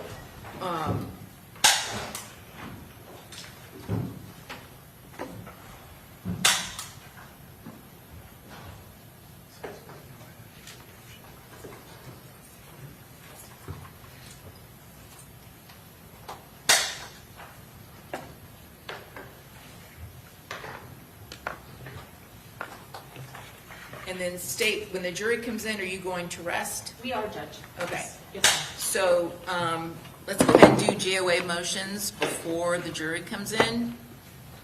So, Judge, is there a lineup of witnesses this afternoon from the defense? So we got Robert Howard first. Likely Tom Fuller second. Not sure the exact order, but it's going to be Simone Lyles, Shakayla Robinson, Joelle Jordan, Anthony Lala. okay, well, the expert's going to have to get pushed to the end, because the state's got to have time to look at whatever the reports are, whatever he generated, okay? That's fine, Judge. When they see the reports, the PDFs, they're probably going to realize that it's not really me. Okay, that may be true. Judge, the order of witnesses brings up another issue. We filed motions in limine dealing with the issue of coercion and domestic violence. Right, that's not coming in unless the defendant testifies. The only thing that's relevant as far as her relationship with Mr. Chance is on the day of the incident. That's it. So I do want to argue on that. During Hold on one second, let's skip. Hi, are you Mr. Pullen? Yes, ma'am. Hello, Mr. Pullen. So I think you were deposed yesterday by the state, and you indicated during your deposition that you had prepared what you referred to as reports on a number of dates. Yes? Yes, Your Honor. Okay, so the state has not seen those yet, so Mr. Harmon's going to give you his email address, and I need you to email him everything, every report that you produced in this case before you testify, okay? Yes, Your Honor. Okay, they're going to hand that to you.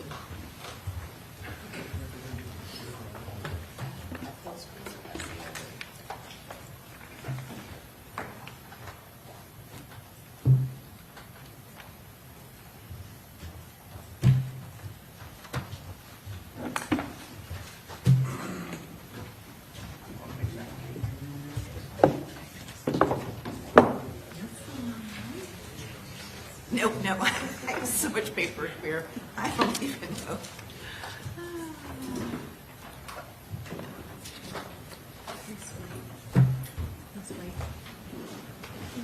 Okay, very good, that's handled. So let's talk about, Mr. McLyman, let's go ahead and deal first with the JOA issue, let's just, so we don't have to send the jury back out again. Are you making a motion for JOA? I am. Sure. Tell them we'll be right with them. Yes, Judge.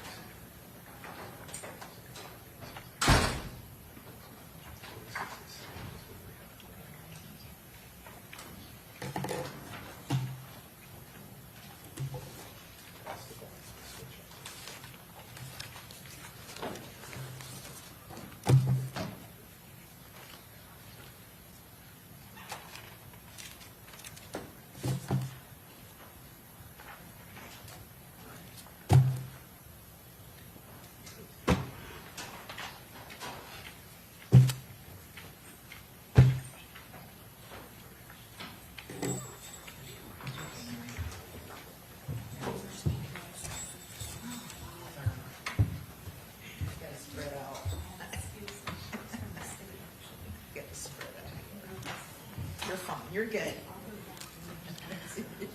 No, you're fine, because I'm going to tip over, and then all my paperwork will work.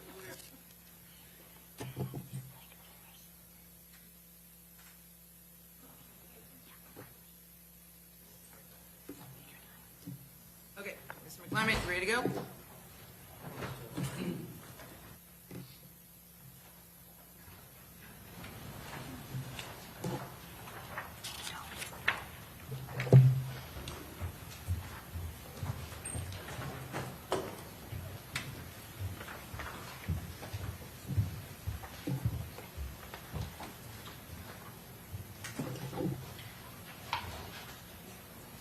The defense moves for its first motion for judgment of acquittal, recognizing that the standard at this stage of the case is that all the evidence is to be held in the light and favorable to the state. The state does have to prove a prima facie case in this case of all the elements of the two charges, which are first-degree murder and conspiracy to commit first-degree murder. In this case, Alicia Andrews is not charged as a shooter. She's charged by indictment as a principal to the murder of Charles Jones.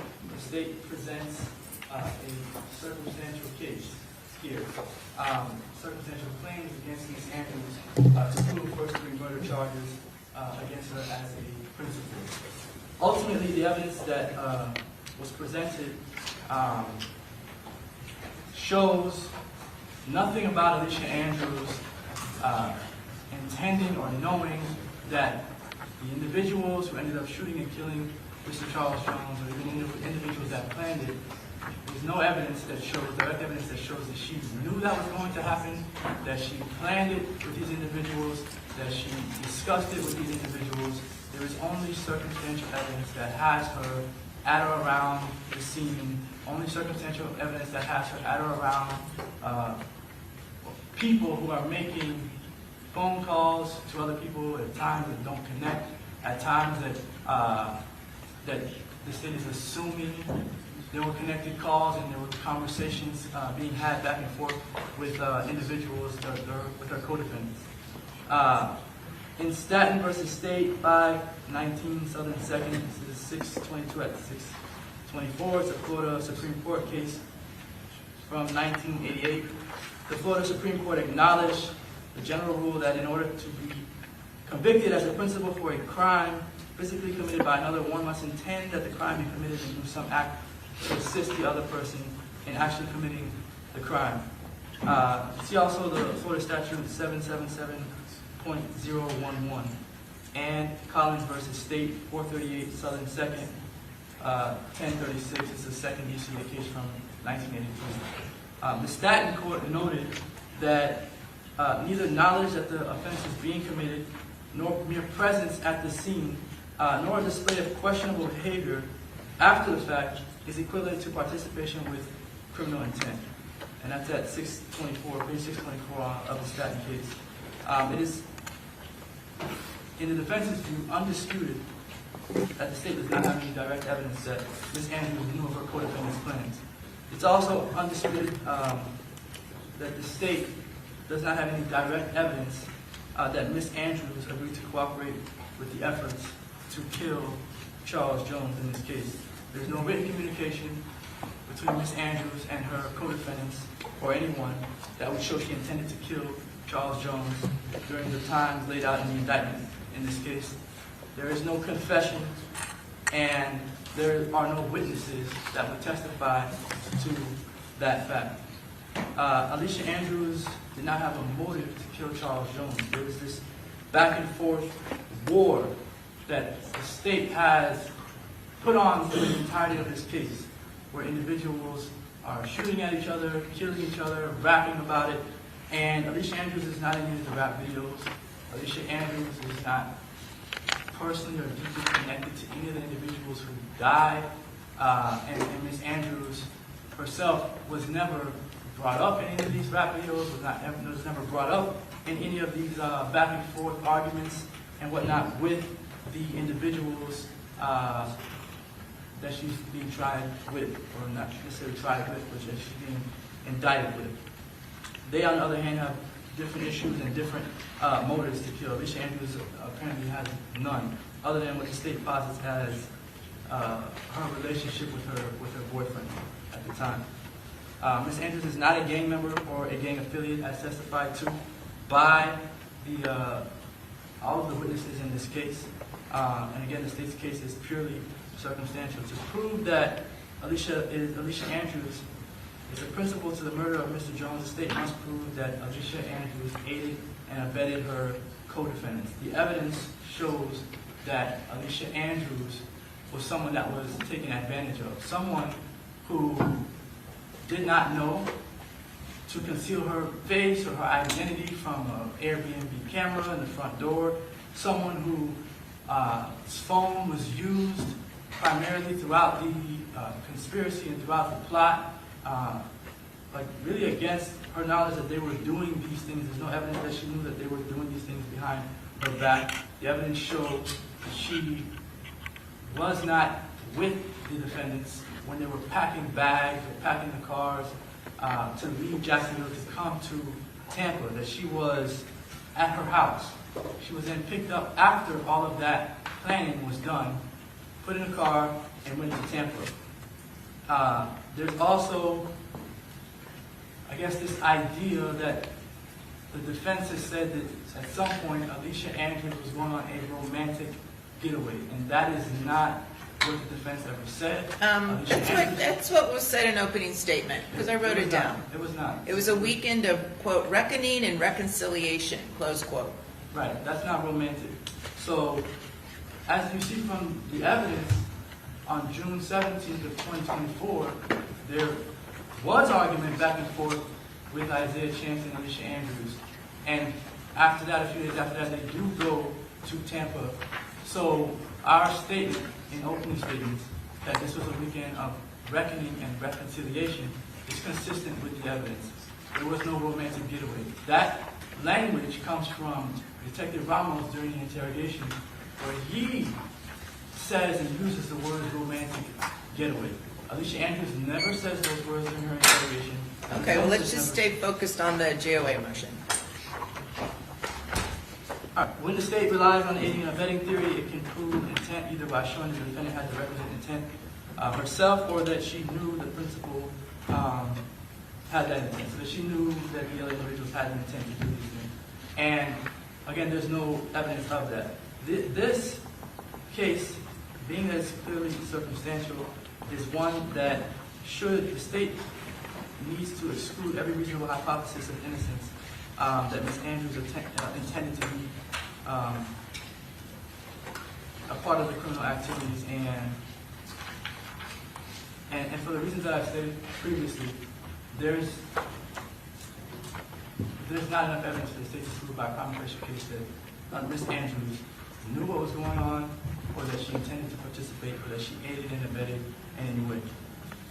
Okay, state what's your response? Judge, we have more than circumstantial evidence in this case, and we have more than met our burden. Not only is there circumstantial evidence, there is direct evidence, video evidence of this crime. We have the defendant as an active participant. She is at multiple locations. She is seen on video at teasers with co-defendant Isaiah Chance, along with the evidence, the surrounding video. We know exactly what occurred in this instance. Her and Isaiah Chance were in one vehicle. They clearly were the tracking vehicle. They both can be seen getting out. She is on video at one point when the phone goes, when the phone password gets activated. She has to access that phone for him, so she's close enough to him at all times in the car. When they are walking, she knows exactly what is going on. There is video evidence of that, of her and Isaiah Chance and what they do in the silver Chevy Cruze and the coordination that goes on with the black Chevy Impala, not at one location, not at two locations, Your Honor, but at 3 locations. And she admits, so there are admissions in this, not that she did anything, she never admits her guilt, but she admits that that is her. So there is no doubt that that is her, that is caught and captured on video. We have video footage about how well planned and how coordinated this premeditated murder was. So there is ample consciousness of guilt evidence in this case as well. Any action on her part to evade and avoid prosecution, to evade law enforcement, there clearly are messaging on her phone, and there is a very significant relevant period of text messages that are missing from her phone, and there are messages after this crime occurs where she is messaging some friend about how law enforcement has the wrong phone, and she puts LMFA, that, excuse my language, laughing my fucking ass off, that the police have the new phone, not the old phone. So clearly that is a consciousness of guilt, statements made that she knows that there is something on the phone that law enforcement does not have. And this is a whole conversation that she's having with the friend at the same time when she knows police are at her home. So Judge, there is ample evidence of her guilt, her consciousness of guilt in this case, her multiple lies to law enforcement in that interview where she says that she does not know who the victim or is not familiar with Julio Foolio, Charles Jones, where she claims ignorance of her boyfriend's rapper name in this gang war, which is Gutta, which we have shown that is tattooed on her body well before this incident happened. There is ample messaging to other people, to good friends, Jordan, where she displays her personal animosity of the victim in this case, including whether or not, she can qualify it as anything she wants. She is talking about very personal events in her life, where a person with the nickname of Spaz, who was killed in this gang rival war by Mr. Jones's side, and that there have been drill rap videos on it, and she certainly in that conversation was showing a personal animosity to the victim in this particular case. So there is direct evidence of what her active participation was, which includes booking the Airbnb, and that is the first date that we allege the conspiracy begins. It probably began well before that, but the her actively trying to book an Airbnb here in Tampa for all of these killers to come to Tampa for the specific purpose of killing Charles Jones is one of the first acts that we can document of her participation in the conspiracy. You heard from Detective Ramos that Charles Jones' phone and device was nowhere near. It was miles away when she did this, and she is booking it through a third party.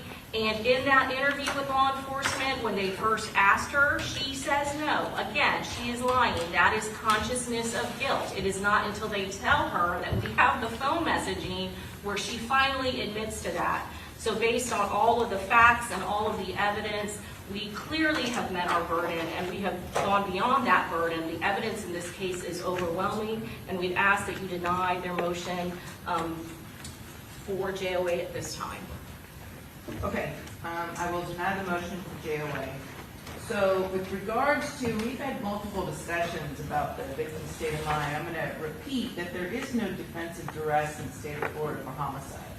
And that's stated explicitly at Corojo, C-O-R-U-J-O versus State 424 Southern 2nd 43. Second DCA said, coercion is a recognized defense to a criminal charge except where an innocent life is taken. There is one case out of the 3rd DCA, Wright versus State, and I think we've discussed this previously. The 3rd DCA reiterated there's no duress defense in an intentional homicide case or any homicide case whatsoever. And in fact, that's at 402 Southern 2nd 493, 1981 3rd DCA case. And that court stated Florida has recognized the common law defense of duress as a defense to crimes other than homicide. Okay? The common law has steadfastly refused to recognize any compulsion, even the threat of death, as sufficient to excuse taking the life of another. Legal recognition of duress as a defense to crimes other than homicide necessarily assumes a working hypothesis that a harm or crime of greater magnitude is avoided when the subjected person succumbs to the duress. So duress is not a defense in a homicide case. However, in the same opinion, the court did discuss duress as negating state of mind. And specifically, that court stated, having decided that duress is not a defense to the intentional killing of another, we now address the question of whether evidence of duress, even though imperfect, which serves to show that Wright did not act with a premeditated design to kill the victim or with a depraved mind, requires us to produce the defendant's conviction for second-degree murder to a conviction for manslaughter. The answer to this question depends, in our view, on whether the person, such as the defendant, who aids and abets another in the commission of a murder, must herself be shown to have the state of mind required for the homicide. Because we find the rule in Florida to be that aiders and abettors may be convicted either upon proof of their own state of mind or upon proof that they knew that the person aided had the requisite state of mind, evidence that the aider and abettor knew that the principal had a premeditated design to kill or a depraved mind, will support the aider and abettor's conviction for first or second degree murder. And essentially, in that case, the court seemed to open the door to at least the possibility that some type of threat or harm could be admissible to go to the defendant's state of mind, okay, which is why I ruled initially the way that I did. And I told you guys then, I said, listen, you can get up in opening statements and you can make this point, but this only comes in if the defendant testifies, because all that's relevant is her state of mind on the date of the offense and why she did or didn't do something. Nobody can come in here and extrapolate and say, well, they used to fight a lot and he would beat her up and therefore she must have been scared. That's inadmissible. It's irrelevant. So, and as I indicated, if the defendant testifies, and if she testifies that there were issues of domestic violence between her and Mr. Chance, and that's why she was in fear, and if the state cross-examines her to the point that it appears they're challenging whether that domestic violence actually occurred, then the door would be open for the defense to call other witnesses to support that. At this time, there's nothing in the record that she was in fear of anything, nothing to do with her state of mind. So, okay? For the record, the defense has never requested to use duress as a defense in this case, because I also am aware of the case law. I've never asked for a duress jury instruction. I do not intend to ask for a duress jury instruction. What we asked for was to show the previous abuse, to show Ms. Andrews' state of mind in this case, which is very relevant in a first-degree murder case. That is what we asked for from the beginning. This was never I want to put up domestic violence as a defense to the first-degree attempted murder, first-degree murder and conspiracy to commit first-degree murder. That was never our position. In this case, Ms. Andrews, and what the state has done on redirect of Detective Ramos, is asking, showing text messages of Alicia yelling or cursing at Isaiah Chance, her former boyfriend, in an aggressive manner, and asking Detective Ramos, does it look like Ms. Andrews was afraid of Isaiah Chance a week before? This is not the day of, this is the week before. They've asked that question. So in my view, they've opened the door to any of this stuff to come in. They've made it relevant. Her state of mind, whether she was afraid of Mr. Chance. So that is one issue to decide. The second thing is, if it is relevant, which it is, Mr. Andrews' state of mind, that evidence should not be blocked and only filtered through Ms. Andrews. Of course, another witness cannot speak to an individual's state of mind, but they can speak to the incidents that they have been a witness to, and they can speak to the abuse that she suffered. They just cannot make the connection to say that because she was a part of... But if they can't make the connection, then why should they be able to testify to it? If they can't make the connection, why is it relevant? So then are you going to stand in front of the jury and make the argument, we'll extrapolate jurors, even though we don't have any evidence in this case that she was scared, you need to extrapolate what these witnesses said, and then therefore you should assume she was scared, which is why she did all of this. Is that what you're planning on doing? No. And what you're describing is sort of the circumstantial evidence that the state is presenting for this entire trial and asking the jury to make inferences and extrapolate the evidence to come to the conclusion that Ms. Andrews is guilty of these crimes. Well, do you have any case law in point that allows you to do what you're asking to do? That allows a witness to testify about what they witnessed? And the case law is relevant. Give me a second. Okay, state what's your response. Judge, first of all, not open the door. Mr. McClymont specifically asked on cross-examination of the detective whether or not they asked her if she was fearful of any of her co-defendants. That was brought up by Mr. McClymont. As far as, again, these witnesses, Joel Jordan and Jakayla Robinson, they did not witness any of the abuse between the defendant and Isaiah Chance. All that they had was information that was relayed to them after the fact by the defendant. And the time period for that was months before this. In fact, most of it they could not give a time period. I think the earliest or the latest that they could give was sometime in April for when they last saw, I guess, a photograph or saw her on some sort of FaceTime. So, Judge, our point would be that it does go to relevancy at this point. There is nothing, if we're talking specifically about her state of mind when this homicide is occurring, they have no knowledge about that whatsoever. Okay. And so I could finish. An individual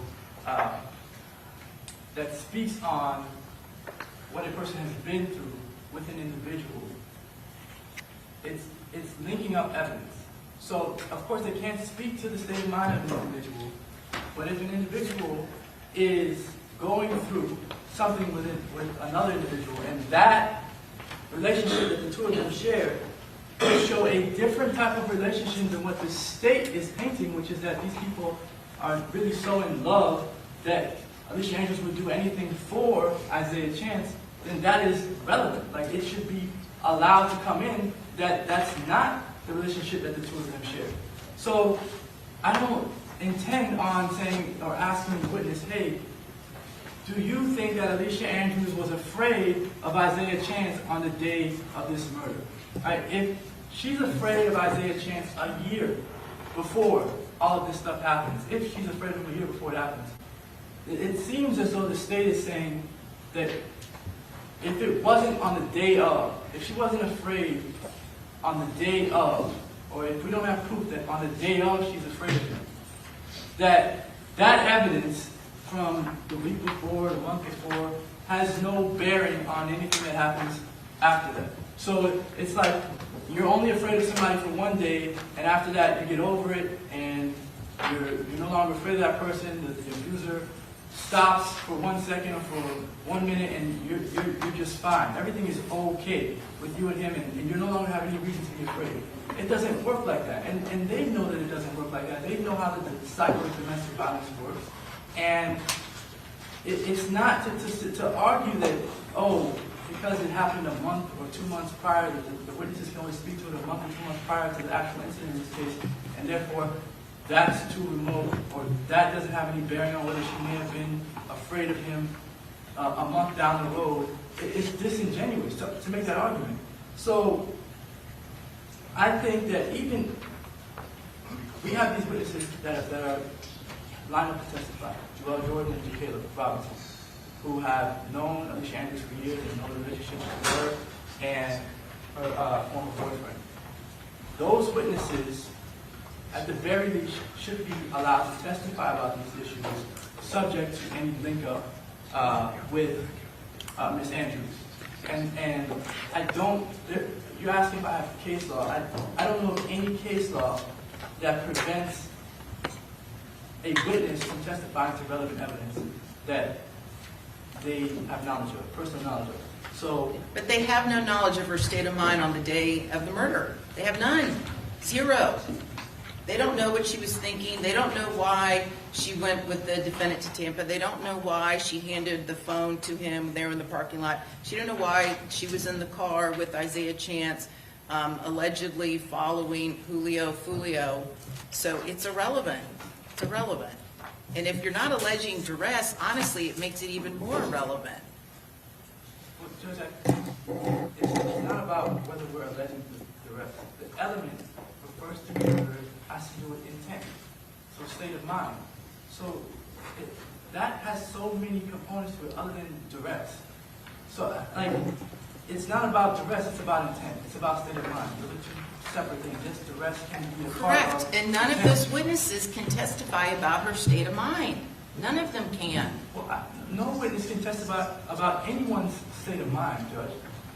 That doesn't mean that they can't testify about what they know about a relationship between two people. Yeah, well, they can't if it's not, they can only if it's relevant, and it's not. So I'm going to abide by my previous ruling on this issue. So, and I don't know what the other witnesses are going to testify, but just a refresher, character evidence is inadmissible except in a homicide case in a very, very limited exception, okay? So, I mean, all that we've had in this trial is character evidence of Alicia Andrews. Photographs of her with individuals that are, I guess, apparently have gang signs thrown up, all these different charts, all of these different music videos, all of this association of her with all these other people that may or may not be in gangs, all of that is character evidence. okay, but here's the thing. Listen, I don't make the law. Here's the direct law. WROBEL versus state, 410 Southern 2nd, 950. The appellant argues that a defendant in a criminal trial has the right to introduce evidence to show his good character. The court then cites to 90.404, which states when character evidence is admissible. Character evidence generally, evidence of a person's character or trait of his or her character is inadmissible to prove that he acted or she acted in conformity with it on a particular occasion, except, and one would be character of the accused, evidence of a pertinent trait of the character offered by an accused or by the prosecution to rebut that trait. This argument, however, omits the pertinent reference to section 90.405, Florida statute, which provides the methods of proving character. The statute reads, methods of proving character, 1, reputation, and then 2, specific instances of conduct. In Florida, the methods of presenting character evidence is limited to the testimony of reputation. A defendant may place in issue his general reputation for being a peaceful and law-abiding citizen. That's it. And Judge, I don't know that we're presenting his character evidence, that's probably categorized as character evidence. Outside another case, Riviera, Slicker versus State.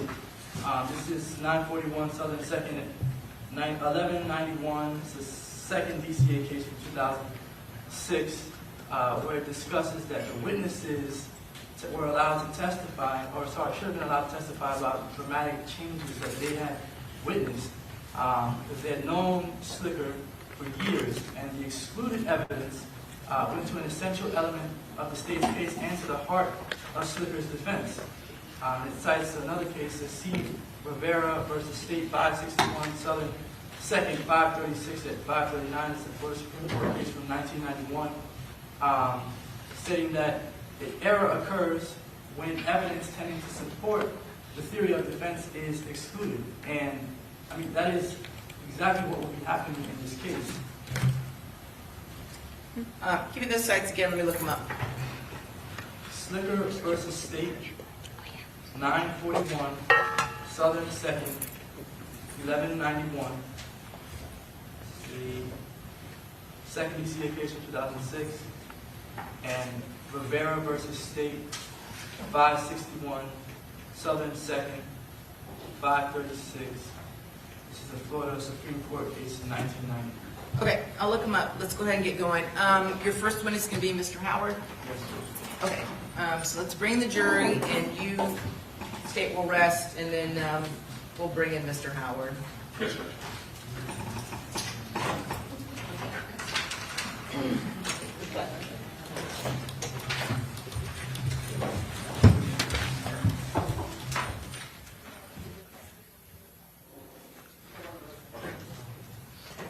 One thing is resting, Judge. Sure.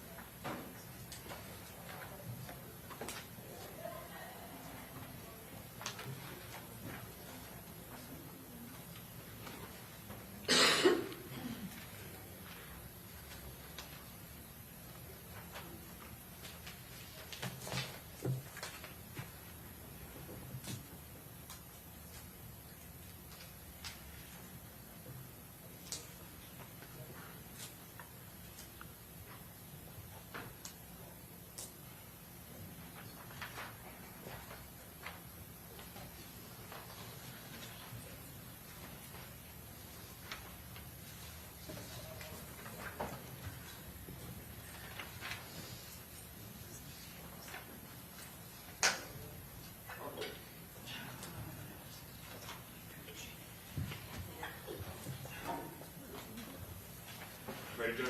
Yes. All rise.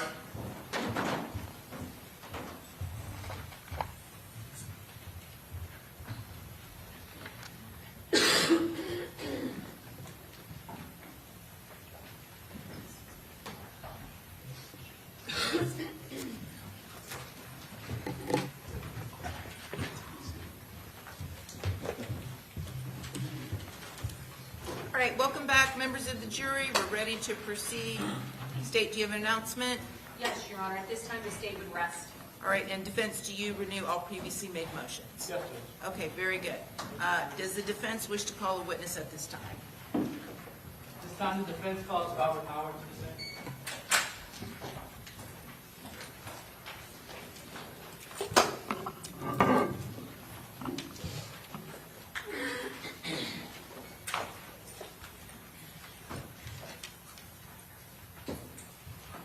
Your Honor, very briefly, if we may approach. Yes.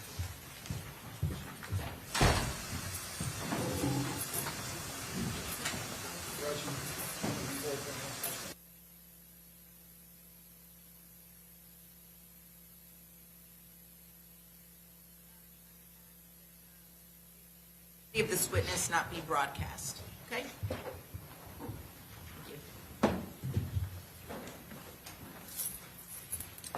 Mr. McClement, you may proceed. Oh, I'm sorry, the witness got to be sworn in. Okay, sir, just raise your right hand. You swear or affirm that the testimony you're about to give will be the truth, the whole truth, and nothing but the truth. So help you God. Yes, ma'am.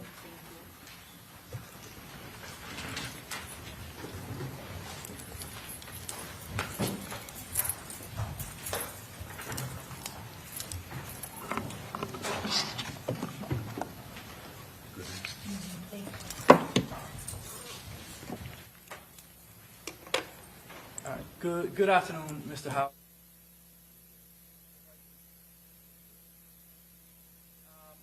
Where did you grow up, Mr. Howard?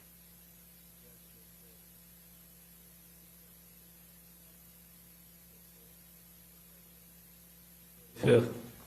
45th? Yes, sir. And what side of town is that on? North side.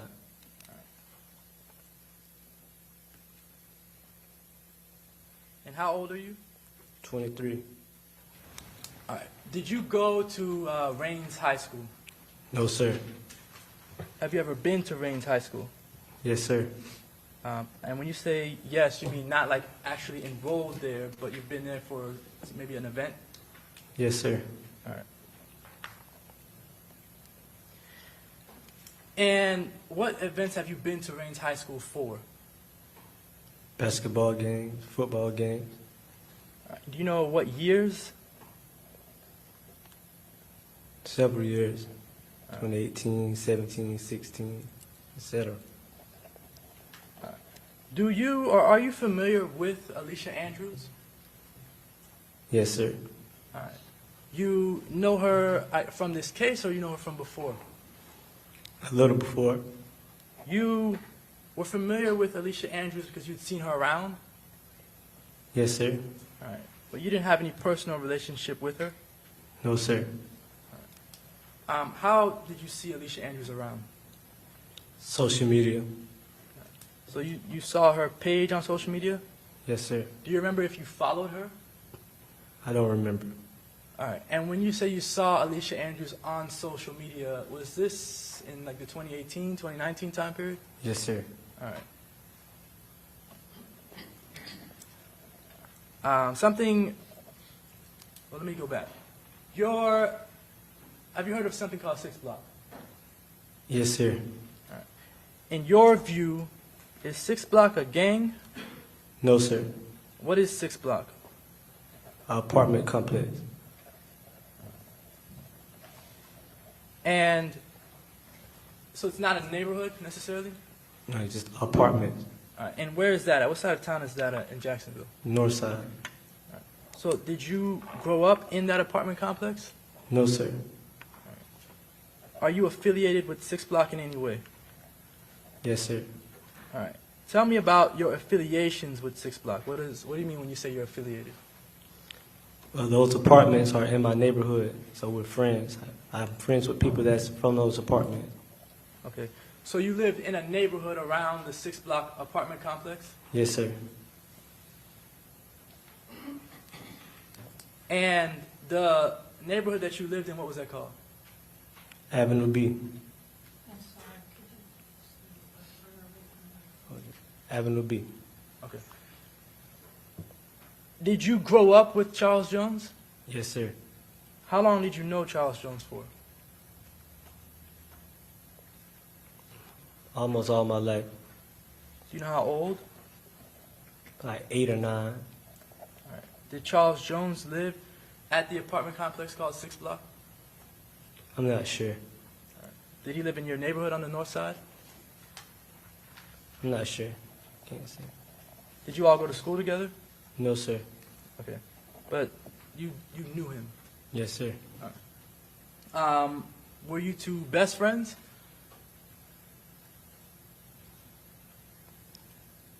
We were really, really close. Almost like my best friend, you can say. Okay. Did you have a best friend? Yes, sir. Who was your best friend? Adrian Gaynor. Is he affiliated with 6 Block in any way?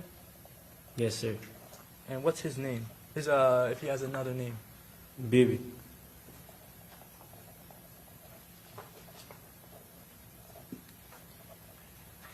All right. And you said you would not call 6 Block a gang. What would you refer to it as? Apartments. Do you refer to, okay, when individuals refer to 6 Block as a group, do you identify 6 Block as a group of individuals? I don't, but the world do. Okay. And why do you not identify it as a group of individuals? Because I know it's an apartment complex. It's a nickname given by Charles. Okay. These gangs in Jacksonville, there are gangs in Jacksonville? Probably so, but not to my knowledge. I can't call out gangs. Okay. Are there groups in Jacksonville? Yes, sir. People that are sort of affiliated with each other? Yes, sir. Is it like sort of based on where they grow up? You can say. All right. Is there a better way to describe it? Basically, kind of what you said, based off where you grew up at, what side of town. Okay. And being either a part of 6 Block or affiliated with it, does that mean that you are necessarily involved in criminal activity? No, sir. Do you have law-abiding citizens affiliated with 6 Block? Yes, sir. You know of an individual named Gino Norris? Yes, sir. He was with you on the night of Charles Jones's murder? Yes, sir. And Gino Norris, is he affiliated with 6 Block? Yes, sir. All right. Is he related to Charles? Was he related to Charles Jones? Not that I know of. Were he and Charles Jones close friends? Yes, sir. All right. And Gino Norris was shot on the night that Charles Jones passed away? I think so. Is Gino Norris a gangster? No, sir. Is anything close to a gangster? No, sir. And why do you say that? He's a human being. Fair answer. But is Gino Norris involved in any of the rap music back and forth? No, sir. Is Gino Norris known to have committed any criminal acts? No, sir.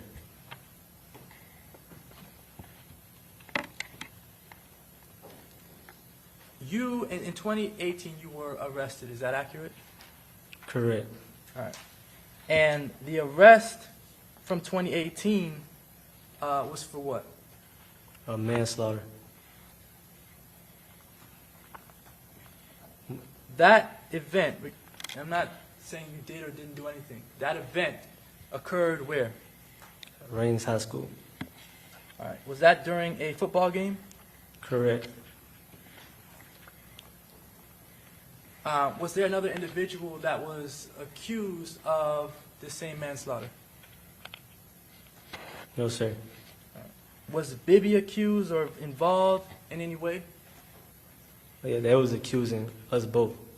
Yes, sir. So there were accusations that both you and Bibby had shot and killed someone? Yes, sir. All right.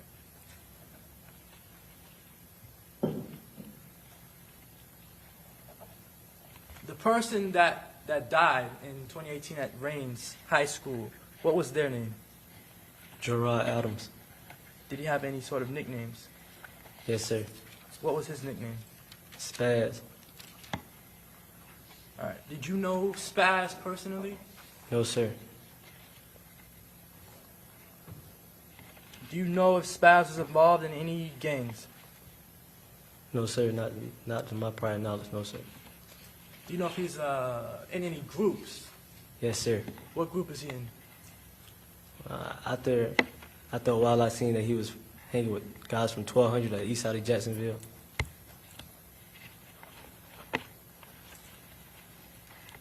All right. Ultimately, you ended up going to prison for that? Yes, sir. You were released at some point? Yes, sir. You know what year you were released? 2023. Do you know what month you were released? May. All right. Were you released, like, out go back home, or any sort of halfway house or anything like that? Objection, relevance, Your Honor? Overruled, go ahead. Can you repeat your question? Yeah. Were you released straight to go straight home? Yes, sir. All right. When you were released, did you and Charles Jones connect? Yes, sir. All right. And were you two hanging out maybe like you had done in the past? Yes, sir. Are you aware of who Davion and Rashad Murphy are? Yes, sir. All right. Are you aware of whether Davion and Rashad Murphy knew Spaz Gerard Adams? Yes, sir. All right. Are you aware that Davion and Rashad Murphy were related to Spaz Gerard Adams? Yes, sir. And did you ever have any idea that Davion Murphy or Rashad Murphy were either angry at you or trying to seek revenge for what they believe you may have done to Spaz? I heard rumors. All right.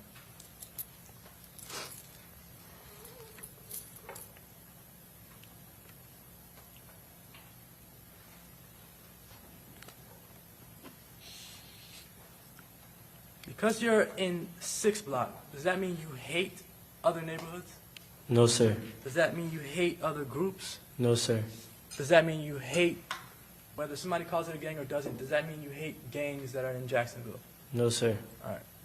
Are the lines between these different groups or gangs, are they as clear as people make them seem? Can you repeat it and Yeah. explain more? So, 6th block and ATK are what they would call rivals To the world, yes, sir. to the world.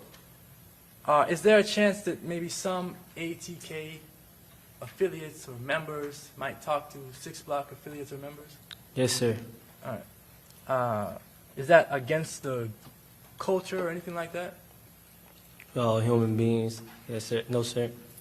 Do you all sometimes grow up together and end up in different groups?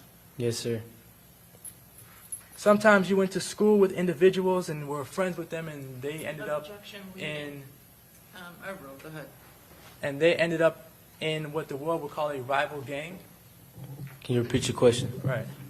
So, were you ever friends with people, let's say growing up, middle school, elementary, middle school, high school, Yes, sir. and they end up in a different gang or group of individuals? Yes, sir. Right. Does that mean that you automatically hate those people? No, sir. A lot of this back and forth, the rap music, was it put out to get views on YouTube or social media, the rap music? Can you repeat your question? Was a lot of the rap music, the drill rap music, was it put out to get views on YouTube and on social media? Yes, sir. Is all of it even true? No, sir.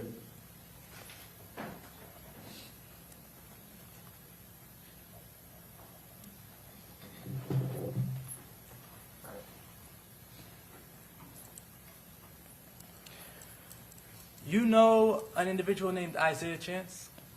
Yes, sir. What is his, I guess his name, his nickname? Gutta Z. All right. When did you come to know Gutta Z? When I came home in 2023. How did you meet or come to know Gutta Z? Social media. So you saw him on social media? Yes, sir. And did one of you reach out to the other? Yes, sir. Who reached out to who? I can't really recall. I think it was him, but I can't recall. All right. Let me ask you this first. Did you and Isaiah Chance exchange phone numbers or ways to contact each other? Yes, sir. All right. And did you all contact each other at points in time? Yes, sir. Did you all used to talk on the phone? Yes, sir. Even on FaceTime as well? Yes, sir. And those conversations, sometimes they lasted hours? Yes, sir. And you all would just talk about random things? Yes, sir. Was it necessarily anything to do with this 6 block, ATK, 1200 gang stuff? No, sir. The phone number that Isaiah Chance would contact you on, do you know if that phone number belonged to him? No, sir. I can't. No, sir. Did you ever have any indication that the number belonged to Alicia Andrews? Yes, sir. And Isaiah Chance would contact you on that phone number, the same one every time? No, sir. Different number? Yes, sir. Okay.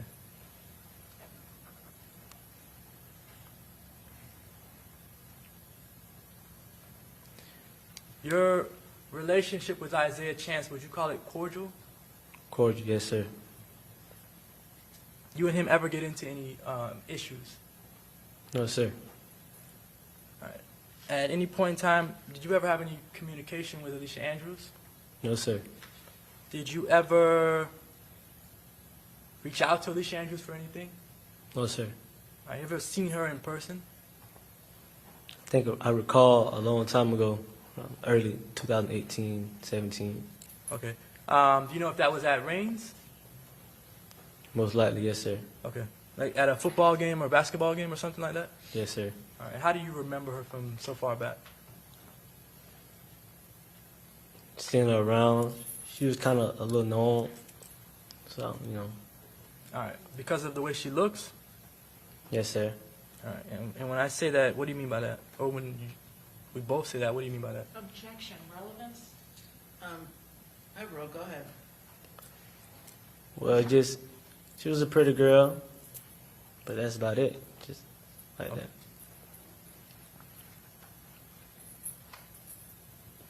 Did you have any friends that wanted to talk to Alicia Andrews? Not that I remember, no, sir. I want to go to the trip that happened in June of 2024 from Jacksonville to Tampa. Did you go on a trip with Charles Jones from Jacksonville to Tampa? Yes, sir. All right, and this was in June of 2024? Yes, sir. During this trip that you went on with Charles Jones, who went with you? Me, Charles, and Gino. Gino Norwood. Okay. Just the three of you? That was in the car, yes, sir. All right. And you all drove down in the Charger? Yes, sir.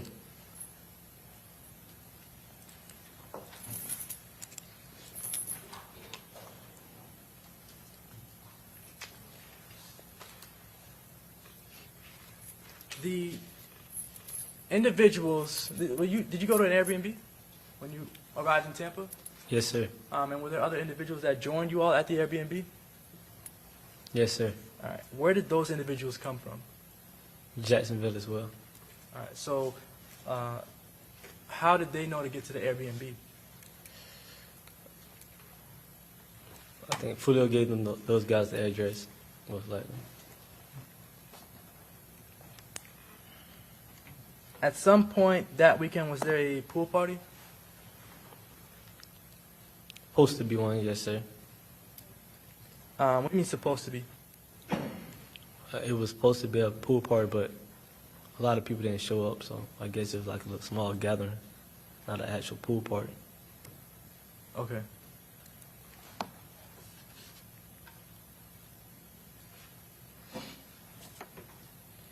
You said not a lot of people showed up?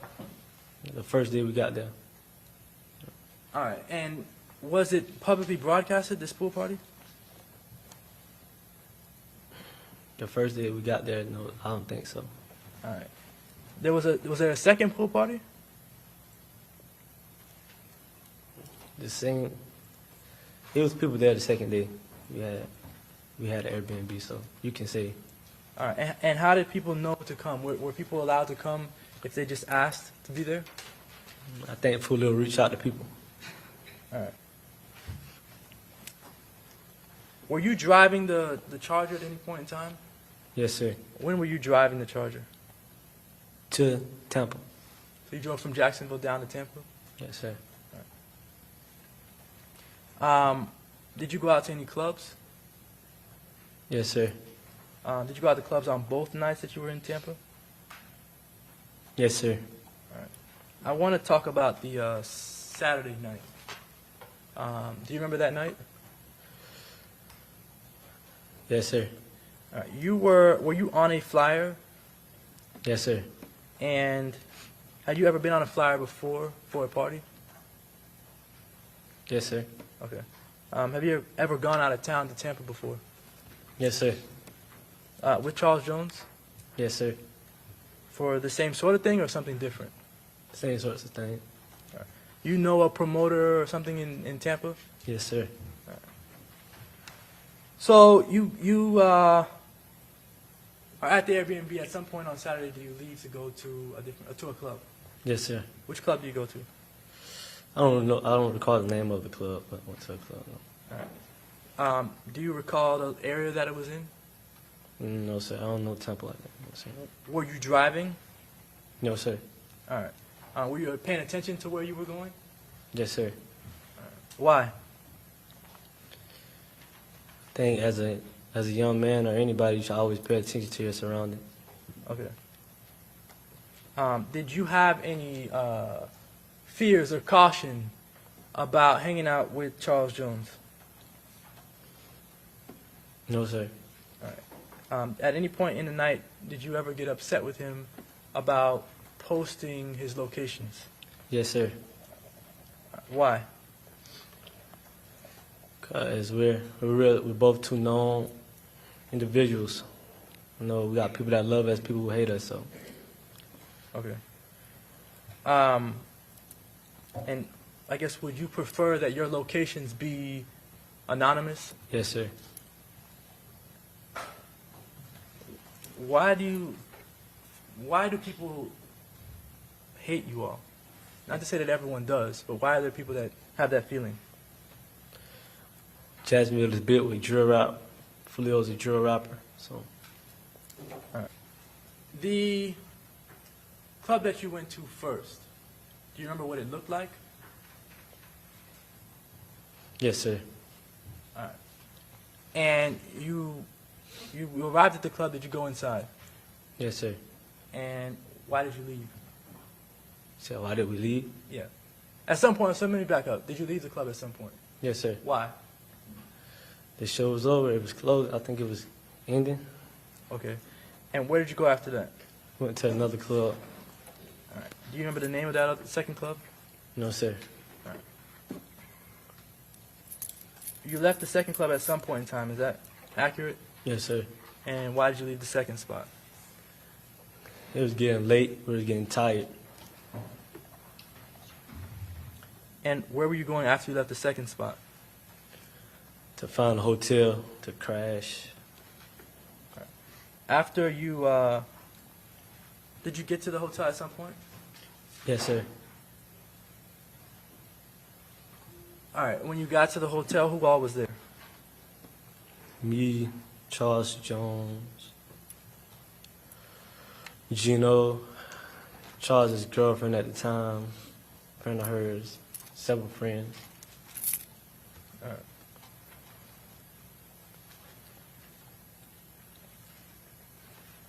When you got to the hotel, did something happen? Yes, sir. What happened at the hotel? A shooting. All right. Did you see any of the people who did the shooting? No, sir. All right. And did you later come to find out that two of the people arrested for the shooting were Davion Murphy and Rashad Murphy? Yes, sir. All right. Did either of them contact you after the murder? Just one. Which one? Rashad Murphy. Rashad Murphy contacted you how? He texted me. How did he have your number? Had conversations. You've spoken to him before? Yes, sir. Like friendly conversations? Yes, sir.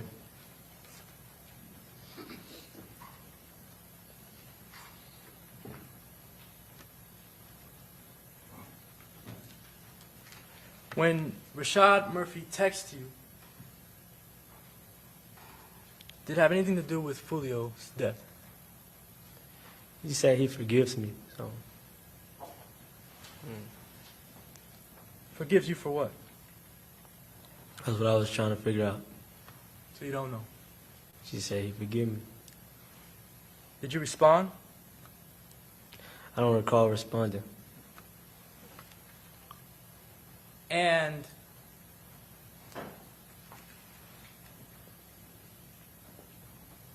was there ever any conversation between you and Rashad Murphy about spaz in the past? Yes, sir. Were any of these conversations about whether you had done anything to spaz? Yes, sir. And those conversations you're saying were friendly? Yes, sir.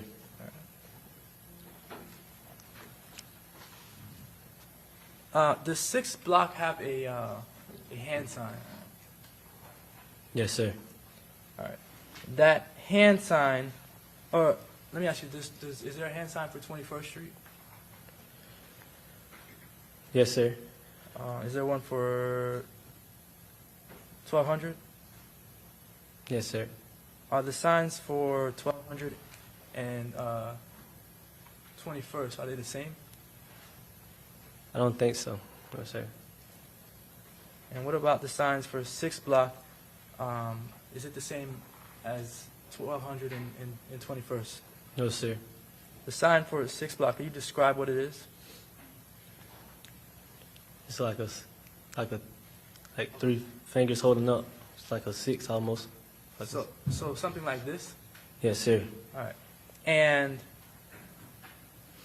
if an individual uses that hand sign, does that mean that they're part of 6 block? No, sir. Do sometimes people use those hand signs when they're not actually a part of 6 block? Yes, sir.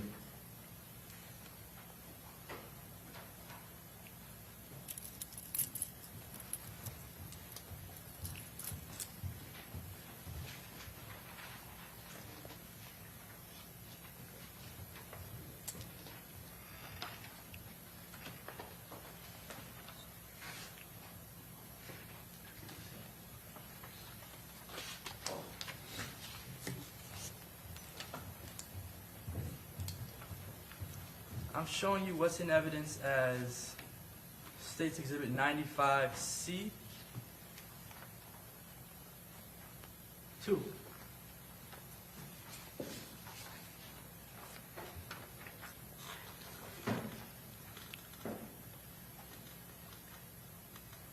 Is this the flyer from the party at Teasers? Yes, sir. All right. The hand signs that Charles Jones is using, are those 6 block hand signs? No, sir. What hand signs are those? I don't even know. He posing.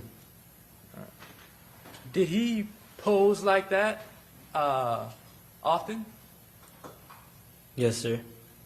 With those same hand signs? Yes, sir. All right. Does that mean 2100 or 21st? No, sir. Does it mean 1200?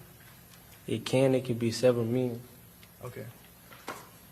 Would Charles Jones, coming from 6 block, would he ever be throwing up these hand signs for 1200 and 21st? No, sir. All right. So that to you does not mean 1200 or 21st. No, sir.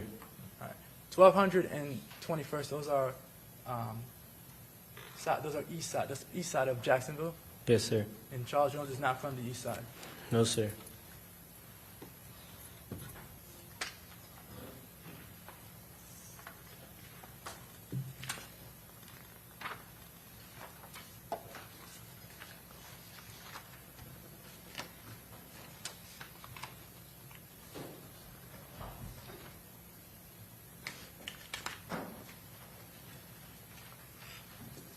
if you see an individual with those hand signs that you saw Mr. Jones with just now, Yes, sir. does that mean that they're gang affiliated?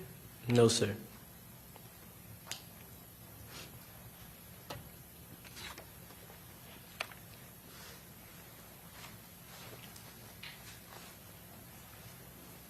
All right, I don't have any other questions.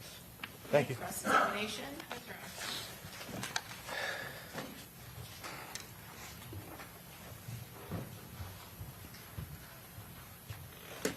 Mr. Howard, do you have a nickname? Yes, ma'am. What is that? Kenny Caps. Yes, ma'am. Kenny? Why? South Park. Is it related to your stature? Someone from South Park, a small individual or smaller in stature individual? Yes, ma'am. Okay. And have you been known by that name before you were incarcerated? Yes, ma'am. Now, you said you were accused of the murder of Spaz or Joe Rod Adams that occurred at Rains High School in 2018. Is that right? Yes, ma'am. But the fact is, you were convicted of that homicide, correct? That's the manslaughter conviction. Yes, ma'am. Was there anyone else with Spaz at Rains High School when Spaz was shot? Yes, ma'am. Who was that? Willie Roy. Willie Royal. Yes, ma'am. And Willie Royal is Will Go Crazy on Instagram and known to people. That's his tag. Yes, ma'am. Will Go Crazy. Yes, ma'am. And Willie Royal survived that shooting, isn't that right? Yes, ma'am. Now, you were asked several times about your communications with Isaiah Chance and Rashad Murphy, and you said that they were friendly. Yes, ma'am. So you are testifying that you would be friendly with them on the outside, so not on the telephone. You would go out with them to a club and that be posted everywhere? No, ma'am. When you say friendly, why don't you explain to me what you actually mean by that? Just conversation. We're not yelling. We're not arguing. We're just talking. What's the goal of you having a long, hours-long conversation with Isaiah Chance?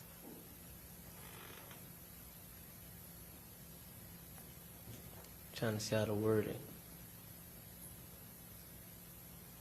Let's see what you know. See the learn his thoughts. Your intent on talking to Isaiah Chance or anybody that is an up or from the opposite side of your group, whatever group you want to call it, gang, not gang, whatever you want to call it, your goal is to catch them slipping, to catch them doing something wrong. Yes, ma'am. You want to know more information about your ops than they know about you. Yes, ma'am. Is Isaiah Chance calling you from different numbers all the time a part of what you would employ yourself? Yes, ma'am. Why would you call from your own number every single time you talk to him? Would that be smart? No, ma'am. Okay. So one time you believe that your girlfriend checked the number or a number you spoke to and it said Alicia on the phone. Yes, ma'am. So I assume you got in trouble with your girlfriend for that. Yeah, my ex. Yes, ma'am. And you've seen Alicia Andrews around. I want you to tell me what the context was that you actually saw her around before you went to prison. Yes, ma'am. How? Was she dating someone that you knew at the time? I didn't have any knowledge of that. So, but Is the person in States 90B the person that you identify as Alicia Andrews? yes, ma'am. Did you know her by another name around town? No, ma'am. Okay. Did you know even her legal name when this event actually happened, before it started being reported to the news? No, ma'am. You said you had talked to somebody named Rashad Murphy. That's the individual depicted in 37A, isn't it? Yes, ma'am. And had you seen him on social media as well?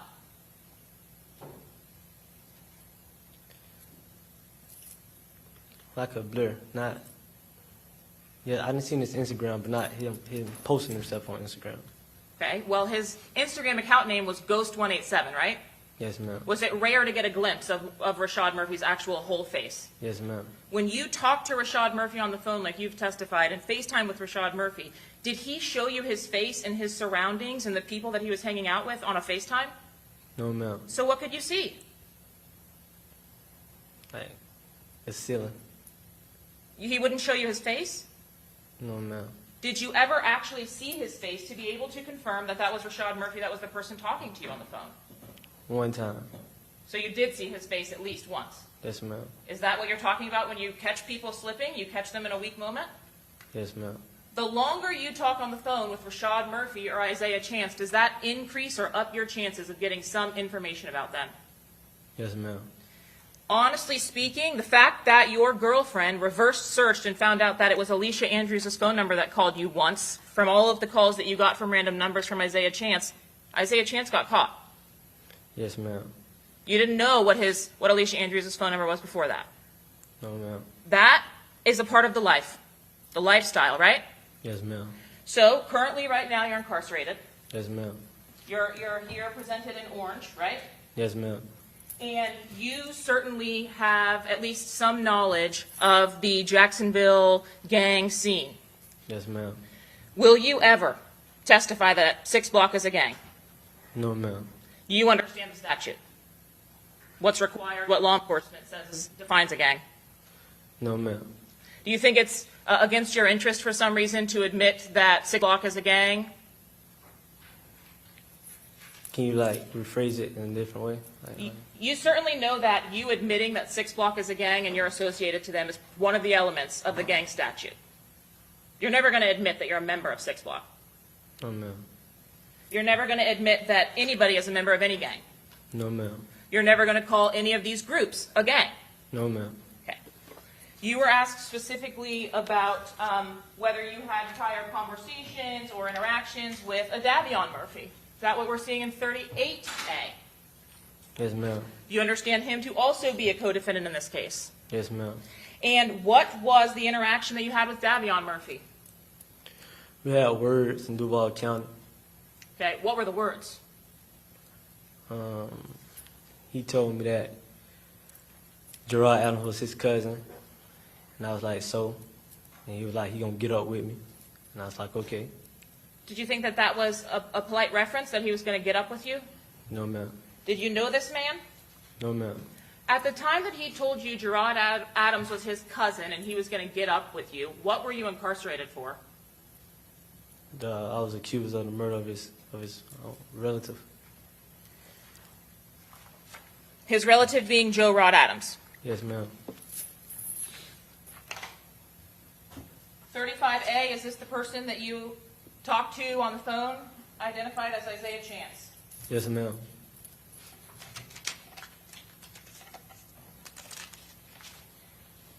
I'm going to show you what's been previously marked for identification as 75B7 from an extraction from this defendant's cellular device. Can you identify any of the individuals depicted in 75B7?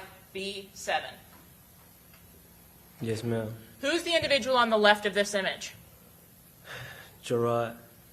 That's the individual that you were convicted of killing. Yes, ma'am. And the individual that Davion Murphy was referencing when he said he was going to get up with you. Yes, ma'am. Can you identify the individual on the right? Corbin. Corbin? Yes, ma'am. Is that Corbin Johnson? Yes, ma'am. Is that the individual that we've been hearing about went missing in some way or was kidnapped in some way? Yes, ma'am.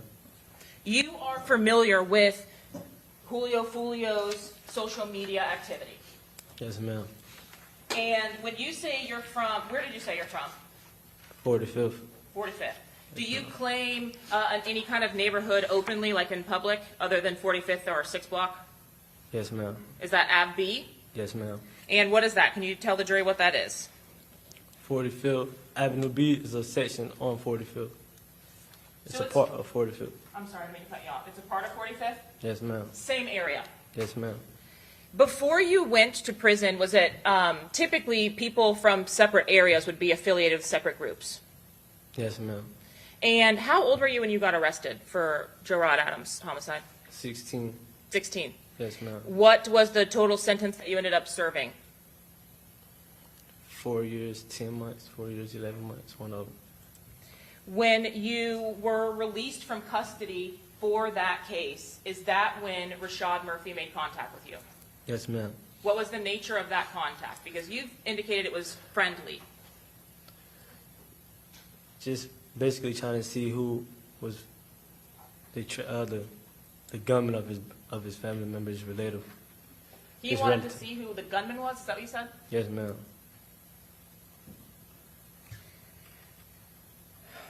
was there some question about whether you were the person who actually pulled the trigger that killed Spaz, a.k.a. Joe Rod Adams? Yes, ma'am. You have indicated that you understand or have at least seen some of the back and forth with these drill rap videos. Yes, ma'am. Why is Kenny Caps never disrespected in those videos? I'm highly respected. Why? Because I believe, I'm a stand-up guy, and I didn't give up. I didn't give up my friend, or I didn't say any names when I got arrested for the manslaughter of the Gerard Adams. Okay, so let me make sure that I understand this correctly. Yes, ma'am. At the homicide of Joe Rod Adams, there were other individuals present, Yes, ma'am. and you didn't give up any names. Correct. Was Bibby present at the homicide of Joe Rod Adams? Yes, ma'am. And what's Bibby's real name? Adrian. Adrian Yes, ma'am. Gaynor? Yes, ma'am. And did Adrian survive much longer after Joe Rod Adams died? No, ma'am.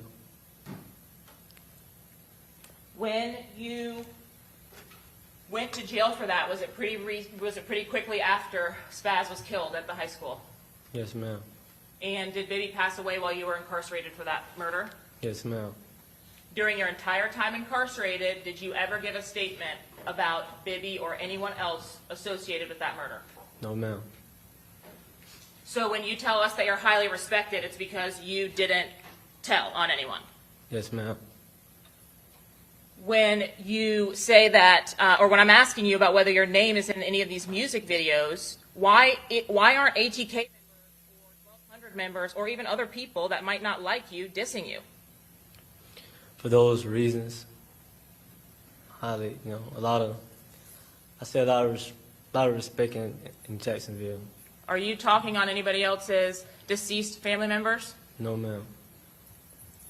When you went to prison, what year did you actually go? 2022. When you were arrested, was that still in 2018? Yes, ma'am. At the time that you were arrested in 2018, was it common to commit a crime for your friends or members of your ops and then admit to all of the details of the crime in a music video? No, ma'am. When you came out of prison, was that something that you frequently saw? Yes, ma'am. And did you engage in that, or did you start to engage in that? I never engaged in it. So is that why Rashad Murphy is then contacting you and asking what happened with his cousin? You were already convicted and had done a prison sentence. I don't understand why he's contacting you after. You said ma'am. you didn't. Yes, ma'am. Why? Why is he contacting you? Because it was a lot of rumors that I didn't have anything to do with it. But So- you didn't snitch. But I didn't snitch. Yes, ma'am. Was Rashad Murphy, or did Rashad Murphy ask you to tell him who actually did pull the trigger? Yes, ma'am. Did you see or were you familiar with any drill raps from 6 Block members naming Joe Rod Adams or Spaz and dissing him? Yes, ma'am. Was that brought up by Rashad Murphy? Yes, ma'am. Rashad Murphy and Davion Murphy were contacting you because they wanted to find out who killed their cousin. Not Davion. So he only talked to you that one time in the jail. Yes, ma'am. And Rashad would contact you. Yes, ma'am. You said the communications were friendly, so he never threatened you. No, ma'am. He didn't threaten your family. It was rumors he threatened my family. Yes, ma'am. How long before Charles Jones was murdered in Tampa did he do that? That year I was home within that span of that year before I got incarcerated.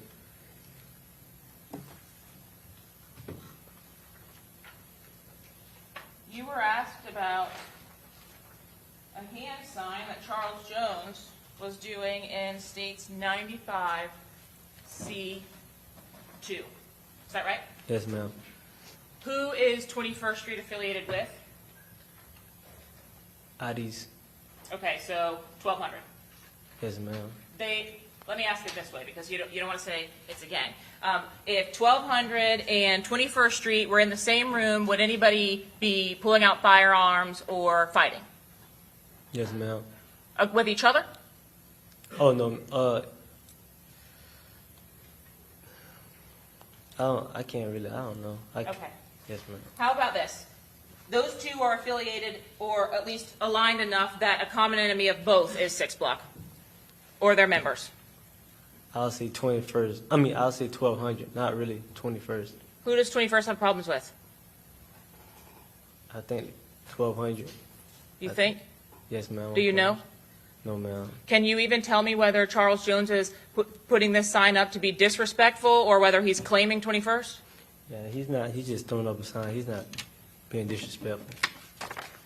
Realistically, you all, or you at least personally have knowledge that there are members of 6 Block, there are members of 1200, there are members of ATK that throw the rival gangs signs and post it on social media. Yes, ma'am. That's true. It's a fact, right? Yes, ma'am. That happens. Yes, ma'am. I'm showing you from the cell phone extraction of the defendant in this case what's been admitted as 76B5. Are you familiar with Charles Jones or Julio Foolio's social media posts? Yes, ma'am.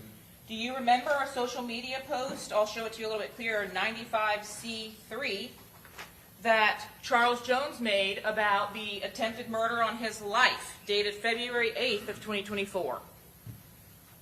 Yes, ma'am.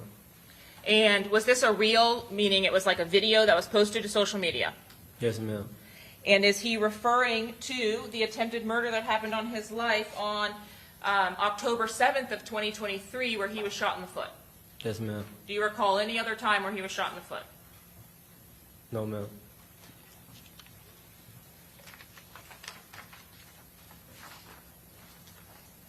From that same post, Charles Jones is making this hand gesture. Is this what you were referring to when you said that 6 Block may throw a 6?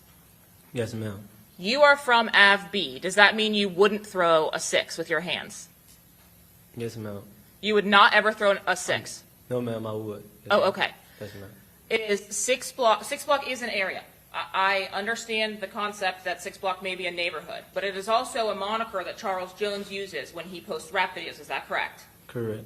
And it is a moniker that other individuals that may not say, I'm 6 Block or be from 6 Block, like yourself from AVB, Yes, will ma'am. also throw on for social media, music videos, etc. Isn't that right? Yes, ma'am.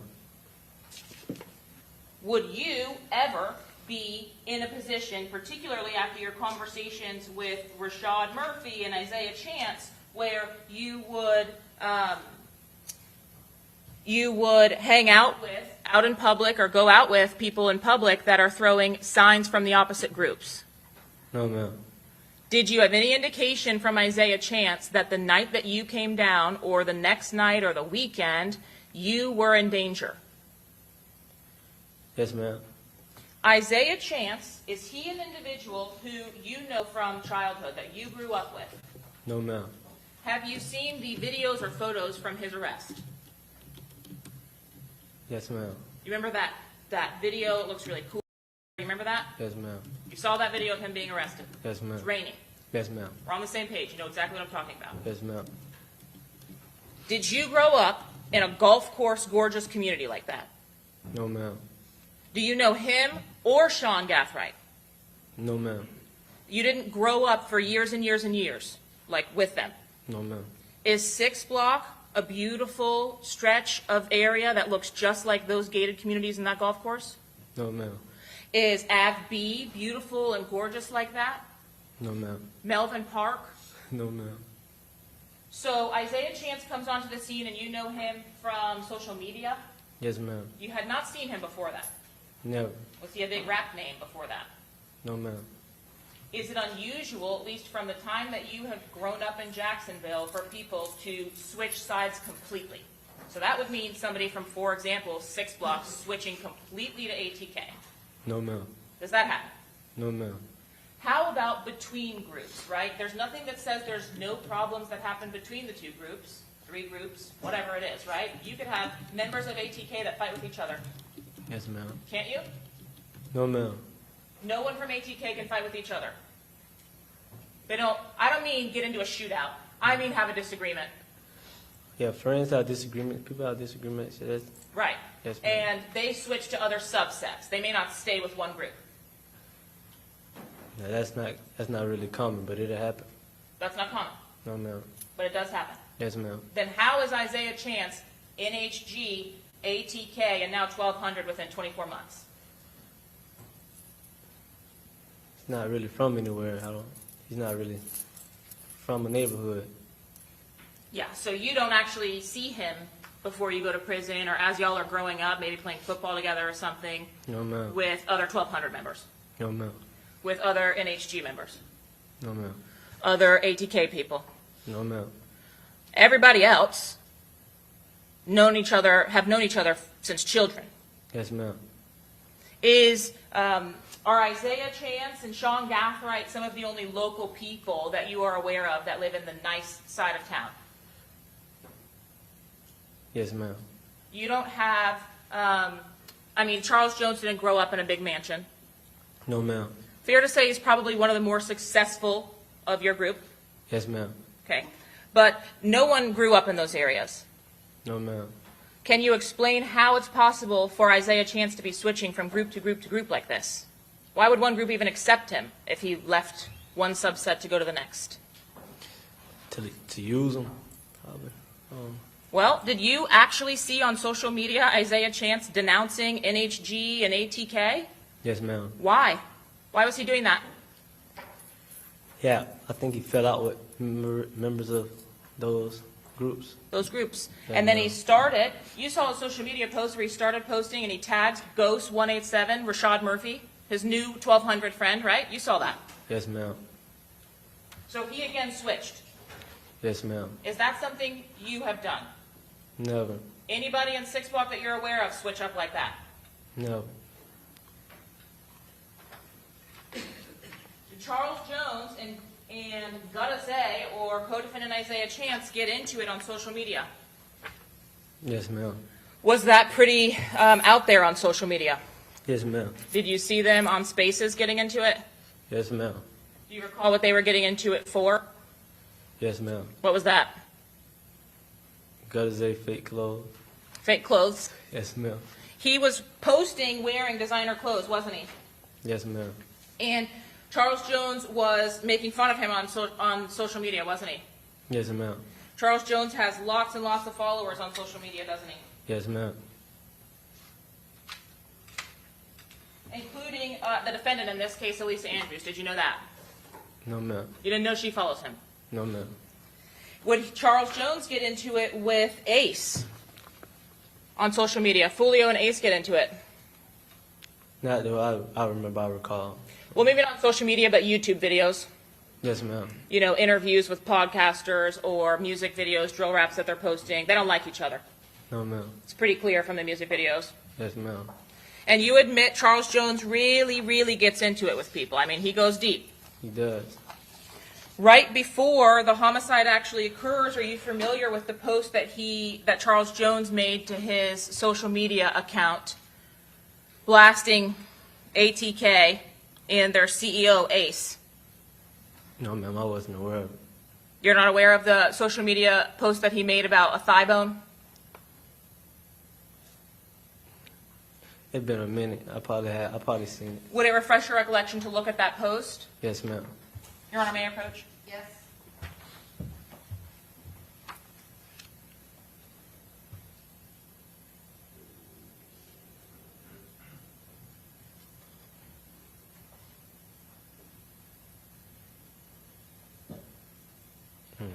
Okay, I remember it.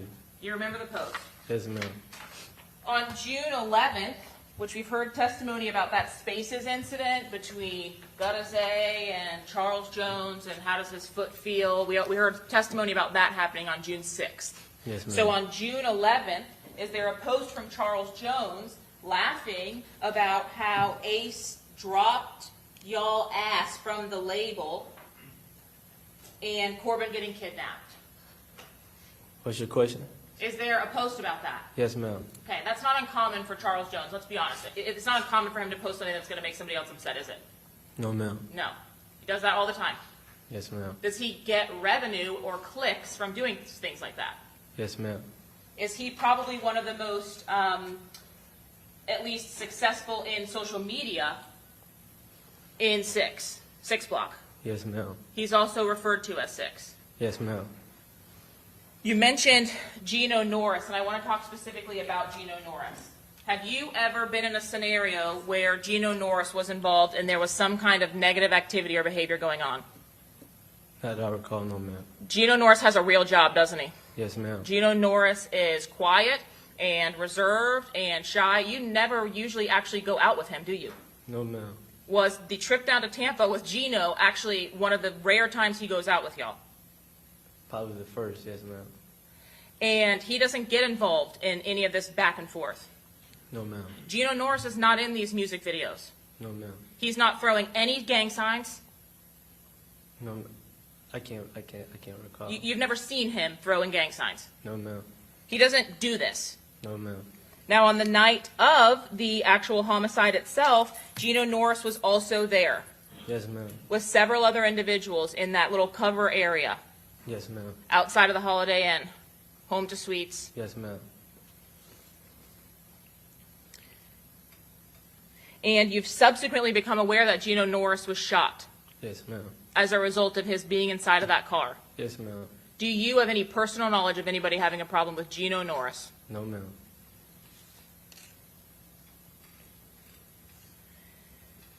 And you said Spaz, the individual, Joe Rod Adams, that was killed at the high school game, he was grouped to 1,200, right? Yes, ma'am. Just like co-defendants Rashad Murphy and Davion Murphy, right? Yes, ma'am. His relationship to Davion is his younger cousin, and his relationship to Rashad is his little brother. Isn't that right? Yes, ma'am.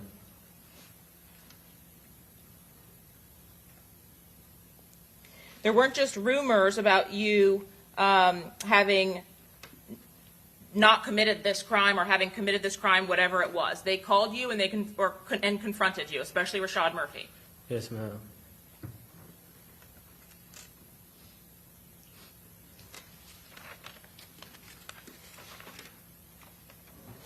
Did you receive a warning of some kind from Isaiah Chance before you came down to Tampa? Yes, ma'am. Can you tell me what exactly that warning was? It was probably like 3 or 4 days before we went. He was just saying, be on beat. I think it was his exact words, be on beat. How did he relay that message to you? The phone. Be on beat? Yes, ma'am. What does that mean? Like, be on alert. Why would he tell you that? I don't know, I guess he called himself being cordial. He just said, be on beat. Did he say, be on beat when you go to Tampa this weekend with Charles Jones? Yes, ma'am. He specifically said it was this for the weekend? No, he said, he seen the flyer. They were like, be on beat down now. That was that. Did you know or were you aware that Rashad Murphy liked the flyer that you were depicted in on the 14th, on the day it was posted? No, ma'am. Had you been aware of that, would you still have come to Tampa? Yes, ma'am. You're not scared of Rashad Murphy having done anything or anything like that? No, ma'am. How about had you got to Teasers, pulled up outside and seen Rashad Murphy in the parking lot, would you have been concerned about that? Yes, ma'am.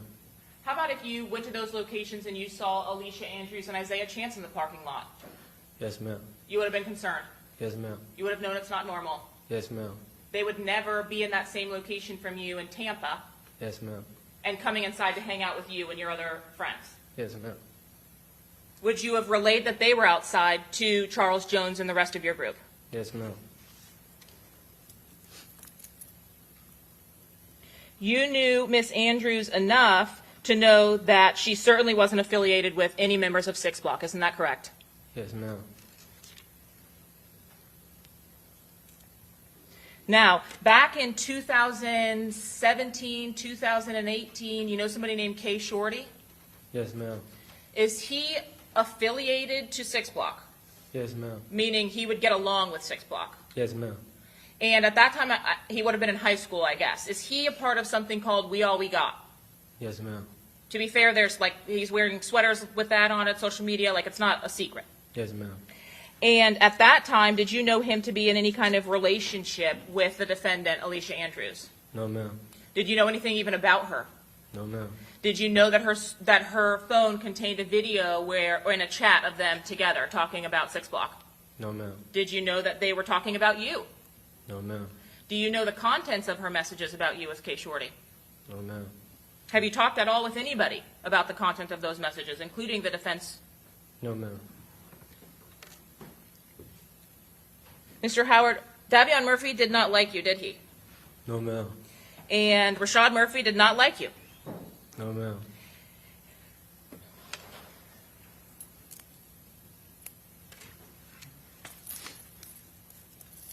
The only clubs that were posted via a flyer to social media were the clubs that you attended on the actual night and into the early morning hours of the homicide, right? So Truth 18 and Teasers, isn't that correct? Yes, ma'am. The places that you went when you all got there on the first night, which was Friday night, there was no kind of promotion for that or club flyer. No, ma'am. Did you help when Foolio would go to these appearances and check out the location, make sure that he got paid, those types of things? Yes, ma'am. You didn't have any of that for Friday night? No, ma'am. The only ones that would have been publicized were Truth 18 Yes, ma'am. and Teasers. Yes, ma'am.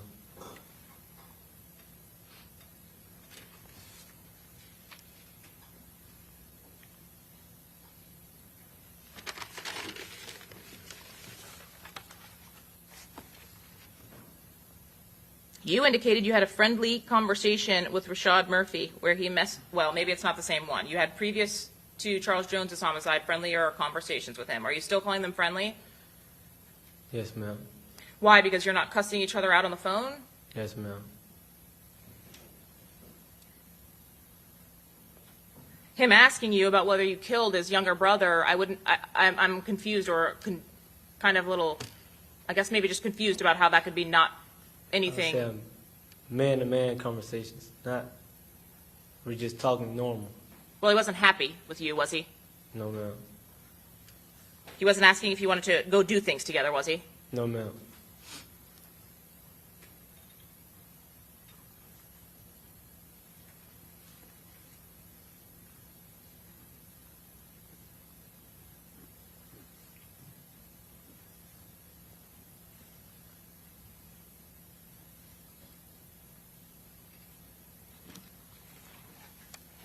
You said that Rashad Murphy contacted you after the homicide of Charles Jones. Is that right?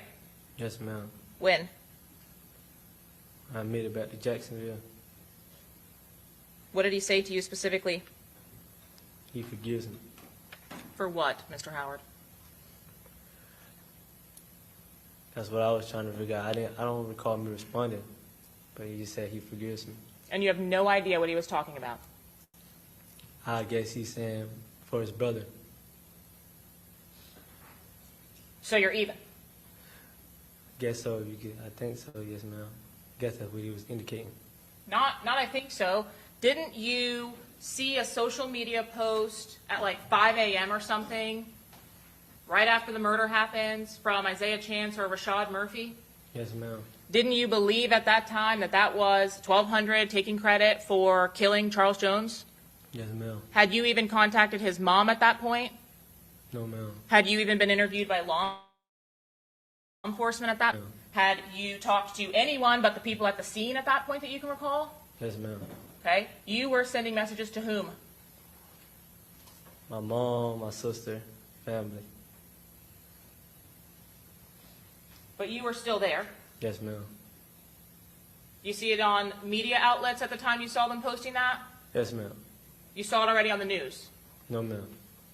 Okay. So did you see the social media posts by either Isaiah Chance or Rashad Murphy before the news got a hold of the story that Julio Foolio had been murdered? Yes, ma'am.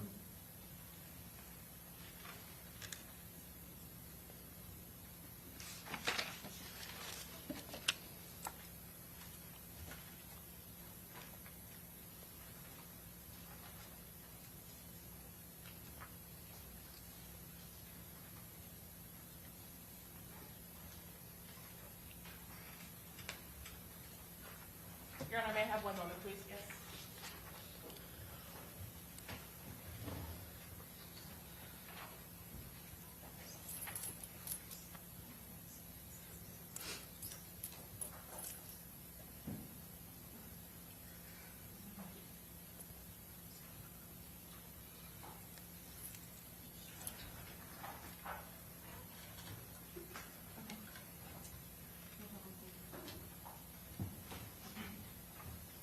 can you please remind me what it is that the affiliation between 21st and 6th Block would be? If any? Same side or opposite sides? Just down to that. Different sides of town. Yes, ma'am. Not geographically. Same sides if we go out and everybody's getting into a fight, or different sides since you won't say gang? Different side. Different sides. Yes, ma'am. Why would Charles Jones be putting up 21st in posts or on social media? Is it the same reason he'd post himself in front of a picture of Melvin Park? No, ma'am. That was 21st. We're not 20. We don't really have problems with 21st. Like 20. I don't. 21st is not really someone we have problems with. I'm trying to ascertain whether, so they're not even involved in this beef back and forth. No, ma'am. I'm trying to understand why Charles Jones would throw a 6 with his hand and then also throw up 2 and 1. That handshake can go along with basketball players using it, other people using it. I think he was just throwing up because I got pictures like that, and I don't. But there's a clear difference in throwing up a 6. Yes, ma'am. Or making a 6 with your hand and pointing it down towards the ground if you're the opposing side or the ops. Yes, ma'am. That is a sign of disrespect. Yes, ma'am. What about 1200? There's a clear delineation between a 1 and a 2. Yes, ma'am. That is, in fact, a hand sign utilized by 1200 members. Yes, ma'am.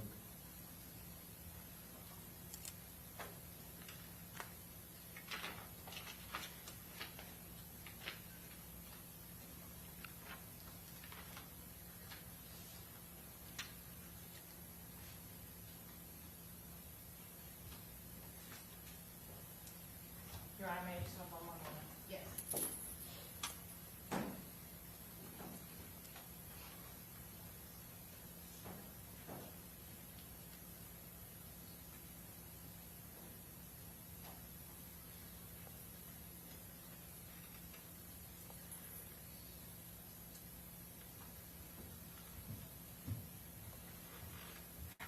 Mr. Howard, thank you. I have no other questions. Yes, ma'am.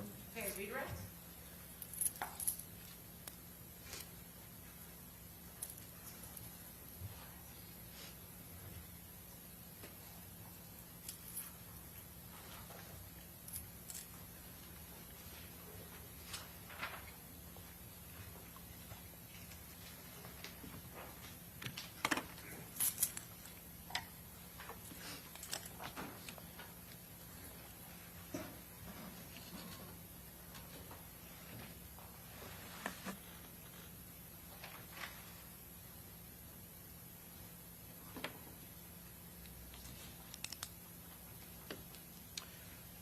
The night that Charles Jones was killed, is it possible that the Murphys were also trying to kill you as well? Yes, sir.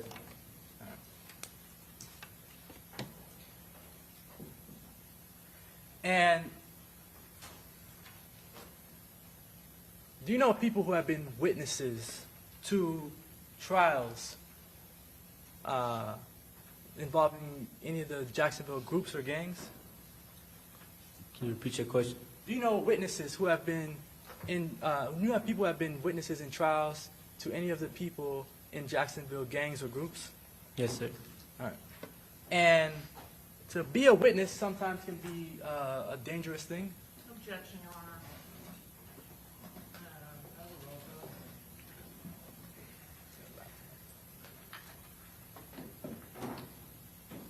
Can it be dangerous to be a witness in a case? Yes, sir. If somebody labels you as a snitch or anything like that, that could be dangerous in Jacksonville? Yes, sir.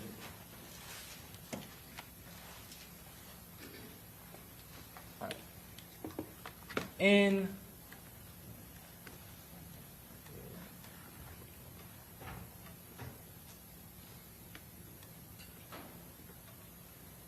In Jacksonville, in this back and forth, are you aware of anyone who's been harmed for any sort of allegations that they were a snitch? No, sir. Are you aware of any individuals who've been harmed for any allegations that they have been a witness for the state or for the police? Not that I recall, no, sir. All right. Are there any rap songs that you know of in Jacksonville about people being harmed for being snitches or for being cooperating witnesses? Not that I'm aware of. All right. I'm going to show you something.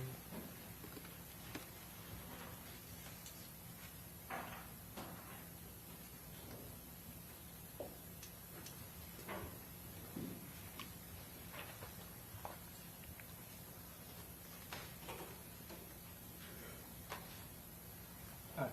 Do you recognize these? Yes, sir. All right. They're photographs? Yes, sir. All right. Do you recognize the individual in the photograph? Yes, You sir. want to show the jury, or what are these exhibits? They're not. I have to introduce them to evidence first, Judge. I'm laying foundation and authentication. Do you know what state the witness is being shown? Yes, Your Honor. So, are these fair and accurate depictions of the person that you know Yes, sir. here? All right. At this time, I'd seek to move what's been marked as Defense Exhibit 6 into evidence. Do you have a physical copy? I have a flash drive. Well, can't admit a hard drive. I did these all the time. A flash drive? What else is on the flash Exhibit drive? 1 is a flash. It's just this. Well, okay. It can be preliminarily admitted, subject to everyone taking a look at it and make sure there's nothing else on that flash drive. I've Have you already seen shown the? it. I did see it, I did see the exhibits. Okay, so anyway, it's admitted, but you guys just need, before it goes back to the jury, just gotta make sure you all look at the flash drive and that everything's on there is what should be on there, nothing that should not be on there. And that'll be defense exhibit, what was it, 6? Okay?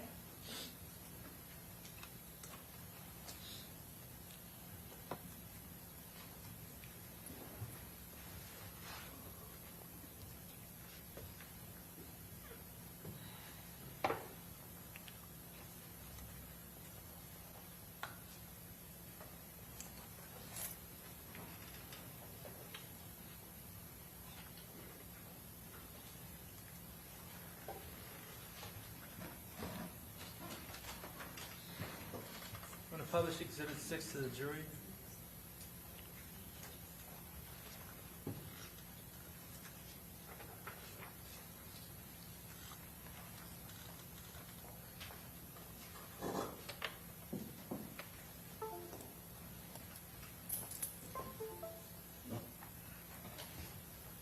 All right. This photograph, do you see Charles Jones with the hand sign in this photograph? Yes, sir. All right. Again, is Charles Jones throwing up a hand sign that is not a 6-block hand sign? Yes, sir. All right. And this hand sign doesn't mean that he's involved in another gang, correct? No, sir.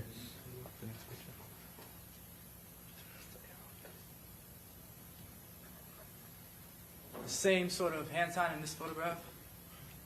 Yes, sir. All right. And this does not mean that Charles Jones is a part of any other group or gang? No, sir. That's it.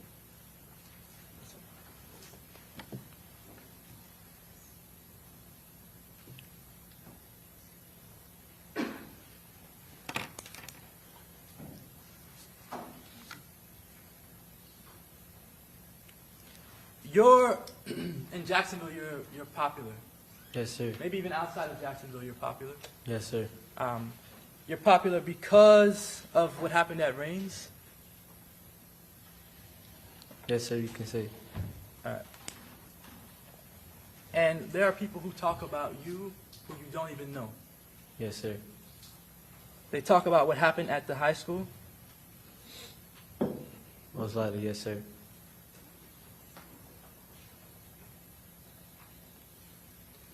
And it would not be crazy to think that there are other women out there or men out there who talk about you and what happened at Rains High School.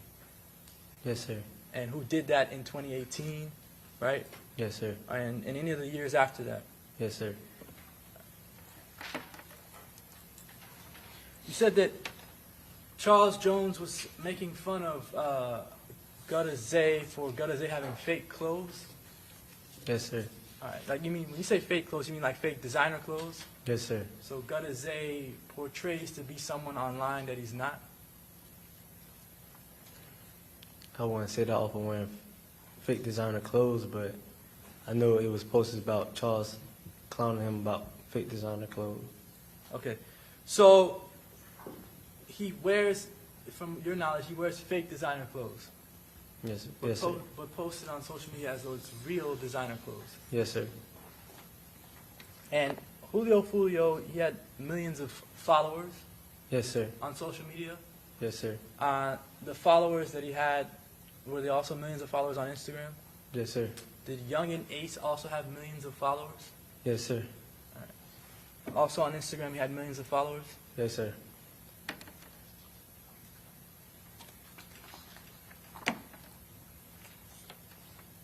All right, I have no further questions. Okay, thank you. May this witness be excused? Yes. Okay, thank you, Mr. Howard. You are now excused.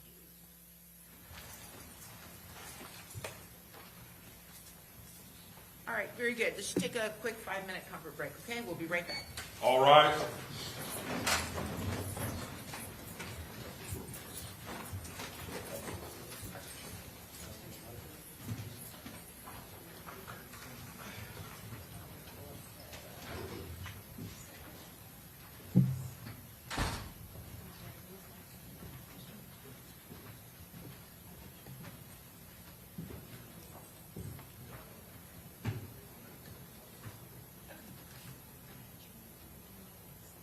All jurors out there. Okay, very good. Okay, so I took a look at the case sites you gave me, Mr. McClymonds. The Slicker case at 941 Southern 2nd, 1191. That was a lewd and lascivious molestation case, and in that case, the witnesses had direct knowledge of the, it was actually the mental condition of the defendant at or near the time of the offense, coupled with hearsay statements that she made to them. So the court said that was admissible. And the Rivera case at 561 Southern 2nd, 536, I don't know, that was a death penalty case, and the context of state of mind was more having to do with the aggravators and the mitigators. So, again, first of all, duress and/or coercion are not defenses in the state of Florida to intentional homicide. And any statements made to these witnesses, Ms. Jewell, and I can't remember the other person's name, those are just hearsay statements, and they're inadmissible. Okay, who's next for the defense? Okay, 5 minutes, we'll be back.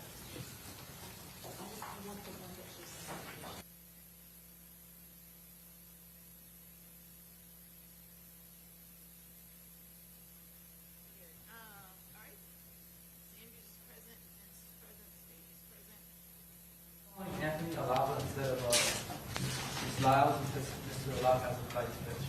Sure. All right, did you hear that? That's fine, Judge. Okay, let's bring the jury in. Yes, Judge. Go on.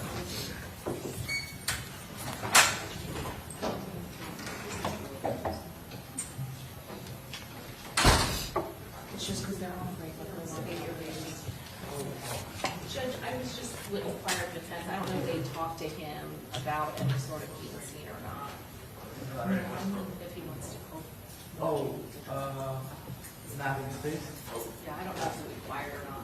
I don't know. Okay.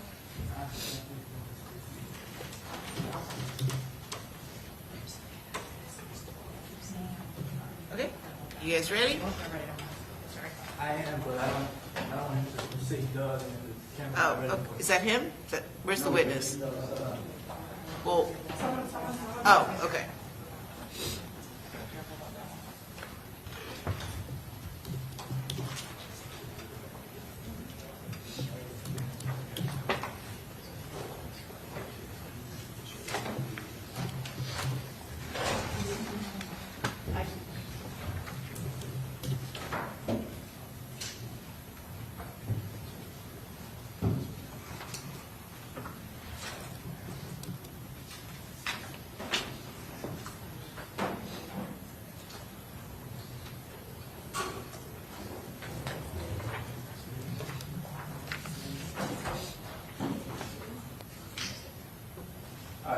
Alava does not want his face on camera. Okay, I'd ask the media not to broadcast the face of the next witness. All right, bring the Yes, jury.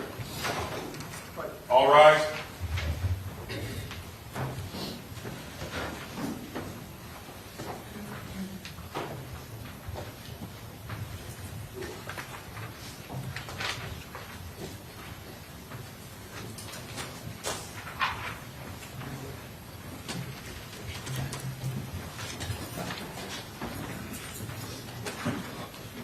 Jury's in, Judge. Okay, very good. Okay, defense, call your next witness. At this time, the defense calls Anthony.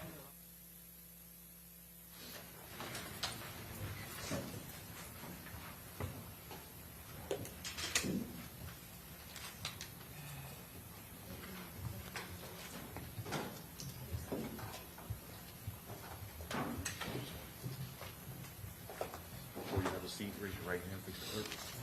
You swear or affirm that the testimony you're about to give will be the truth, the whole truth, and nothing but the truth, so help you God? Yes, that's right. You may proceed. Thank you. Mr. Alava, how you doing? How you doing? All right. Where do you currently live? Don't give me the address. Do you live in Florida? No, I live in New York. All right. At any point in time, did you have any property in Florida? I rented out Airbnbs to properties in Florida, Tampa. Okay. The Airbnb that you rented out, do you know the address of that Airbnb? Yes. One of them was 13801 Heritage Club Drive, and then the other one was, I don't remember correctly, the next one. All right, no problem. That Airbnb, was that in Tampa? Yes, correct, both. All right, both the Airbnbs were in Tampa. Were they, well, you have to say yes for the Yes. record, I'm sorry. Okay, and were they in the same community? Yes, same townhouse community. All right. How long did you own these Airbnbs for? Well, I rented them out for about a year. About a year? Yes. All right, and what time frame was that? Could you tell me? I believe it was around April of 23 to June, July of 2024. Okay. And so the Airbnb that you had multiple tenants? Correct. So it was subleasing, and then Airbnb took care of just bringing in tenants on a daily, weekly schedule. All right. The Airbnb that you had, that you were, renting out, did you have employees?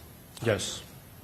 Did those employees run the business, so to speak, of the Airbnb? Yes. So I had virtual employees in the Philippines, and I also had a cleaning staff local to Tampa. Okay. The cleaning staff would do what? They would clean before and after every guest. They will make sure everything in the house is stocked, make sure there's nothing missing, make sure the guests have everything they needed, basically. All right. The cleaning staff, they weren't perfect. No, I won't. No. So sometimes maybe there were things that were not done correctly. Yeah, I would say so. There were times where there was complaints, and my job as the owner was to get in between that and escalate it and help them out. All right. The Airbnbs, did they both have Ring cameras? Correct. Yes. Let's identify the Airbnb that's pertinent to this case. Were there one of the Airbnbs that was subject to some sort of investigation from the police? Yes. All right. Which one was that? Was that the address that you do know, or the one that you don't know? The one I don't know, and if I'm correctly, it's on the top of my head. I think it's 3703 Gazebo, I think it was called, something like that. The street name. Okay. So let's call it the Gazebo Airbnb. All right. That Gazebo Airbnb has a Ring camera in the front, Correct, in the front. covering the front door. Yes. All right. The Ring camera system also is accompanied by a lock system. Yeah, so we had the Schlage encode. It's not together per se, but they do mix. They were, Okay. yeah. So they're not, I guess, connected, but they sometimes can work together. They were connected through my CRM, so my CRM would integrate with both of them separately. Okay. Now, but they're different companies, two Yes, different correct. products. Separate companies, yes. This locking system, did it also have records of when the door locked and unlocked? Yes, so it was a master lock, so the reason I liked it for the business was because it gave you a history. Anytime anybody opened the door, closed the door, or I could even, lock it myself manually as well from New York. When you say that it gives a history about opening the door, is the history about the door, does the history record show when the door is open or when it's unlocked or locked? The records show whenever the lock moves either left or right, when it's open or unlocked. Okay. All right. I want to show you a video, which is State's Exhibit 61A.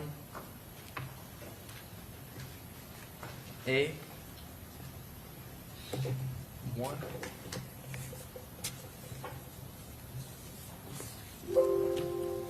Have you ever seen this video before? Don't play it. Yes. All right. And is this the gazebo Airbnb? Correct. The date on the bottom is June 22nd, 2024. I see it. Is that the correct date? Yes, it should. And then time on it is 1900 hours 55. Yes, I see it. Is that 7:55? Correct. All right. And you see a woman there at the front door? Yes. Now, this camera system, it operates on what? It was sensitivity, basically, so whenever somebody will move, they're supposed to record it. All right. Does it always record when someone moves by the door? It's supposed to, but it wasn't 100% perfect. All right. You had issues with that sometimes? Yeah, definitely. The issues that you had with the Ring camera not always recording, did those issues intensify at all towards the end of your ownership of the Airbnb? Intensify, not really. It was something more casual throughout the whole time I owned the Airbnb. It wasn't really a big issue unless it had to do with like too many guests or a party or something like that. That's when we would go in and look at it. Okay. Now, you see the time on this video, correct? Correct. I want to play the video and ask you a question.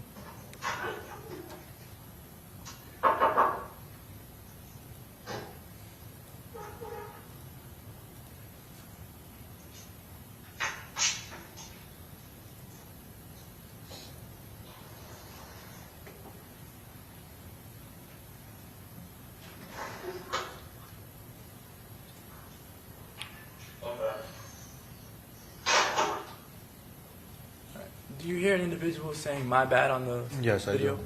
Is that you? No, it's not. All right. Is that someone inside the Airbnb? It sounds like a yes. All right. The intercom system. Is there an intercom system for the Ring camera? Yes, there is. And did you ever used to activate or use the intercom system yourself? Only when it was needed. All right. Was it needed on June 22nd, 2024? No, I don't know. The intercom system, you did not use it on June 22nd, 2024? No.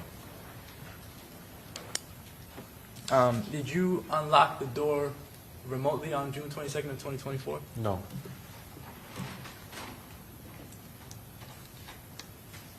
The person that was let in, did you see them put in a code? No, I did not see them. I want to show you what's in evidence as State's Exhibit 66.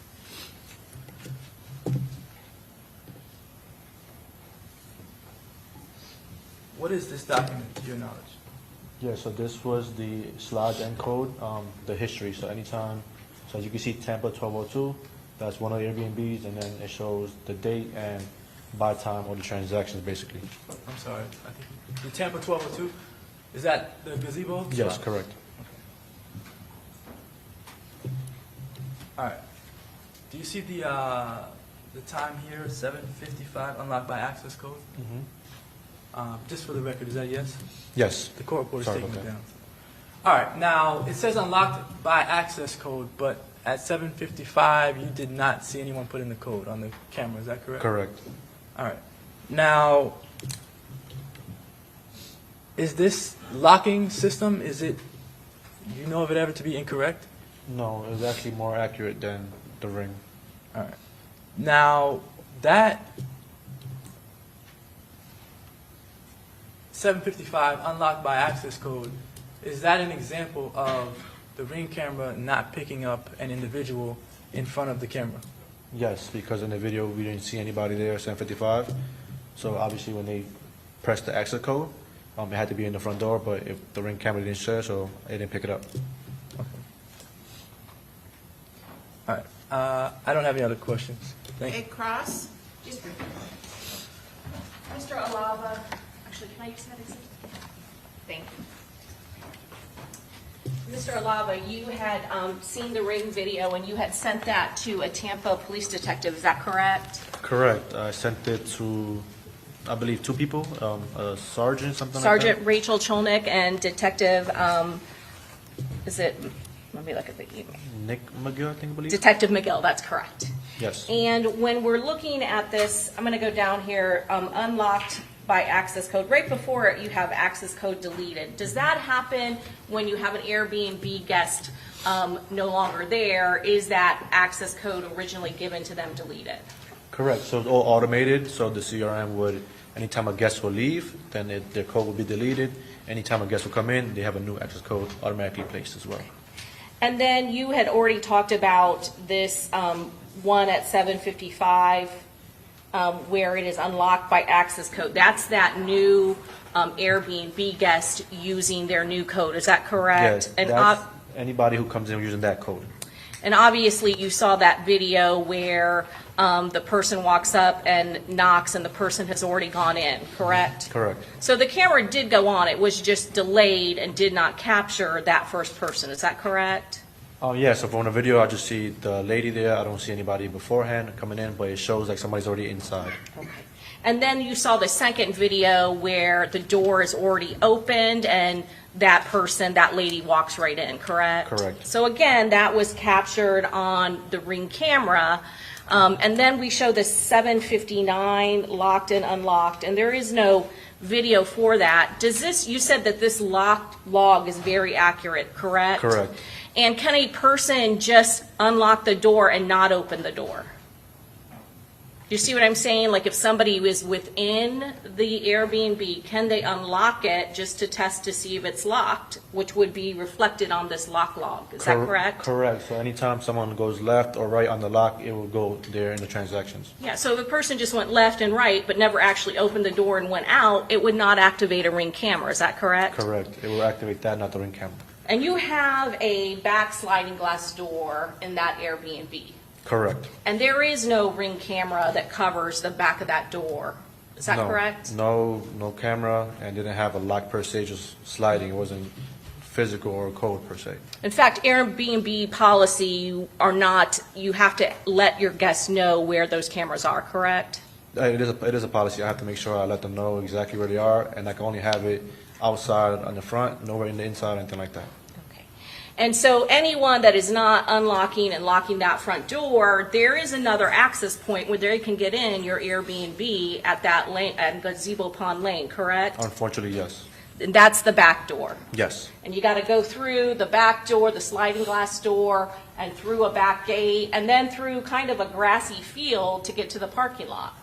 Correct. And there would be no record of anybody coming in and out of that back sliding glass door. Correct. Okay, I have nothing further, Judge. Okay, redirect?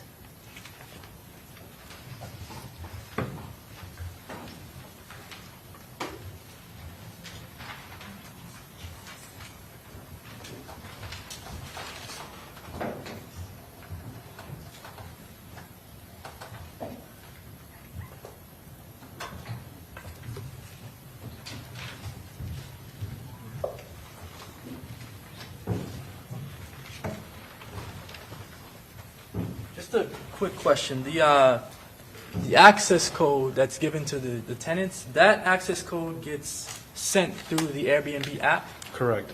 All right, and it gets sent to the person who booked the Airbnb? Correct. All communication is through the Airbnb portal and the app, and then based off that person's account. All right, no further questions. Okay, may this witness be excused? Yes. Thank you, sir. You're free, Thank you. you're free to go. All right, who's your next witness?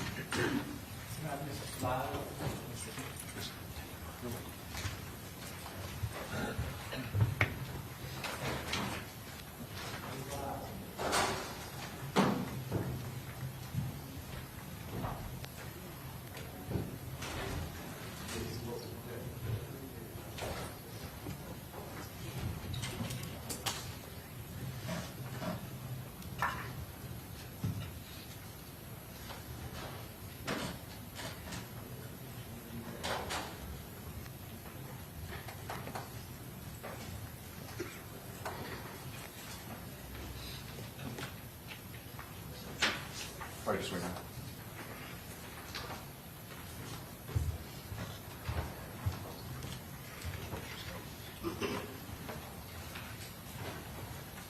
Before you have a seat, raise your right hand, face the clerk.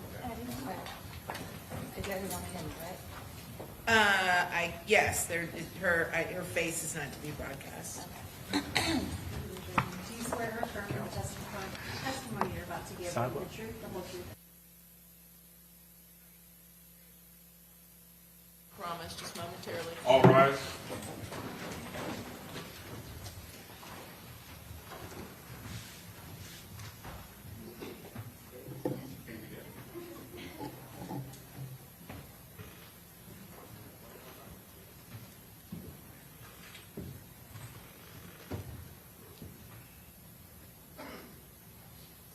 Okay. All jurors out, Judge. Who's doing the cross for the state? I am, Your Honor. Okay, what do you, have a seat.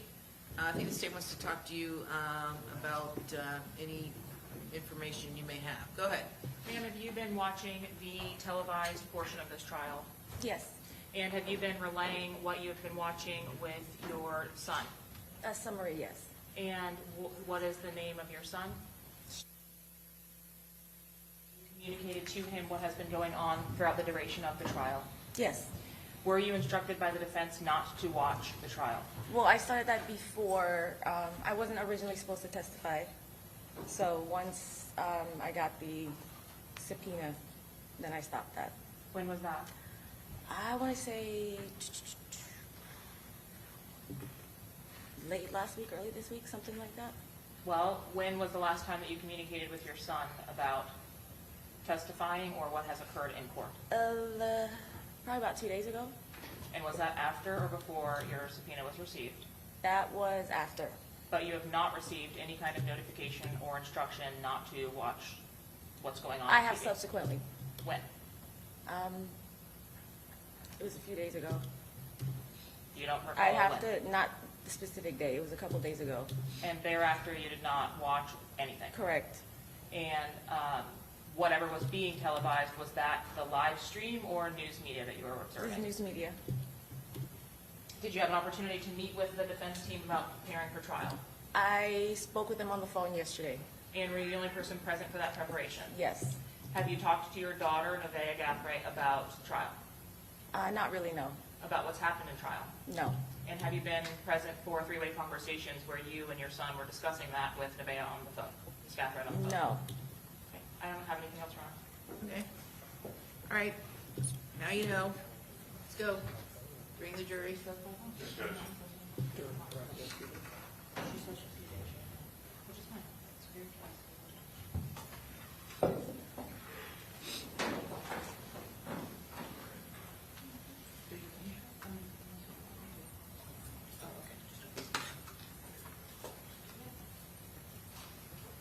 All rise.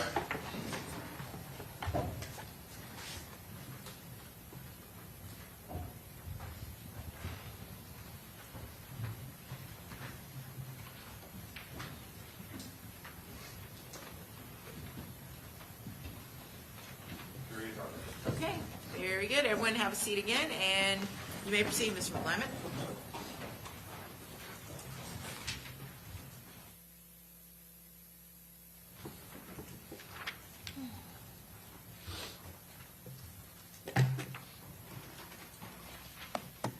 All right, good.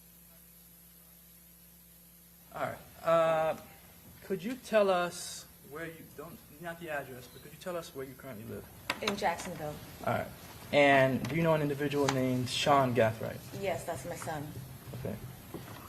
You've known him his entire life? Yes. And did he live with you at any point in time? Yes. When did he stop living with you? Prior to this incident, he lived with me pretty much the whole time, except for 1 year he was in California with his dad. Okay.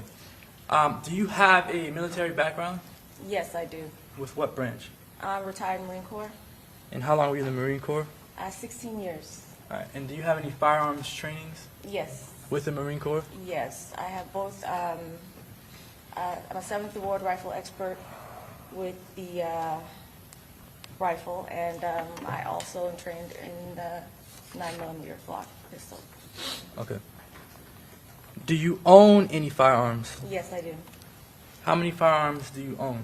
I own several. Do you want me to include the ones that were confiscated also? Correct. So you can All just right. list all of them, and then we can identify what was Okay. taken. So I have a shotgun, a 30-06 rifle, and a 45 revolver. What else? And then I had the 2 ARs that were taken and another 9mm. I also have a 380. And then I have since replaced my ARs that were taken with another AR and a SIG 9mm. All right. So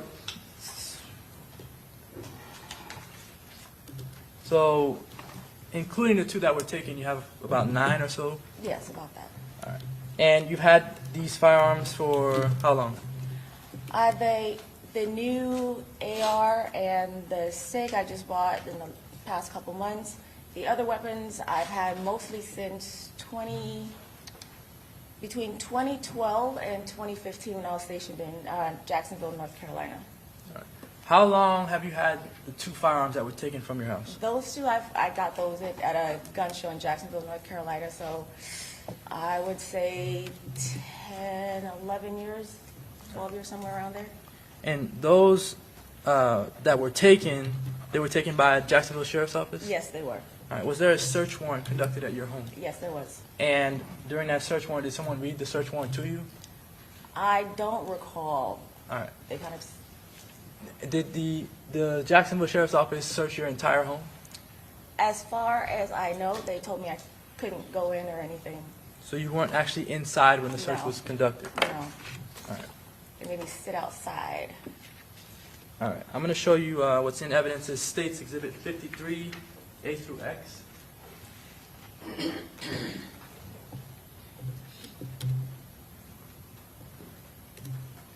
Do you see this image? Yes, that's the sink. Is that the sink in your house? Yes. The kitchen sink? Mhm. And that sink, what's inside the sink?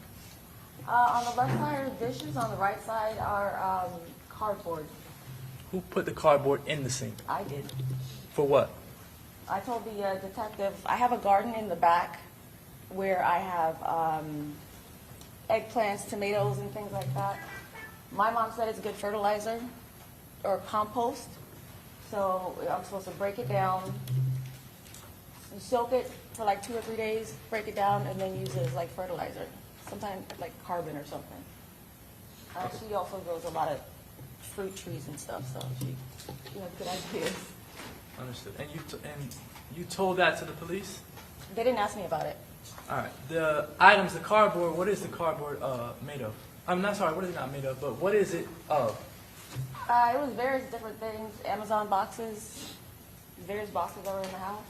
All right. Did any of it include boxes of weapons that were purchased? It is possible.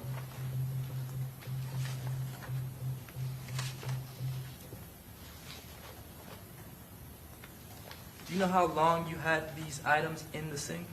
It was only like 2 or 3 days, I think. You're supposed to soak it for 2 or 3 days so it breaks down easier.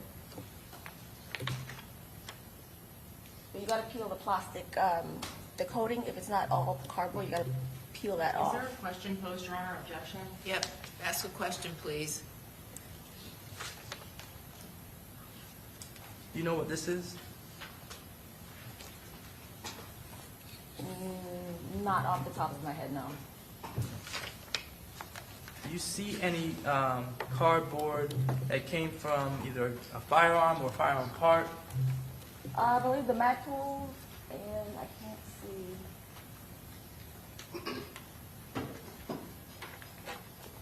I don't know what that blue, I can't really tell what that blue one is. All right. The home, did the home have, other than just the firearms, did it have any ammunition in it? Yes. All right. And what types of ammunition did you have in the home? I have ammunition for every single type of weapon that I have. Okay. So I have shotgun shells, I had 9mm rounds, 5.56s, 223s, 45, so on and so forth. Where do you keep the firearms that you do have? The firearms are in a safe in my master bedroom. The safe, how do you get into it? It's either a combination code or a key. Showing what's in evidence as States Exhibit 54A through CCC. Is that a photograph of the master bedroom? Yes, it is. It's right next to my chest of drawers.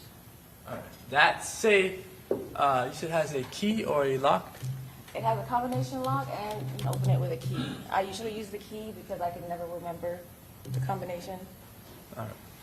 Is the combination anywhere? Like, do you store No, it it's not somewhere? written down anywhere. That's why I always forget it. And the key, where do you keep the key? The key is kept on my dresser in like an oval trinket box where I have like loose change, pens, old gift cards, like random things. Does anyone know where you keep the key for your safe? No.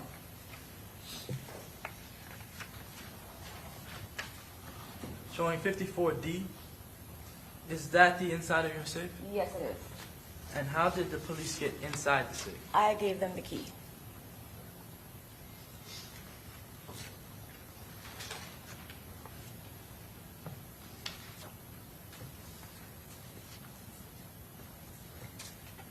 Is this also the inside of the safe? Yes, it is. Are these rifles equipped? That's without the, I don't think my ARs are in that picture. Showing 54G. Okay, yeah, I can see that. Now, are these rifles equipped with brass catchers? The ARs are, the brass catchers go on the ARs. All right. And who purchased the brass catchers? I did. For what purpose? For picking up, well, preventing me from having to police brass when I go to the range. When you say police brass, what do you mean by that? Well, when you go firing at a range, you're supposed to basically pick up all the brass that you've used in your lane and either take it with you or recycle it. And after all my years on firing ranges in the Marine Corps, you're picking up hundreds and hundreds of pieces of brass. So it's just, when I found out about the brass catchers, I was like, oh, that's heaven. Okay. Now, did Sean Gathright own any firearms that you know of? No. Did you ever let him borrow any of your firearms? No. Had you ever taken him to the gun range? Yes, he's been to the range with me once. All right. The one time that he went to the gun range with you, do you know what he fired? We took the shotgun and we took the .45. I don't believe we took the ARs because it wasn't like a long distance range. So we mostly picked the short range weapons. Okay. And what do you call short range weapons? The handguns, the 9mm and the .45.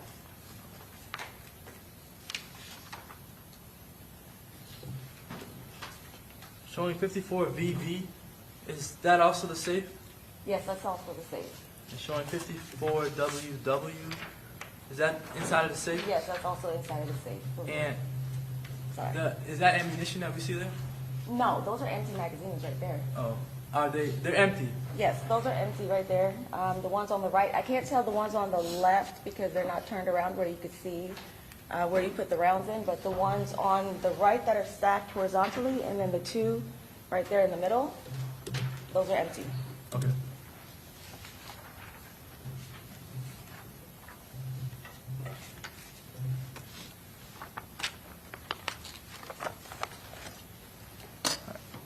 Do you know Alicia Andrews?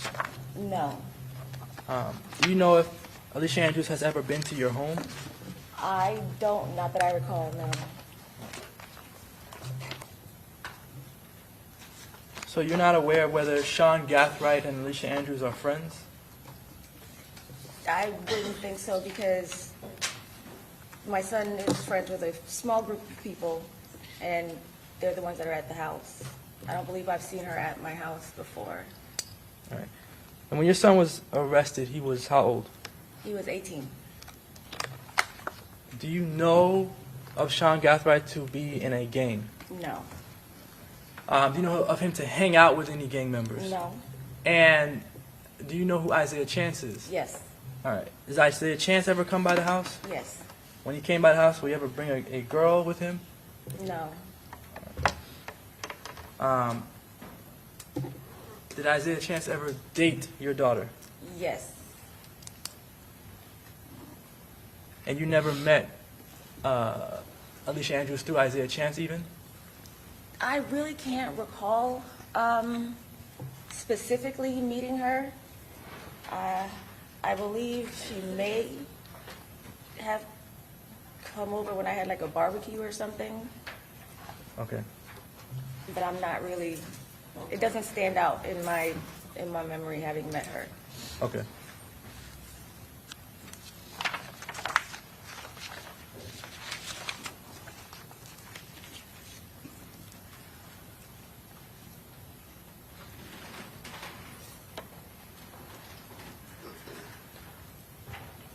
Do you know of Isaiah Chance as the name Gutta?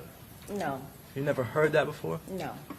Do Isaiah Chance and Sean Gathright call each other little or bigger bro? Yes. All right. Who is the bigger bro in the two? Zay is the bigger bro, Sean's the little bro. All right.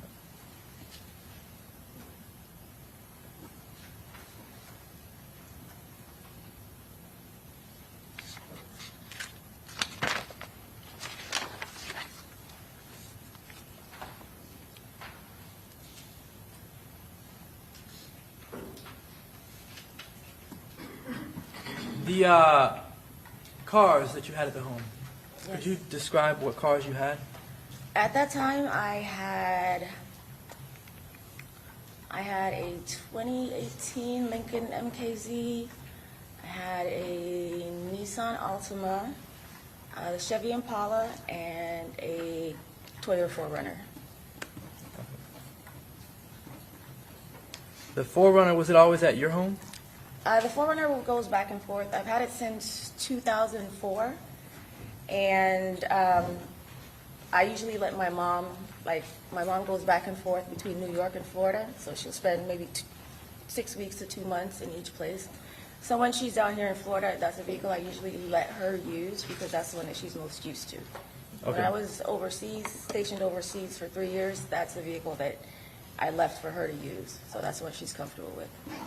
All right. For any reason, would you lie for Alicia Andrews? No, Do you know who she is? no, Do you have any sort of allegiance to her? no. All right. No further questions. Okay, Cross? Please, Your Honor.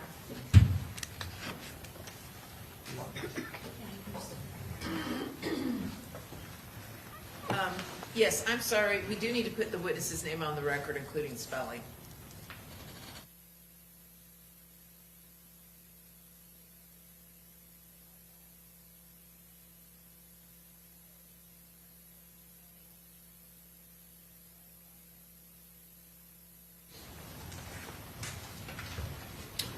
Ma'am, how long have you lived in the residence that you were in now? 10 years? Did you always keep a gun safe just like that with your firearms in it? We bought the gun safe in, I want to say 2017 or 2018. You brought this gun safe in 2017 or 2018? Yes. And you have a problem remembering the code to that gun safe? Yes, because I can change it at any time. My ex-husband, when he was there, he used the code. But I can never remember the code. I don't like to keep the same code all the time. I change my front door code regularly. I can remember that because I come in and out every day. Before you came to court here today, ma'am, to testify, did you have an opportunity to watch the trial and watch the other witnesses testify against the court's order? No. You did not watch this trial? You said today? Before you came here to testify today, had you watched the testimony of the other witnesses in this trial? I had watched the testimony in the days prior to being told I could not or should not watch. All week the last trial. week? So all week last week? Yes. What about this week at all? Earlier this week. Yes. And did you have an opportunity to report what you were watching and seeing and the updates from the trial to your son? Yes. And that's Sean Gathright? Yes. And that's the individual you said has a small group of friends? Yes, You said he doesn't really get into anything? yes, Doesn't get involved in anything? yes. He previously lived where? He stayed in California for about a year with his dad. Did he live anywhere else? He lived with his dad. You don't know where that was? His dad lived in California. He never lived in Mississippi? His grandmother lives there. Okay. And that's the same grandmother that we've... No, that's not my mom. That's his dad's mom. So you don't know that if he lived in Mississippi? I know they vacationed in Mississippi. Okay. I don't know for how long. It was when he was staying with his dad. Your mom is the individual we've heard from, Lorna Allen, is that right? That is correct. And you watched her testimony? No, Correct? I didn't. Oh, you didn't? No. So you I was just... too anxious. Okay, so you just picked everyone else's to watch and not hers because you were anxious for her. Yes. You didn't watch it after? I watched the recap after. Okay. But And I then didn't watch her entire testimony, no. Everyone else, though, you feel like you watched their entire testimony? Not really, because it can get long. I mean, it's like, one's like 8 hours. You were relaying back literal names of witnesses, though, to your son, correct? Yes. Okay. And you said on direct examination that you do not know Alicia Andrews. Correct. Do you admit that you've communicated with Alicia Andrews since her arrest? Yes, I did. Several times. Yes. And you coordinated for Alicia Andrews to make contact with co-defendant Isaiah Chance on a telephone call. I don't believe I did, no. Who is Ariel Chance? I don't know. You wouldn't have written a message to Miss Andrews telling her to call Ariel at the time that they've agreed to so she could talk to her boyfriend or co-defendant, Isaiah Chance. I know I sent her a message telling her that I supported her and I was praying for her because during the hearings I didn't see, maybe her parents weren't able to make it, and I felt sorry for her. She was facing, life in prison. So I sent her a supportive message. I know I definitely sent that. Okay. But so as you far know as her. other specifics, no, I can't recall. Okay. All right. So you think she's facing a lot of time, and I've seen her parents, but you haven't. Well, I'm talking about the previous hearings, the court hearings. Okay. So you're and just the being status supportive. reports and stuff. You're just being supportive. Yeah. And you testified that your son doesn't have any access to the safe. Nobody in your house has access. Not your daughter, not your son. Correct. And you testified that your son is not in a gang, and you don't know anything about his wrongdoings as far as a gang is concerned. Well, according to the Florida statute, I'm a gang associate. Why is that? According to the Is statute. it because you're testifying? Because according to the statute. Stop. One at a time. According to the Florida gang We don't statute. need you to tell us what the statute says. I didn't ask you what the statute says. I Well, just want you you to asked answer me the why. questions if you could, please, okay? I just said, did you testify in direct examination that you don't know anything about your son being involved in a gang? That's correct. And he doesn't have any access to your firearms because you're in the military and you understand the need that he not have I'm access? retired military, but yes. If I can just finish the question, just because the court reporter is writing down what we're saying and she can't write it down if we talk over each other, okay? Go ahead. Are you employed now? I was employed prior to this incident. Okay, but not at the current, Not at this the current current time.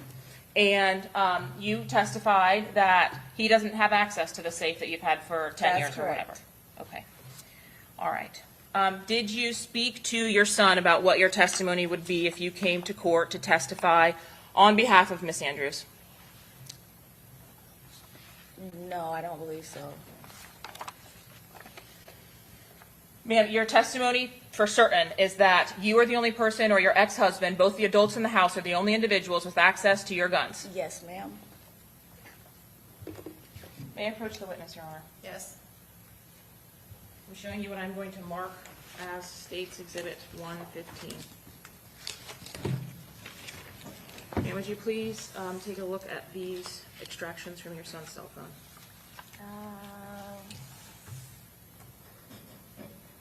See, drawer pockets.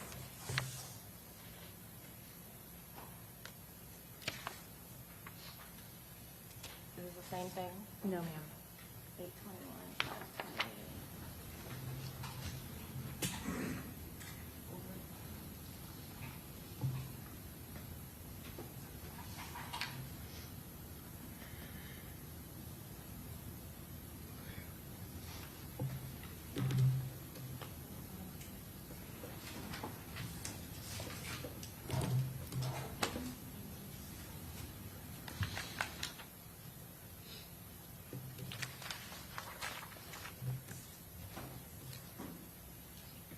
Okay.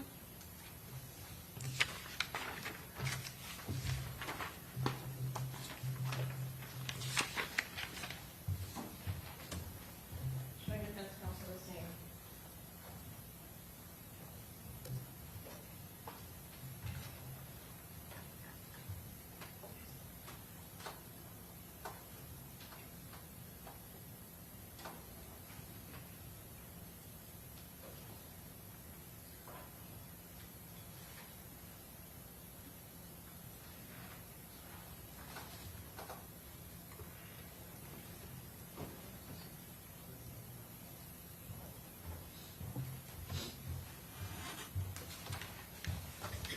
Your Honor, at this time, the state would actually seek to admit amended exhibits, 115, 116, and 117.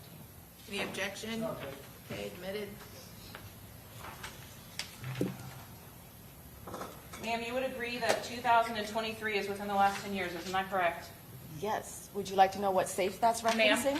Listen, Oh, I'm sorry. You just need to wait and answer the question that's asked, okay? Okay.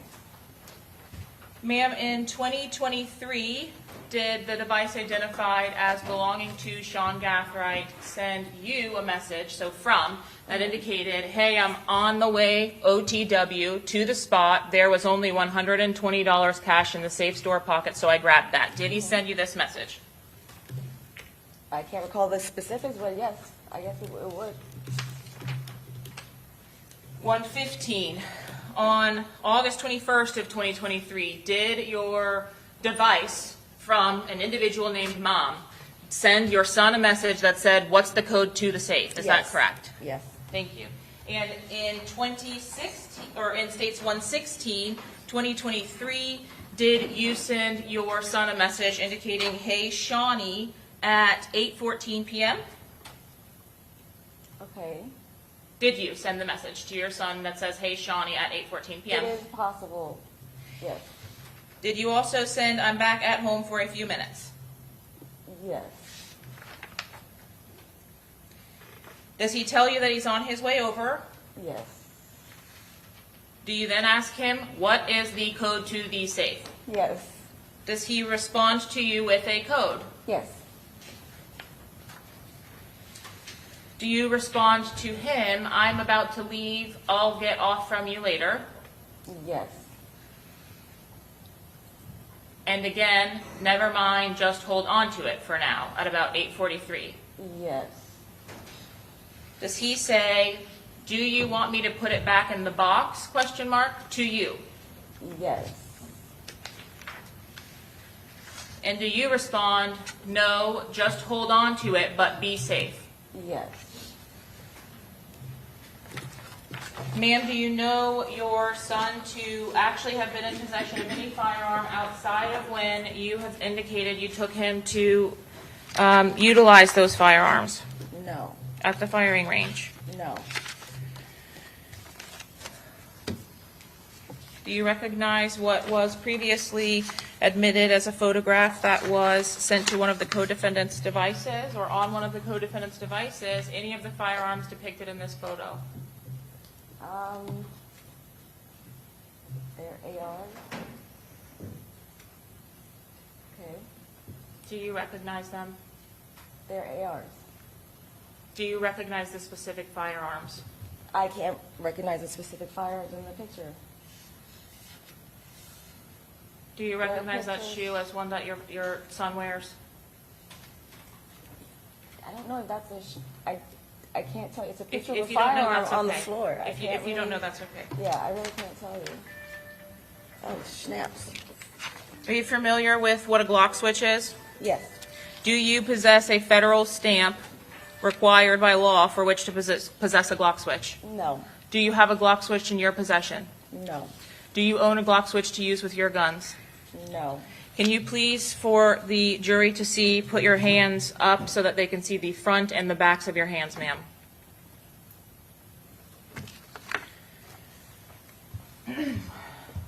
Please take a look at the photographs that I am handing to you.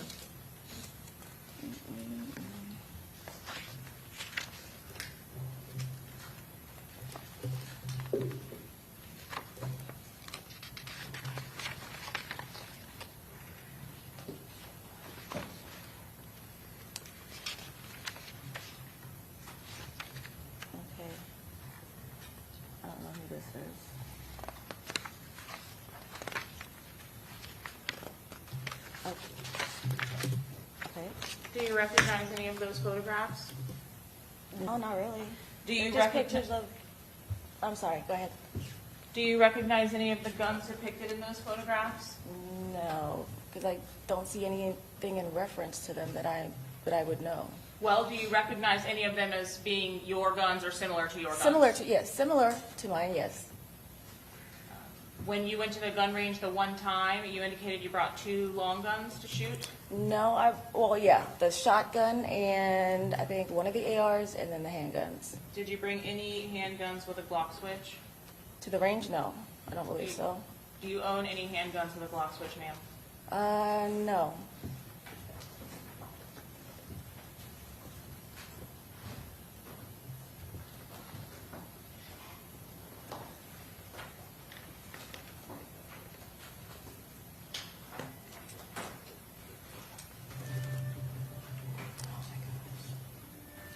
Please remove that, whatever it is. The purse needs to be removed from the courtroom. I understand, but please just take, no. she Yeah, never you can take it out. Okay, yes, thank you. Just remove it, thank you.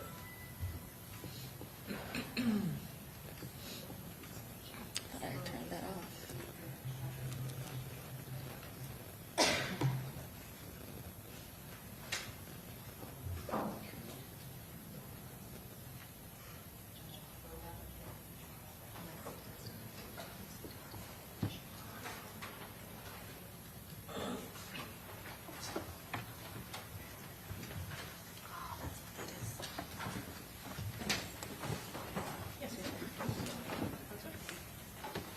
Your Honor, at this time, the state would seek to admit and publish State's Exhibit 118, photograph extraction from the device of co-defendant Sean Gathright. Okay, any objection? I do have some objections to some of the photos. I know one of those.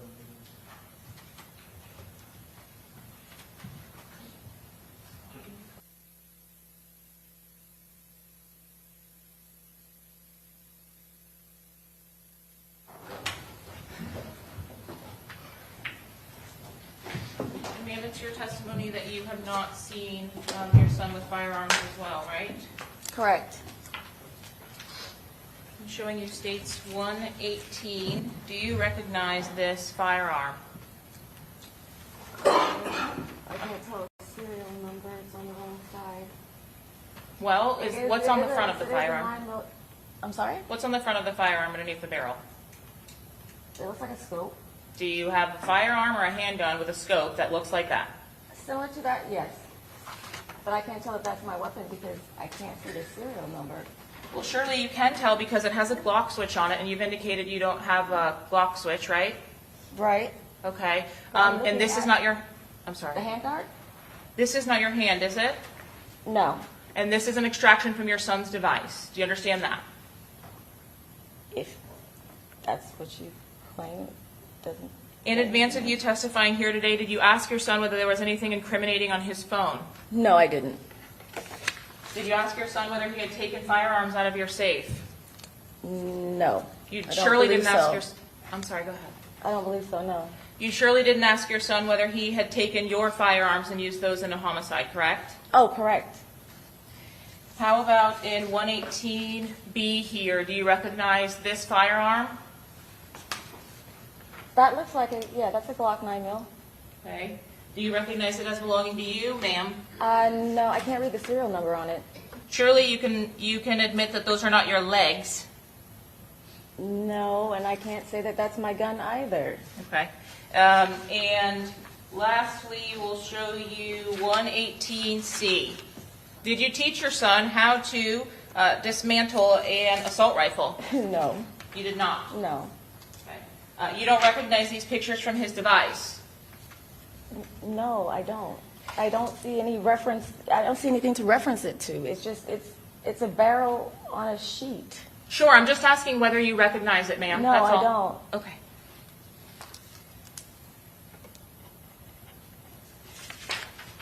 And you lastly have indicated that you do not know your, actually one more.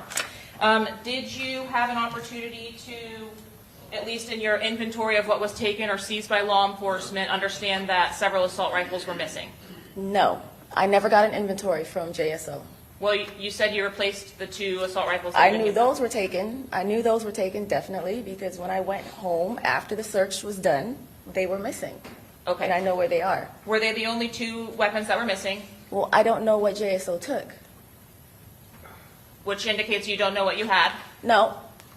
I know they took the 2 ARs and they took some of my 9mm. I think 2 of my 9mm, actually. The exhibit that I previously identified as having been a photograph on co-defendant Rashad Murphy's device. Do you remember me showing you this photograph? Yes. Certainly, if your son didn't have access to the firearms, or at least that's what your testimony is, you would not allow his friends to have access to those firearms. Isn't that correct? That is correct. Did your son explain to you that he sent a text message to Gutazay or Isaiah Chance on April 27th of 2024, but with that same identical photograph? No. No. No. Did you know your son or Isaiah Chance to have access to those assault rifles in March or April of 2024? No.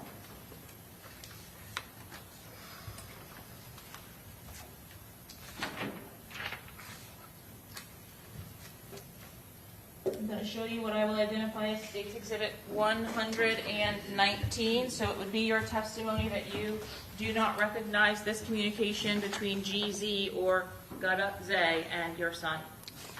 These are not my devices and not my communications, so I can't be asked to identify who they are. I'm not asking you to identify who they are. I'm asking you if you're aware of the communication. So the answer to that is no.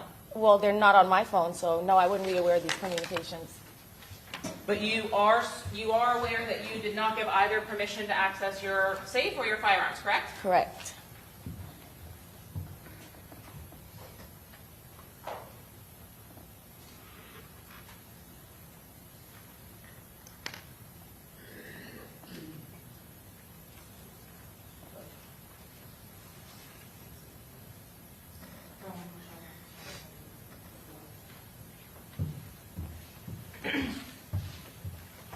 I'm going to go ahead and publish this photograph of what?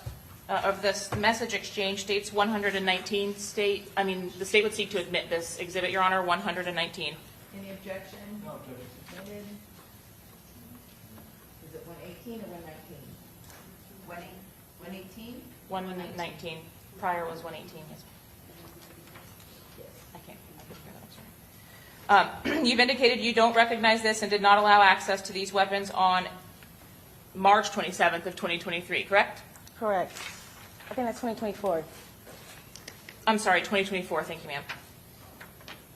So you would not have known anything about this same depiction being messaged between or on Rashad Murphy's device in the 2 days before the homicide. Do you know Rashad Murphy? No, I don't. Any reason for Rashad Murphy to have anything from your son's device? Never came around with your son? No. I thought you said those pictures went to my son. They did.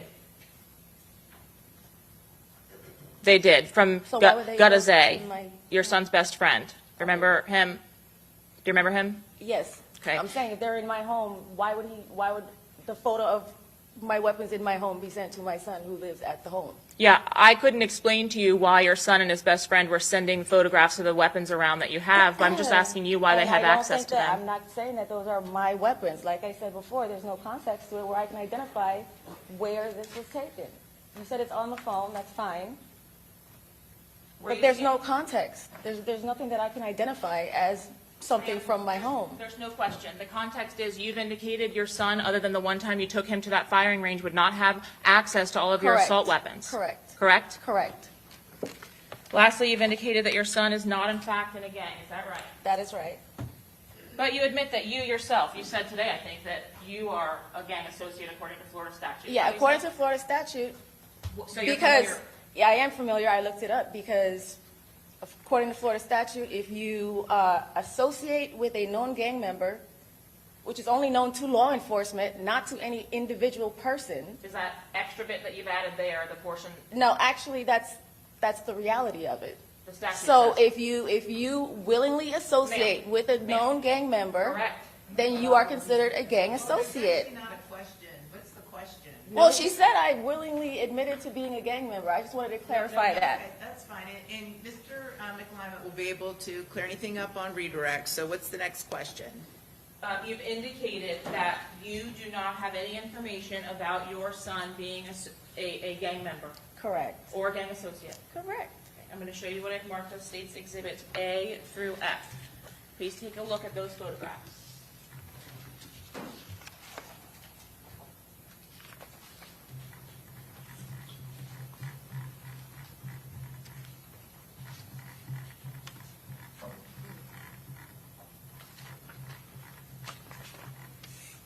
Okay, what gang sign is this supposedly for? Okay, well, Have just you wait. had an opportunity to review the photographs? Yes, I have. Okay.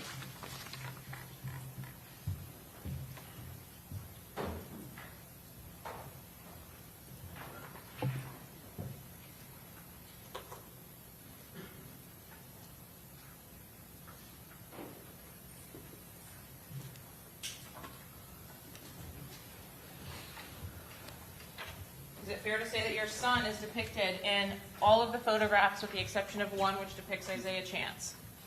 Yes. Is it fair to say that you watched the portion of the trial during which the detectives testified about what a 1200 gang sign would look like? No, I didn't. You did not watch the I detectives? did not see that portion, no. Ma'am, please. You did not watch detectives Drabick or Nieder or Griffin testify? Not testify about gang signs, no. You did not see the gang charts that were published in this case? I saw the gang charts, yes. Did you see anything on the gang charts that would have been indicative of a gang sign? I don't believe so. And it's your testimony that you cannot identify your son as being involved in any gangs, is that right? That is right. I'm going to may I please seek to admit, Your Honor, States 114C, A through F. Any objection? Okay, admitted. Who is the individual depicted in States 114E, ma'am? I'm sorry, it's 114, A through F. 114? 114 A through F. A through F, okay, thank you. I'm not sure. This is not Isaiah Chance. You're not sure? Well, That's- I can't see the face, I'm not really sure. Sure, ma'am. How about 114D? Oh, that's Sean. And who else is in the photograph that you know? I know the other two people in the photograph. Right, who are they, please? I'm not going to give you their names. Okay. You're refusing to give the names? Well, I don't think it's appropriate. Oh, okay. Well, you're under oath to tell the truth. so I you- am, and I truly believe it's not appropriate to. Okay, well, I guess you're the names judge now. Okay, go ahead. What's the next question? They're not involved Ma'am, in this. Ma'am, did you have an opportunity to see all three charts that were presented in court? I believe I saw one chart. Do you know which gang it was for? It was the one that had my son on there as an associate. I Which one? remember that one. Which one? So I don't remember which name that was, but I remember his picture on there as an associate. I'm showing you States 114F. Do you recognize the individual depicted in 114F, ma'am? Yes, Who is that individual? that's my son. How about 114B, ma'am? Is your son depicted also in this one? Yes. Which individual is your son in 114B? He's the one with the hat. Is he in the center of the photograph? Yes, on Is- the left, Is your daughter also depicted in the photograph? perhaps. Perhaps. May I have one moment, Your Honor? Yes. No further questions, Your Honor. Okay, redirect.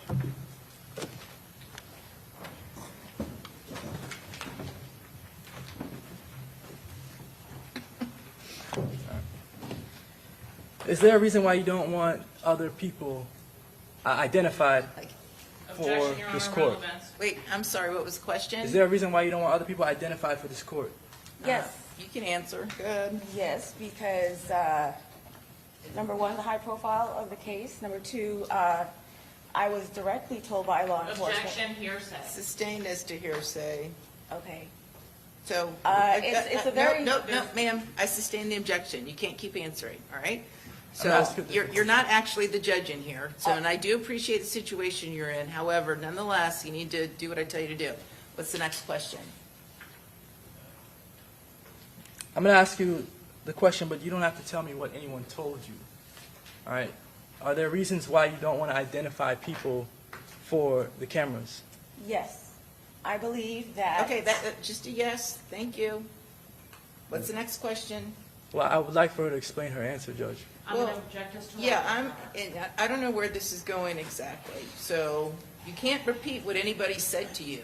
So what's, I'm just telling you what I believe and Okay, the reason why. go ahead. So the reason why I believe it would be dangerous for other people to be identified in relation to this case is because of the high-profile nature and the fact that it involves supposed violent gangs in Jacksonville that we have never come in contact with. So I feel like it would be a violation of these individuals' privacy since they're not relevant to the case and they have no relevance to Alicia Andrews as all right, far well, as now I we're getting know. into a narrative. So ask the next question. All right. There's a couple things that you wanted to explain, and all we're asking for is the absolute truth. Okay. All right? You were trying to explain something about a safe. The absolute truth. Is there another safe at your home? There is. Okay. My son has it safe in his bedroom. All right. And you were trying to also mention on cross-examination something about a gang associate and you being a gang associate. Can you explain what your understanding of your title as a gang associate? Okay, once my son was arrested, I found out he was being labeled a gang associate. In order to be labeled a gang associate, by my interpretation of the Florida statute, if you willingly hang around somebody who is a known gang member, then you could be considered a gang associate. However, nobody tells that person that they're a known gang member, and nobody tells anybody around them that they're a known gang member. So if you're hanging around somebody unknowingly and law enforcement has deemed them to be a gang member, then you theoretically could also be considered a gang associate. All right. Alicia Andrews, do you have her phone number saved in your phone? No, I don't. All right. And what was the first time that you ever reached out to her? It was during one of the status hearings. I've attended every single one of my son's status hearings, so there were some where I noted that there was not somebody there for her. So I reached out. I'm going to sustain the objection. Had you ever communicated with Alicia Andrews prior to her being No. incarcerated? No. No further questions. Okay, thank you. May this witness be excused? Yes. Okay, thank you, ma'am. Free to All go. right, thank you. All right, who's your next witness?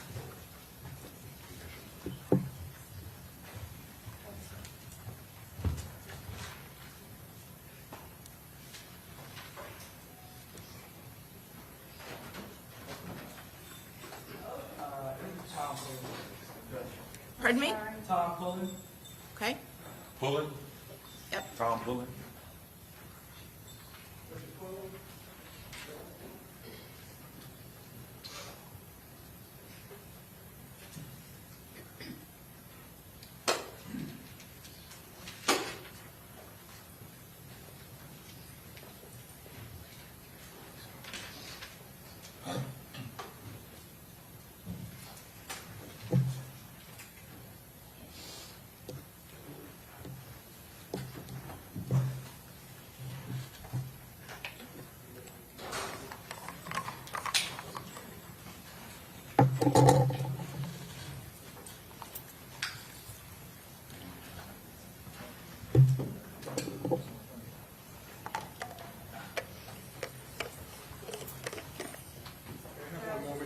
yes. Wait, hold on a second. There's two things going on at once. Okay, come on up.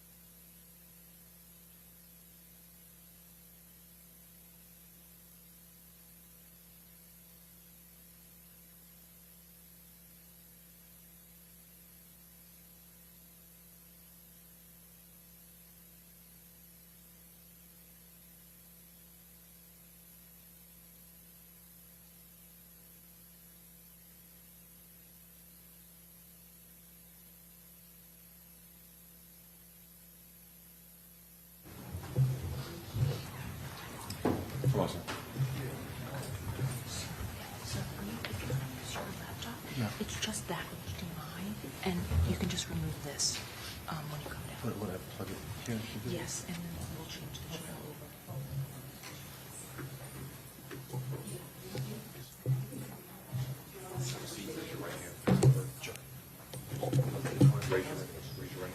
Do you swear or affirm that the testimony you're about to give will be the truth, the whole truth, and nothing but the truth, so help you God? I do.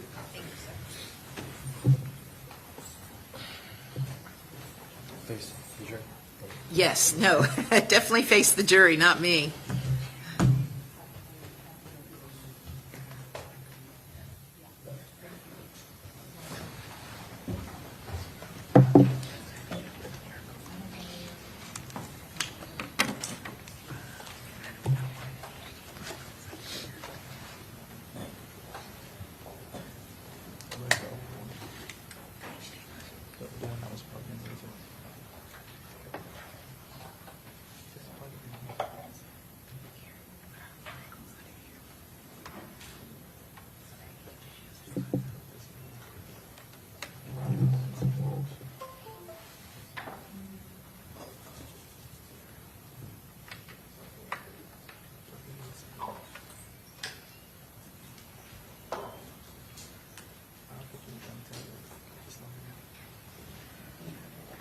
Yes. That's a long time.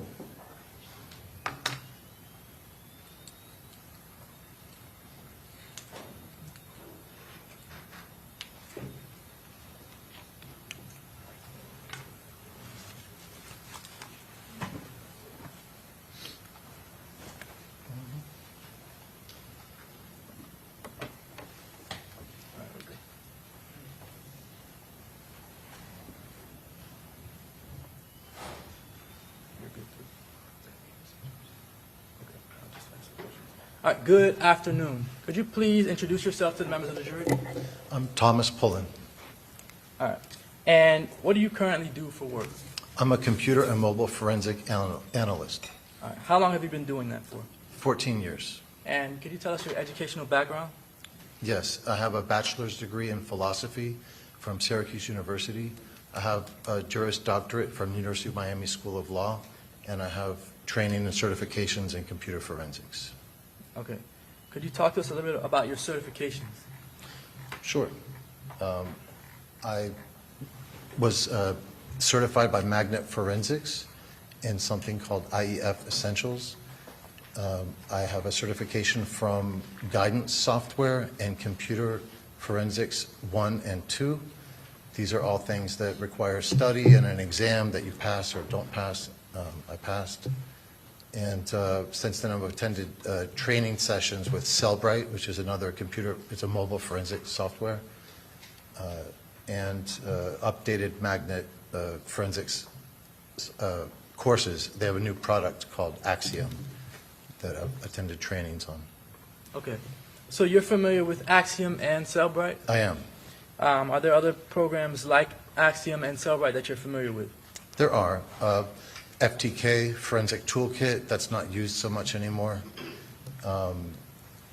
MSAB is another one. XRY. There's one called Forensic Explorer. There's another one called Oxygen Software Detective, Digital Detective.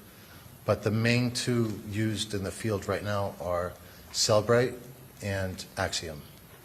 Okay. The Cellbrite and Axiom, what is your understanding of what those softwares do? Well, they both do the same thing. They're competitors, but they're slightly different.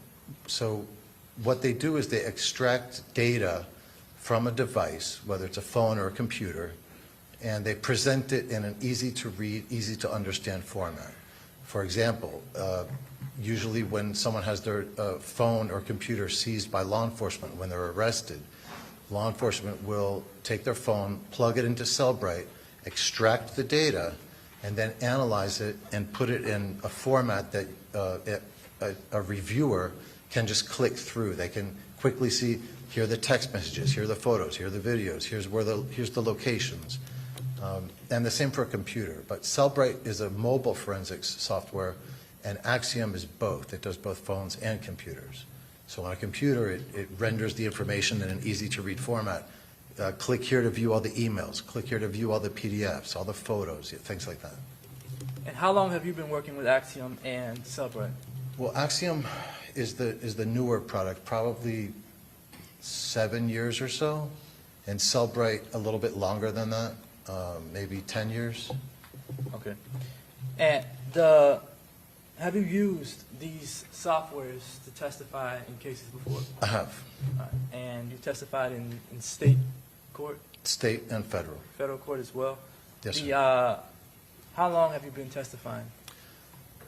Since about 2012. And have you ever testified as an expert in this field? I have. About how many times? About 10 times. That's in trial? Yes, in trial. All right, but you've been hired as an expert before? Hundreds of times. Okay. Many cases don't go to trial.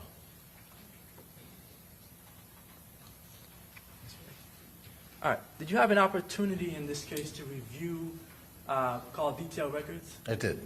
For several individuals? Yes. All right. For Sean Gathright?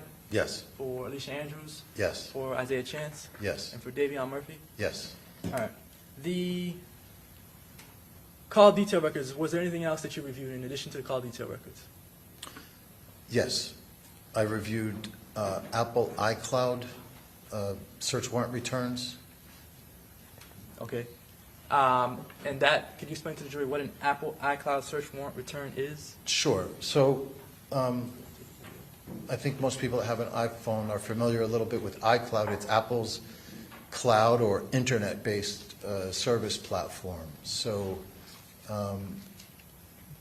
iPhones typically back themselves up to the iCloud, and even when they don't, they still often use services. For example, Apple Messages can synchronize with the cloud, so that if you have multiple Apple devices and they're all connected to Messages for iCloud, they'll synchronize messages. You know, you read it on one and it'll mark it as read on your other devices. You delete it off one device, it'll delete it off the others. So an iCloud search warrant return is, it's particularly helpful if law enforcement doesn't have a physical device, if they don't have a phone, but they have an iCloud account, they can still serve a search warrant or a subpoena onto Apple and get back whatever data Apple has in the iCloud account. So it's sort of the internet-based data that's separate and distinct from sometimes the device data. And in this case, a number of individuals had an iPhone and they had data in iCloud, messages, photos, locations, things like that. And that forms the basis of the iCloud return. All right. Did you have an opportunity to review States Exhibit 77, which is a PowerPoint? Is it of Cellhawk? Yes. Yes, I have. Okay.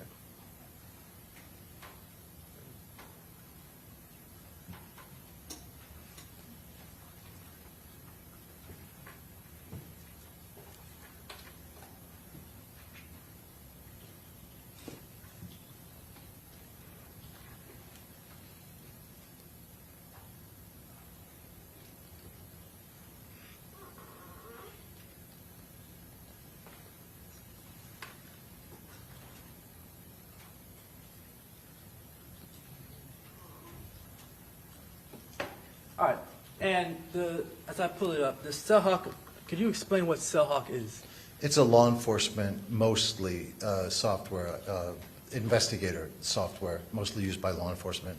It's a way of mapping cellular phone data locations.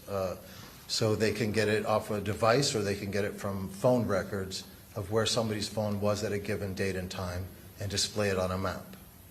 Okay, and as someone who's not in law enforcement, do you have access to Cellhawk itself? I don't use Cellhawk.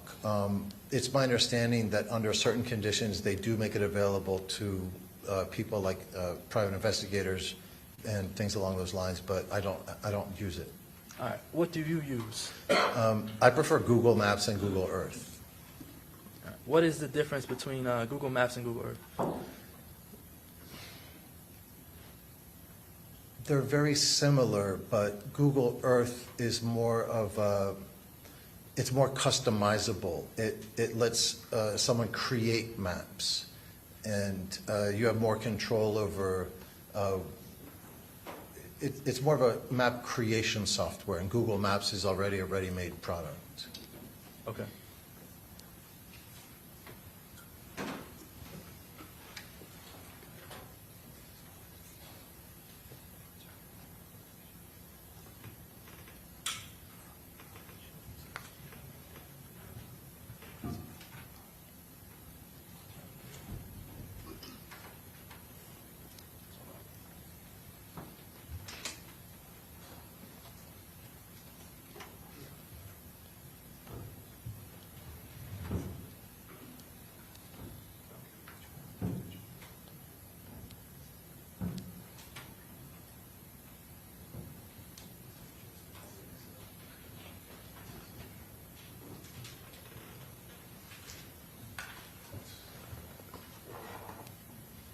No objection, Your Honor, to admission of 4 and 5. Okay. Admitted.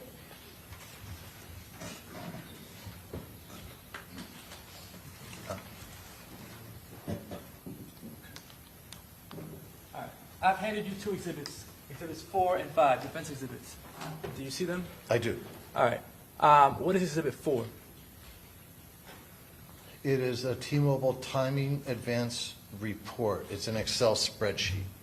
All right. And what does that Excel spreadsheet consist of? So it contains the timing advance information from Alicia Andrews' phone. And what that means is radio waves travel at the speed of light. They have a consistent speed. And the phone company actually measures constantly how far your phone is from a tower by judging how long it takes a signal to get to your phone. So to use an example, if right now I'm 100 feet away from the center of the room or so, and I had one tower telling me that 100 feet away because they know how long it took to get to your phone, if I had just that one piece of information, I could be anywhere in a circle around that center of the room because it's anywhere within 100 feet. Well, that's a circle. But if I had 2, 3, 4 other points, and every point has a distance of how far you are from that point, like 2 feet from the back, of the room, and 150 feet from the other, and so on and so forth. The more points you add to it, the more you're narrowing down the exact location. So what timing advance is a collection of locations graded by their confidence level. And the way that T-Mobile explains it, high confidence, there's high, medium, and low. High confidence means it's within 100 meters of wherever they say it is. Low confidence means it's 300 or more meters. And medium is between 100 to 300 meters. And what makes the difference is the number of network elements that are measuring how far you are from them. So the best would be to have more, 3, 4, 5, 6 devices all saying exactly how far you are away from them. That can pinpoint pretty accurately the location. And that's what the timing advance report is. Okay. And then you have exhibit 5 there. What is exhibit 5? So exhibit 5 it's a video, and what it's a video of is I took the timing advance report, which is a Microsoft Excel spreadsheet with a bunch of locations and GPS coordinates and dates and times. I took that and I just imported the whole file into Google Earth. That displays it on a map because I just tell it what column is latitude and what column is longitude, and now you have all the points mapped, and you can zoom in and you can see over time, each location. So I have Google Earth on my laptop. I can display that, but that would explain the video because the video is just me with Google Earth open, with the timing advance report open, clicking through one location after another. So you can follow the progression of where the phone was located at any given time. Okay. Now, I want to publish exhibit 5. Can you let us know when you're ready. Let me play the video? From there. And I'll, To play the video? yes. Okay.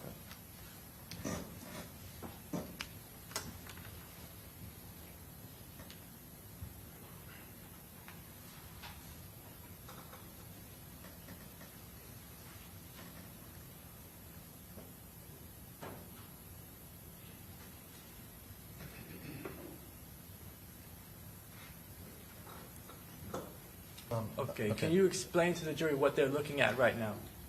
Yes. Is it possible to maybe after this show them in Google Earth, or should I just show them with the video, with this video? Give me, let's do the video first. Okay. So this is a map. This is Google Earth. It says so at the bottom right, and you can see the date and time at the very upper left. It might be hard to see. The times and dates. It goes from June 22nd, 2024 to June 24th, 2024. And as I progress through the map, the slider at the upper left will move because it's progressing in time. This is a zoomed in location of 569 Lawton Avenue, which I understand is the house for Miss Alicia Andrews. So it starts, the map starts at that location. All right, is that Jacksonville? Jacksonville, Florida, yes. All right. And then can you, how long is the video itself?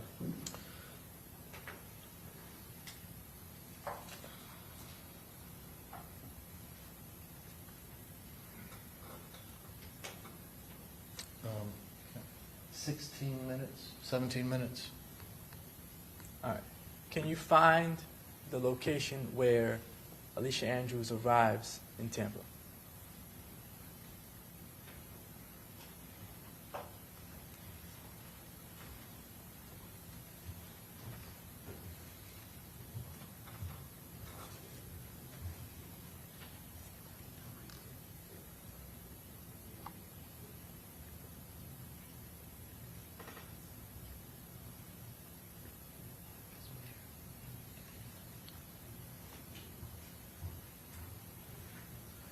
I believe it's right here, about 8 p.m. on June 22nd.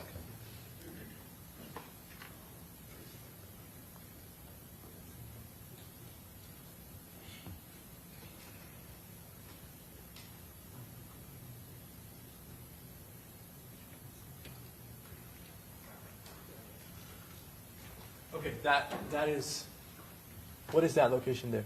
I believe it's an Airbnb. All right. And the time is around what time? Around 8 p.m. on June 22nd of 2024. All right, and I think, is that a yellow pin? Yes. What does the yellow pin represent? That's where the phone was located at that time. All right. Now, that pin, does that, okay, can you continue to play the video? Sure.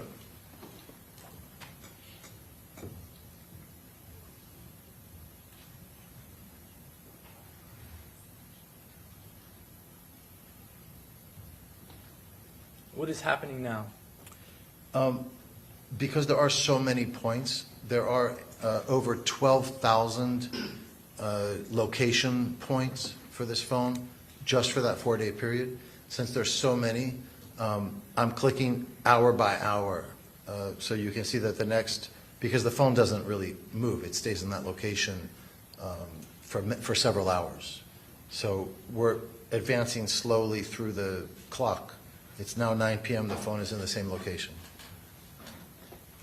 This is sort of a shortcut because in the original Google Earth directly itself, in the Google Earth program, there are so many data points that it wouldn't really be possible to click through all of them. It would take hours. Shall I keep progressing through it? Yes. Okay, I can skip ahead because I believe the next time, that's 10 p.m., the next time the phone moves is around 2 a.m.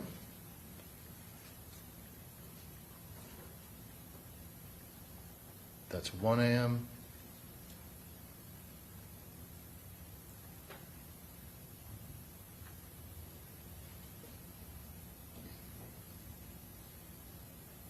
It says at the upper left what the time is.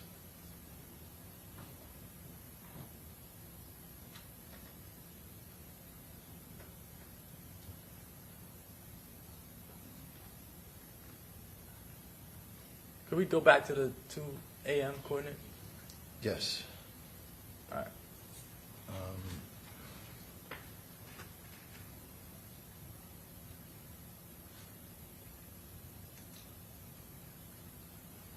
All right. And at 2 a.m., what is this image showing us? It's the location of the phone as best estimated by the time in advance report. All right. And where is this at? It's in Tampa. I can't, since it's a video, I can't tell you more information about the street names because they don't appear in this. If you continue to play the video, will it show? I don't believe it does for 2 a.m., no. Did we previously see McDonald's on the video? Yes. Okay. Is that the McDonald's? I don't think so. I think it's right here. Maybe I'll just let it play. Okay, can you pause it there? Yes. Is that the McDonald's? Yes, that's a McDonald's. All right. And around what time is that? 2:13 a.m. All right.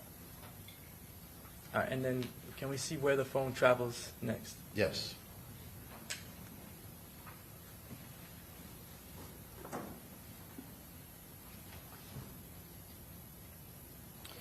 Around 2:15, 2:16, Teasers Club.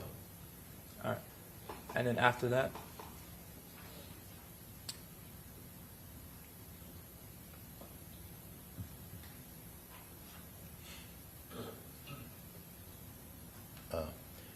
Around 2:40. There are other data points. This is a simplified version. 2:30, 2:40, 2:45 a.m., another club called Players Club. All right. Now, you mentioned earlier putting Exhibit 4 into Google Earth. Is that correct? Yes. Did you mention that? All right. That's right. You can do that now. Okay. So this is just Google Earth. Let me make it larger. I can say import, pick the time in advance report. And that's Exhibit 4, that time in advance report? Exhibit 4, yes, that's right.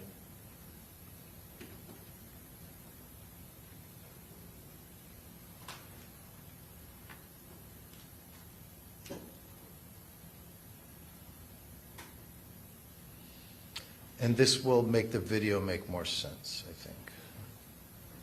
So this is an overview of all 12,000 location data points, which is why from this zoom it looks like a solid line because there's so many points. If I were to zoom in,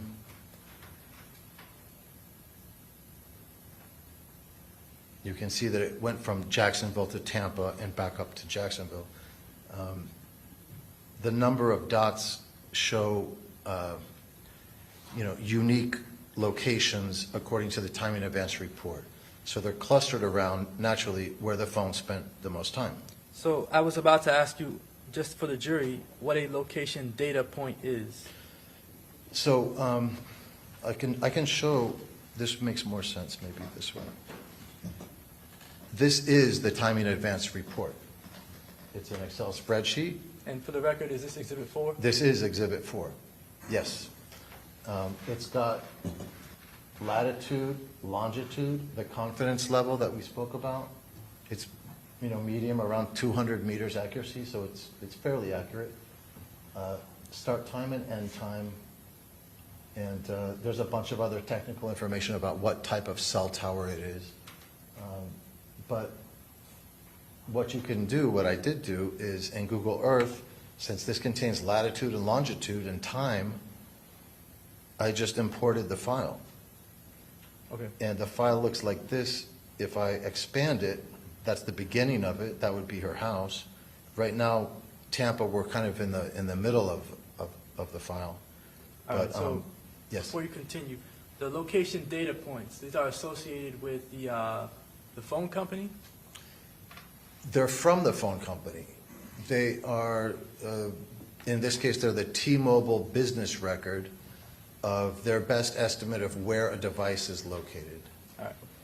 In this case, did you look at the location data points for various devices? Yes. All right. And the device that belonged to Alicia Andrews had over 12,000 location data points? Correct. All right. How many location data points did the other phones have? If you need to look at anything to refresh your recollection, you can, but I will have to Okay. let you do that. for the jury. I have a note that I saved with the Well, answer to let me that. ask you, with looking at the note, refresh your recollection as to how many location data points existed for each phone. Yes. When your memory is refreshed, you can look up. Okay.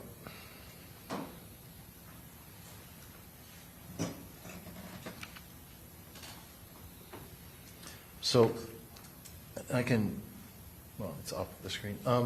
Alicia's phone has 12,087 GPS coordinates in her phone records. Sean Gathright has 70. Davian Murphy has 3,287. Rashad Murphy had 0.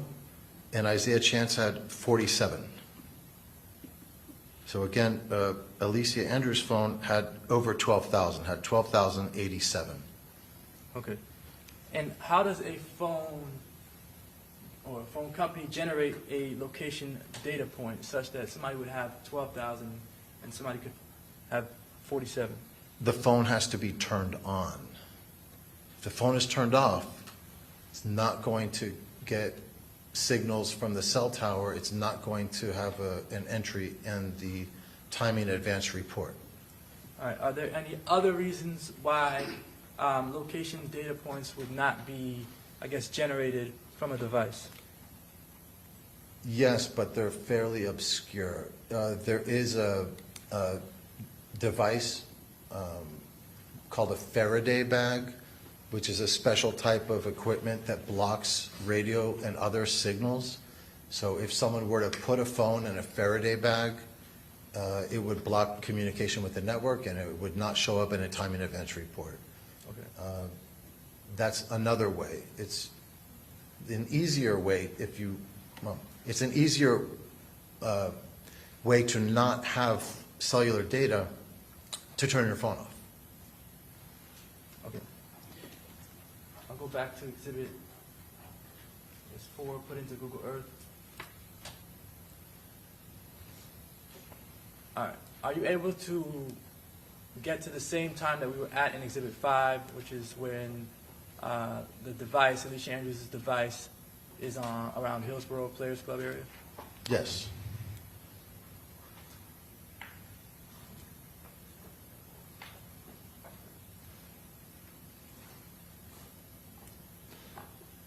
So, Well, hold on.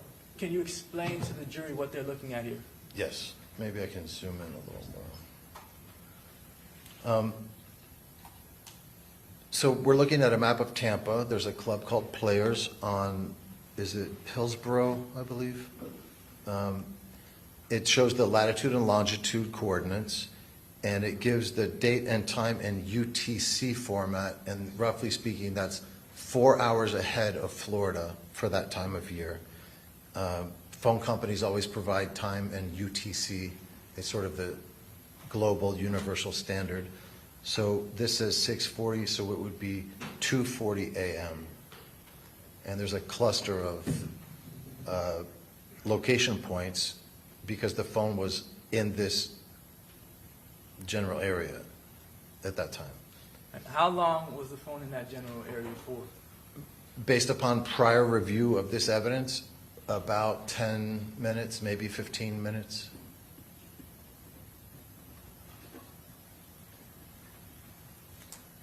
All right. You looked at the Cell Hawk video? Yes. Or PowerPoint, correct? Correct. It's both. It's a PowerPoint of Cellhawk data. I want to publish States Exhibit 77.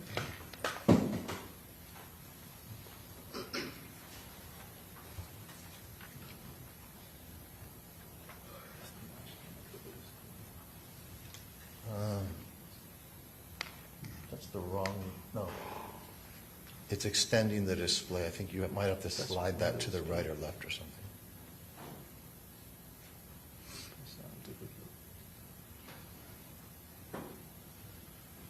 Yeah.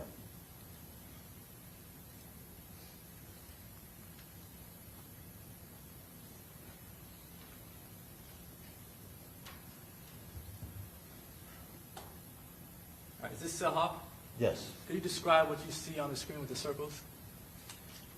Yes, it's the approximate location of a phone.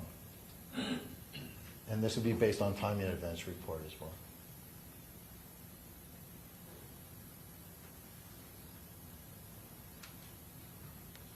This is sort of a version of what I had done in Google Earth, just on a different software.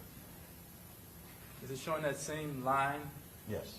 from the plots from Exhibit 4? Yes.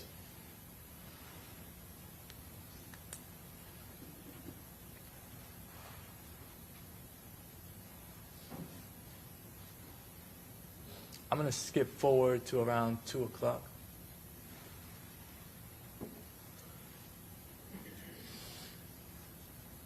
That's 2 a.m.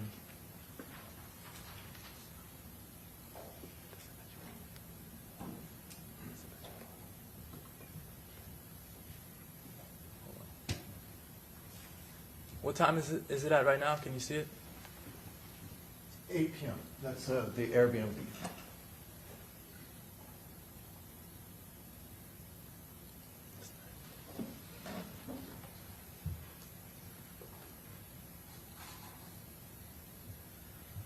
Is this consistent with the map that you created? Yes. So you're not challenging the maps at the timing advance? No.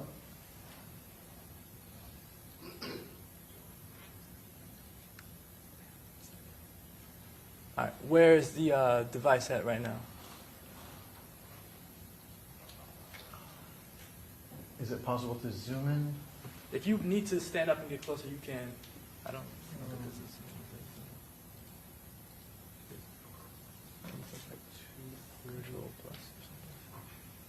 If it's not at Players Club, it's very close to it. Okay. Teasers is, I believe, just north of Players Club. So right now, where is it showing it's at? It's near Teasers Club. okay. Yeah. And what time is it? 2:31 a.m.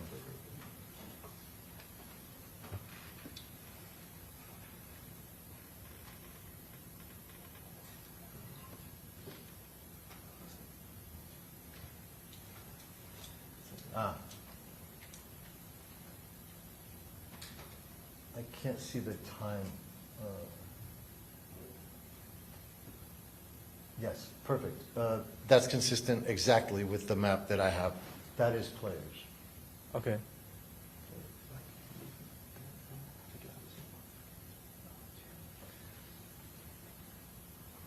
It's about 2:40, 2:45 a.m.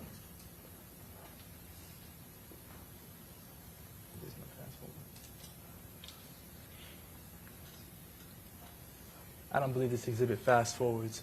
So let me just ask you a couple of questions while it runs back to that spot. Yes. The cell hawk that you see there, is that cell hawk itself? What you saw earlier? It's a PowerPoint presentation with cell hawk data in it.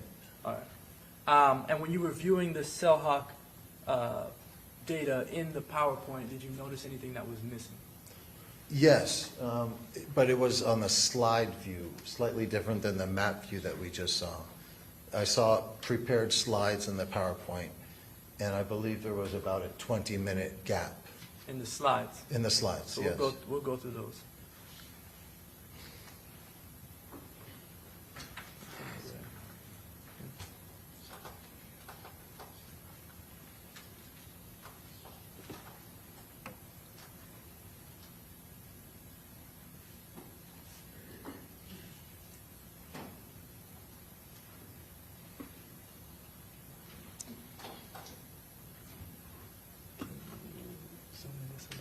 Still see the time on it.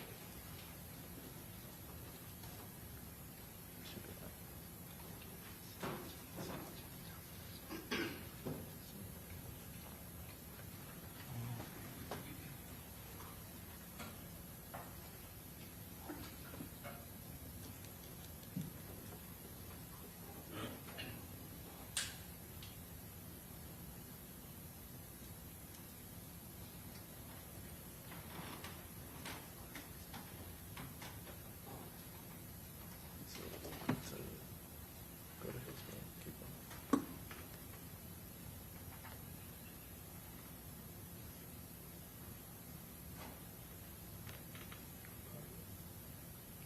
All right.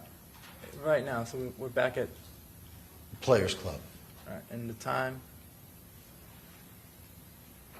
3 a.m. all right. So, It's- and then continue. It's really 2:40, 2:45, 2:50. There's about a 10 to 15-minute window that it's there. All right. Is it traveling away from Players Club at this point? Yes. And the video is moving fast, but what time do you see it now on there? I believe it says 3:20 a.m. All right. So around, I guess, 2:45, going up to maybe 3:10, 3:15, is that accurate? Yes, All right, that the phone is at Players Club. correct. All right, so how long of a period is that, roughly? Roughly speaking, I'd say about 15 minutes. All right, well, 2:45 to 3:15. Well, that'd be half an hour. Okay, all right. Go through the slides. The slides that you were referring to earlier, are these the slides? Yes.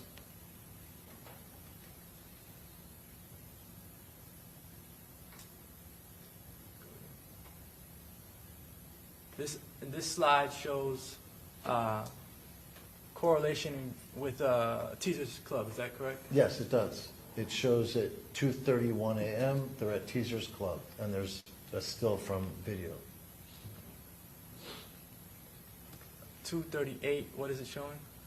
2:38.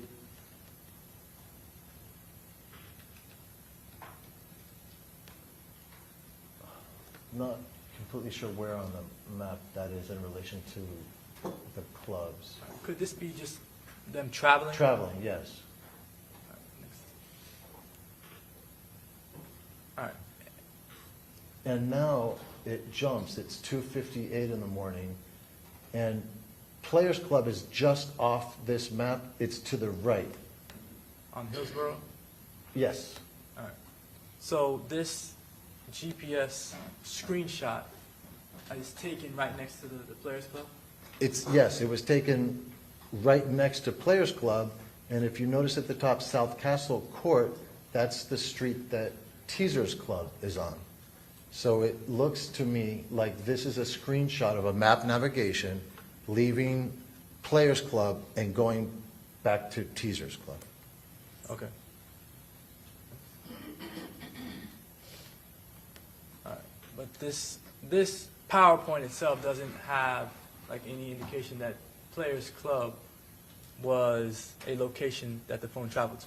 That's correct. It's not in their PowerPoint. It is in the Cellhawk data. We saw it. We saw the clusters of locations in the Cellhawk data for that time period, but they just didn't make a slide for it. Okay. All right. No further questions.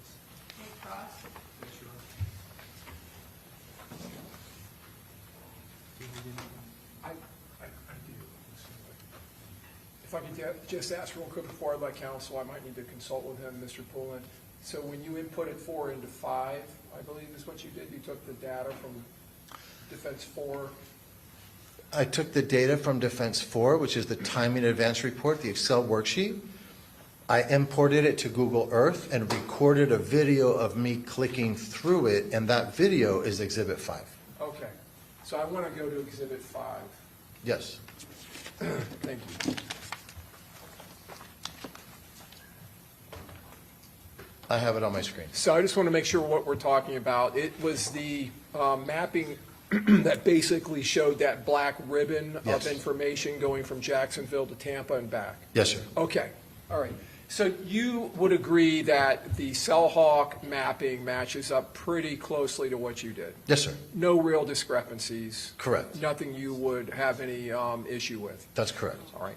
And the players, the timing advance data that was near and hitting around the Players Club was within the Cellhawk mapping, just not in the PowerPoint? Correct. Yes, sir. So I just want to talk real quick about timing advance information. Yes, sir. So timing advance, if I understand it correctly, it's listed in levels of confidence That's by right. T-Mobile, is that right? Yes, sir. Okay, so the levels of confidence are low, medium, and high? Yes, sir. So you indicated earlier, I think towards the middle of your direct examination, that I believe it was medium, you said the error rate or the confidence was around, or accuracy, I guess, was around 200 meters, is that right? According to T-Mobile, medium is 100 to 300 meters accuracy. Okay, 1 to 300. And is high on there? Yes, sir. It's at the top. It's this third paragraph, maybe, or second paragraph. A high level of confidence means the device is located within 100 meters of the indicated location. Okay, and that's the highest level of confidence? It is.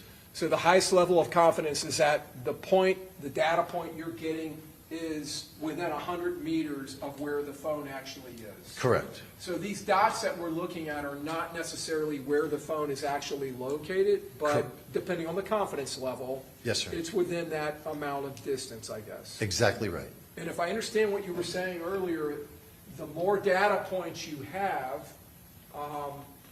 the higher the accuracy can potentially be of where the phone is, or the higher confidence of where the phone is located. I want to have a nuanced answer to that because the answer is yes, but it's not the number of data points in the sense that we're looking at data points on the map. The data points referred to in your question that give someone a high level of confidence, these are network elements behind the scenes. You can't see them on the map, but they could be switches, towers, network repeaters, network infrastructure on the T-Mobile network. So the more devices report exactly how far away the phone is from them, the more you're pinpointing exactly where that is. Okay, all right. So you're talking about not necessarily timing advanced data, but the actual towers, antennas, Yes. or electronic communication devices that are communicating with the handset. The more of those that are in that area and reporting Yes, timing advanced information, exactly. the more accuracy you're going to get. Exactly right. Is that right? Okay, all right. If you could go to that mapping you did on Google Earth, and if you could go to, say, 2:20 a.m. on the 23rd, and I believe it's going to be in the area,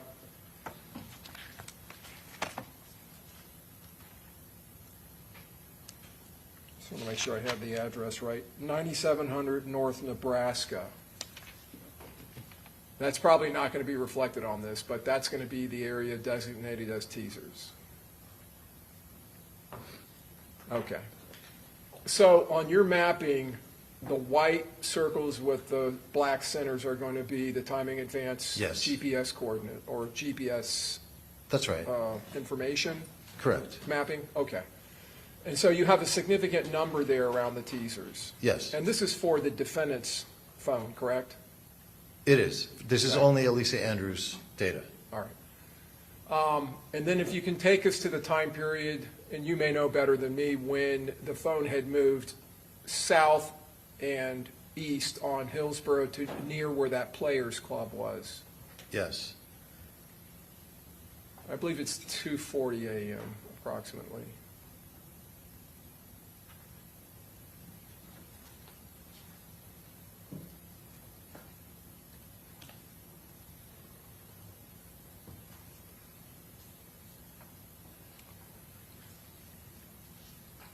Okay, so that, the tack mark, the yellow tack is going to be Players. Correct. Now, we're seeing timing advance information to the south of Hillsborough, kind of scattered across there from east to west, even over to the corner over there by, or the intersection of Hillsborough and Nebraska, which would be to the left of the screen. Correct. So you have a significant or kind of a density of timing advance information in this area? Yes. All right. And that would place the phone somewhere in that area? That's correct. Okay. And it may be Players, it may be somewhere nearby? That's correct. Okay. I want to go to, and you had it up there, but I'm going to publish just real quick. I'm going to jump over to the Elmo here. This is State 75C.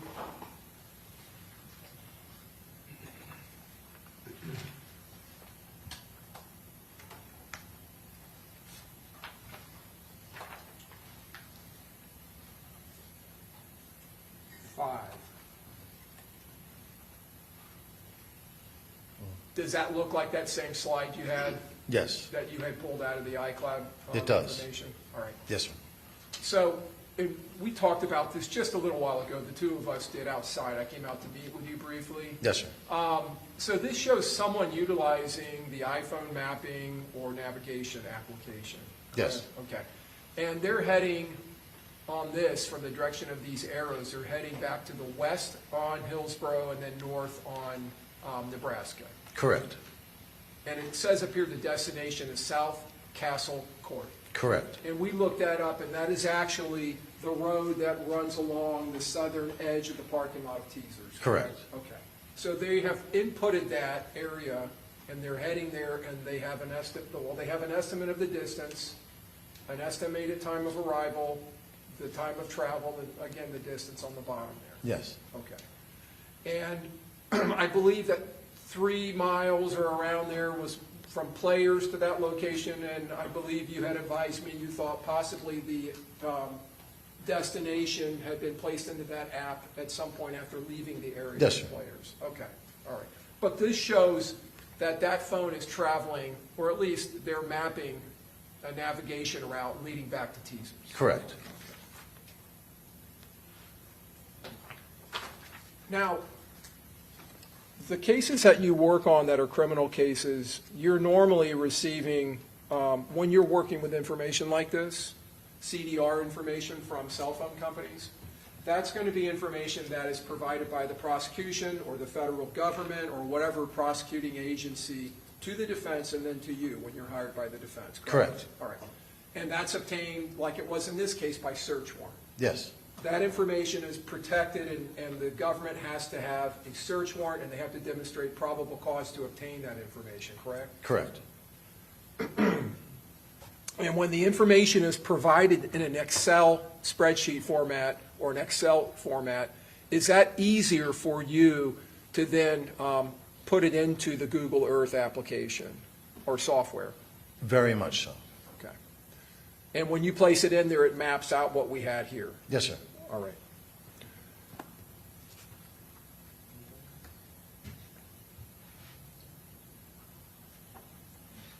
All right. Thank you, Mr. Pullman. Appreciate Thank you. it. No further questions. Okay, you be ready?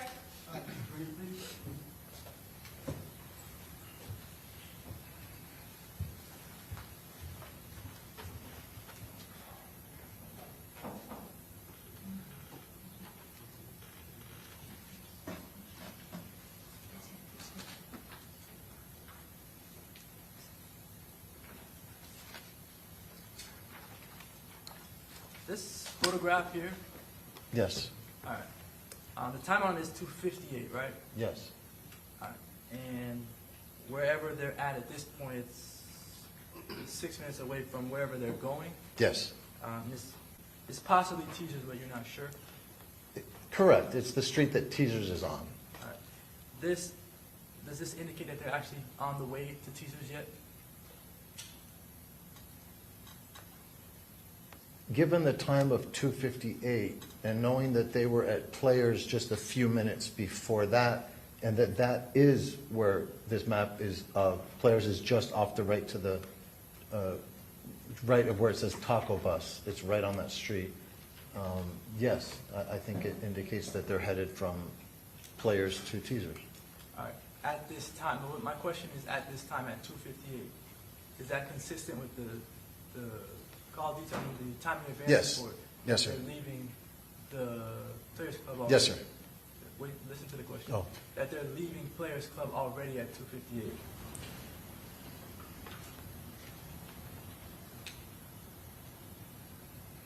From the timing advance report, from the government's timing advance report and your own, are they leaving Players Club at 2:58 or after 2:58?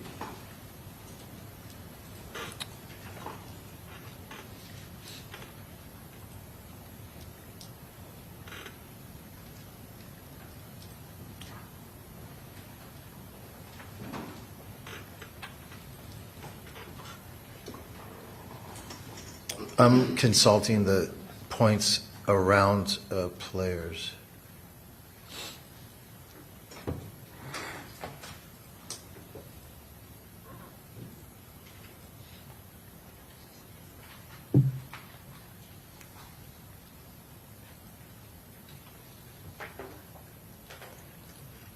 I believe that is consistent. Players, I know they were there at 2:40 until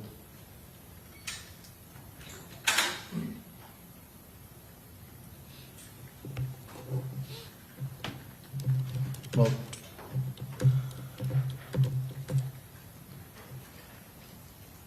until about 3 a.m. So it's very close. Okay.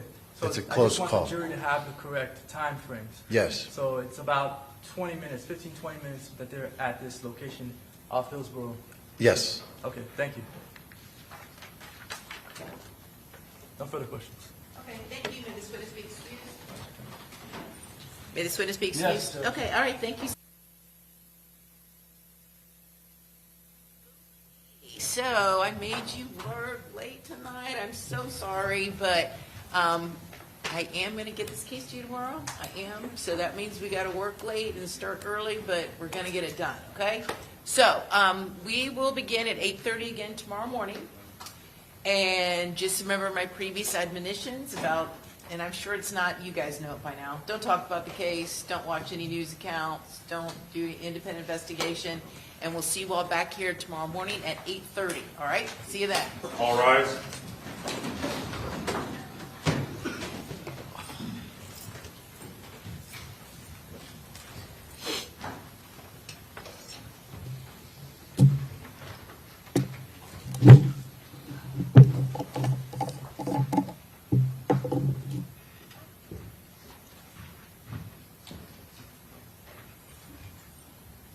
All jurors are out there. Okay, thank you.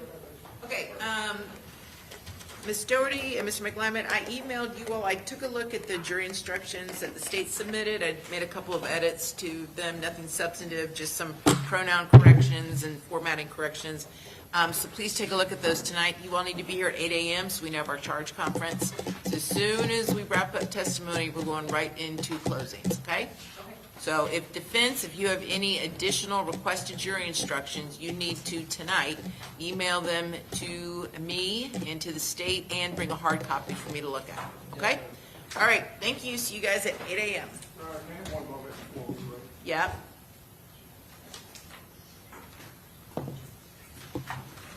Your Honor, I just wanted to alert the court, I may be leaving town early tomorrow. We had a death in our family, and I'm not decided yet, but the funeral's on Saturday. The only way I can make it is to leave early tomorrow. So I may not be here, but Ms. Doherty will be handling closings. Right. Okay, all right. Sure. Court is adjourned.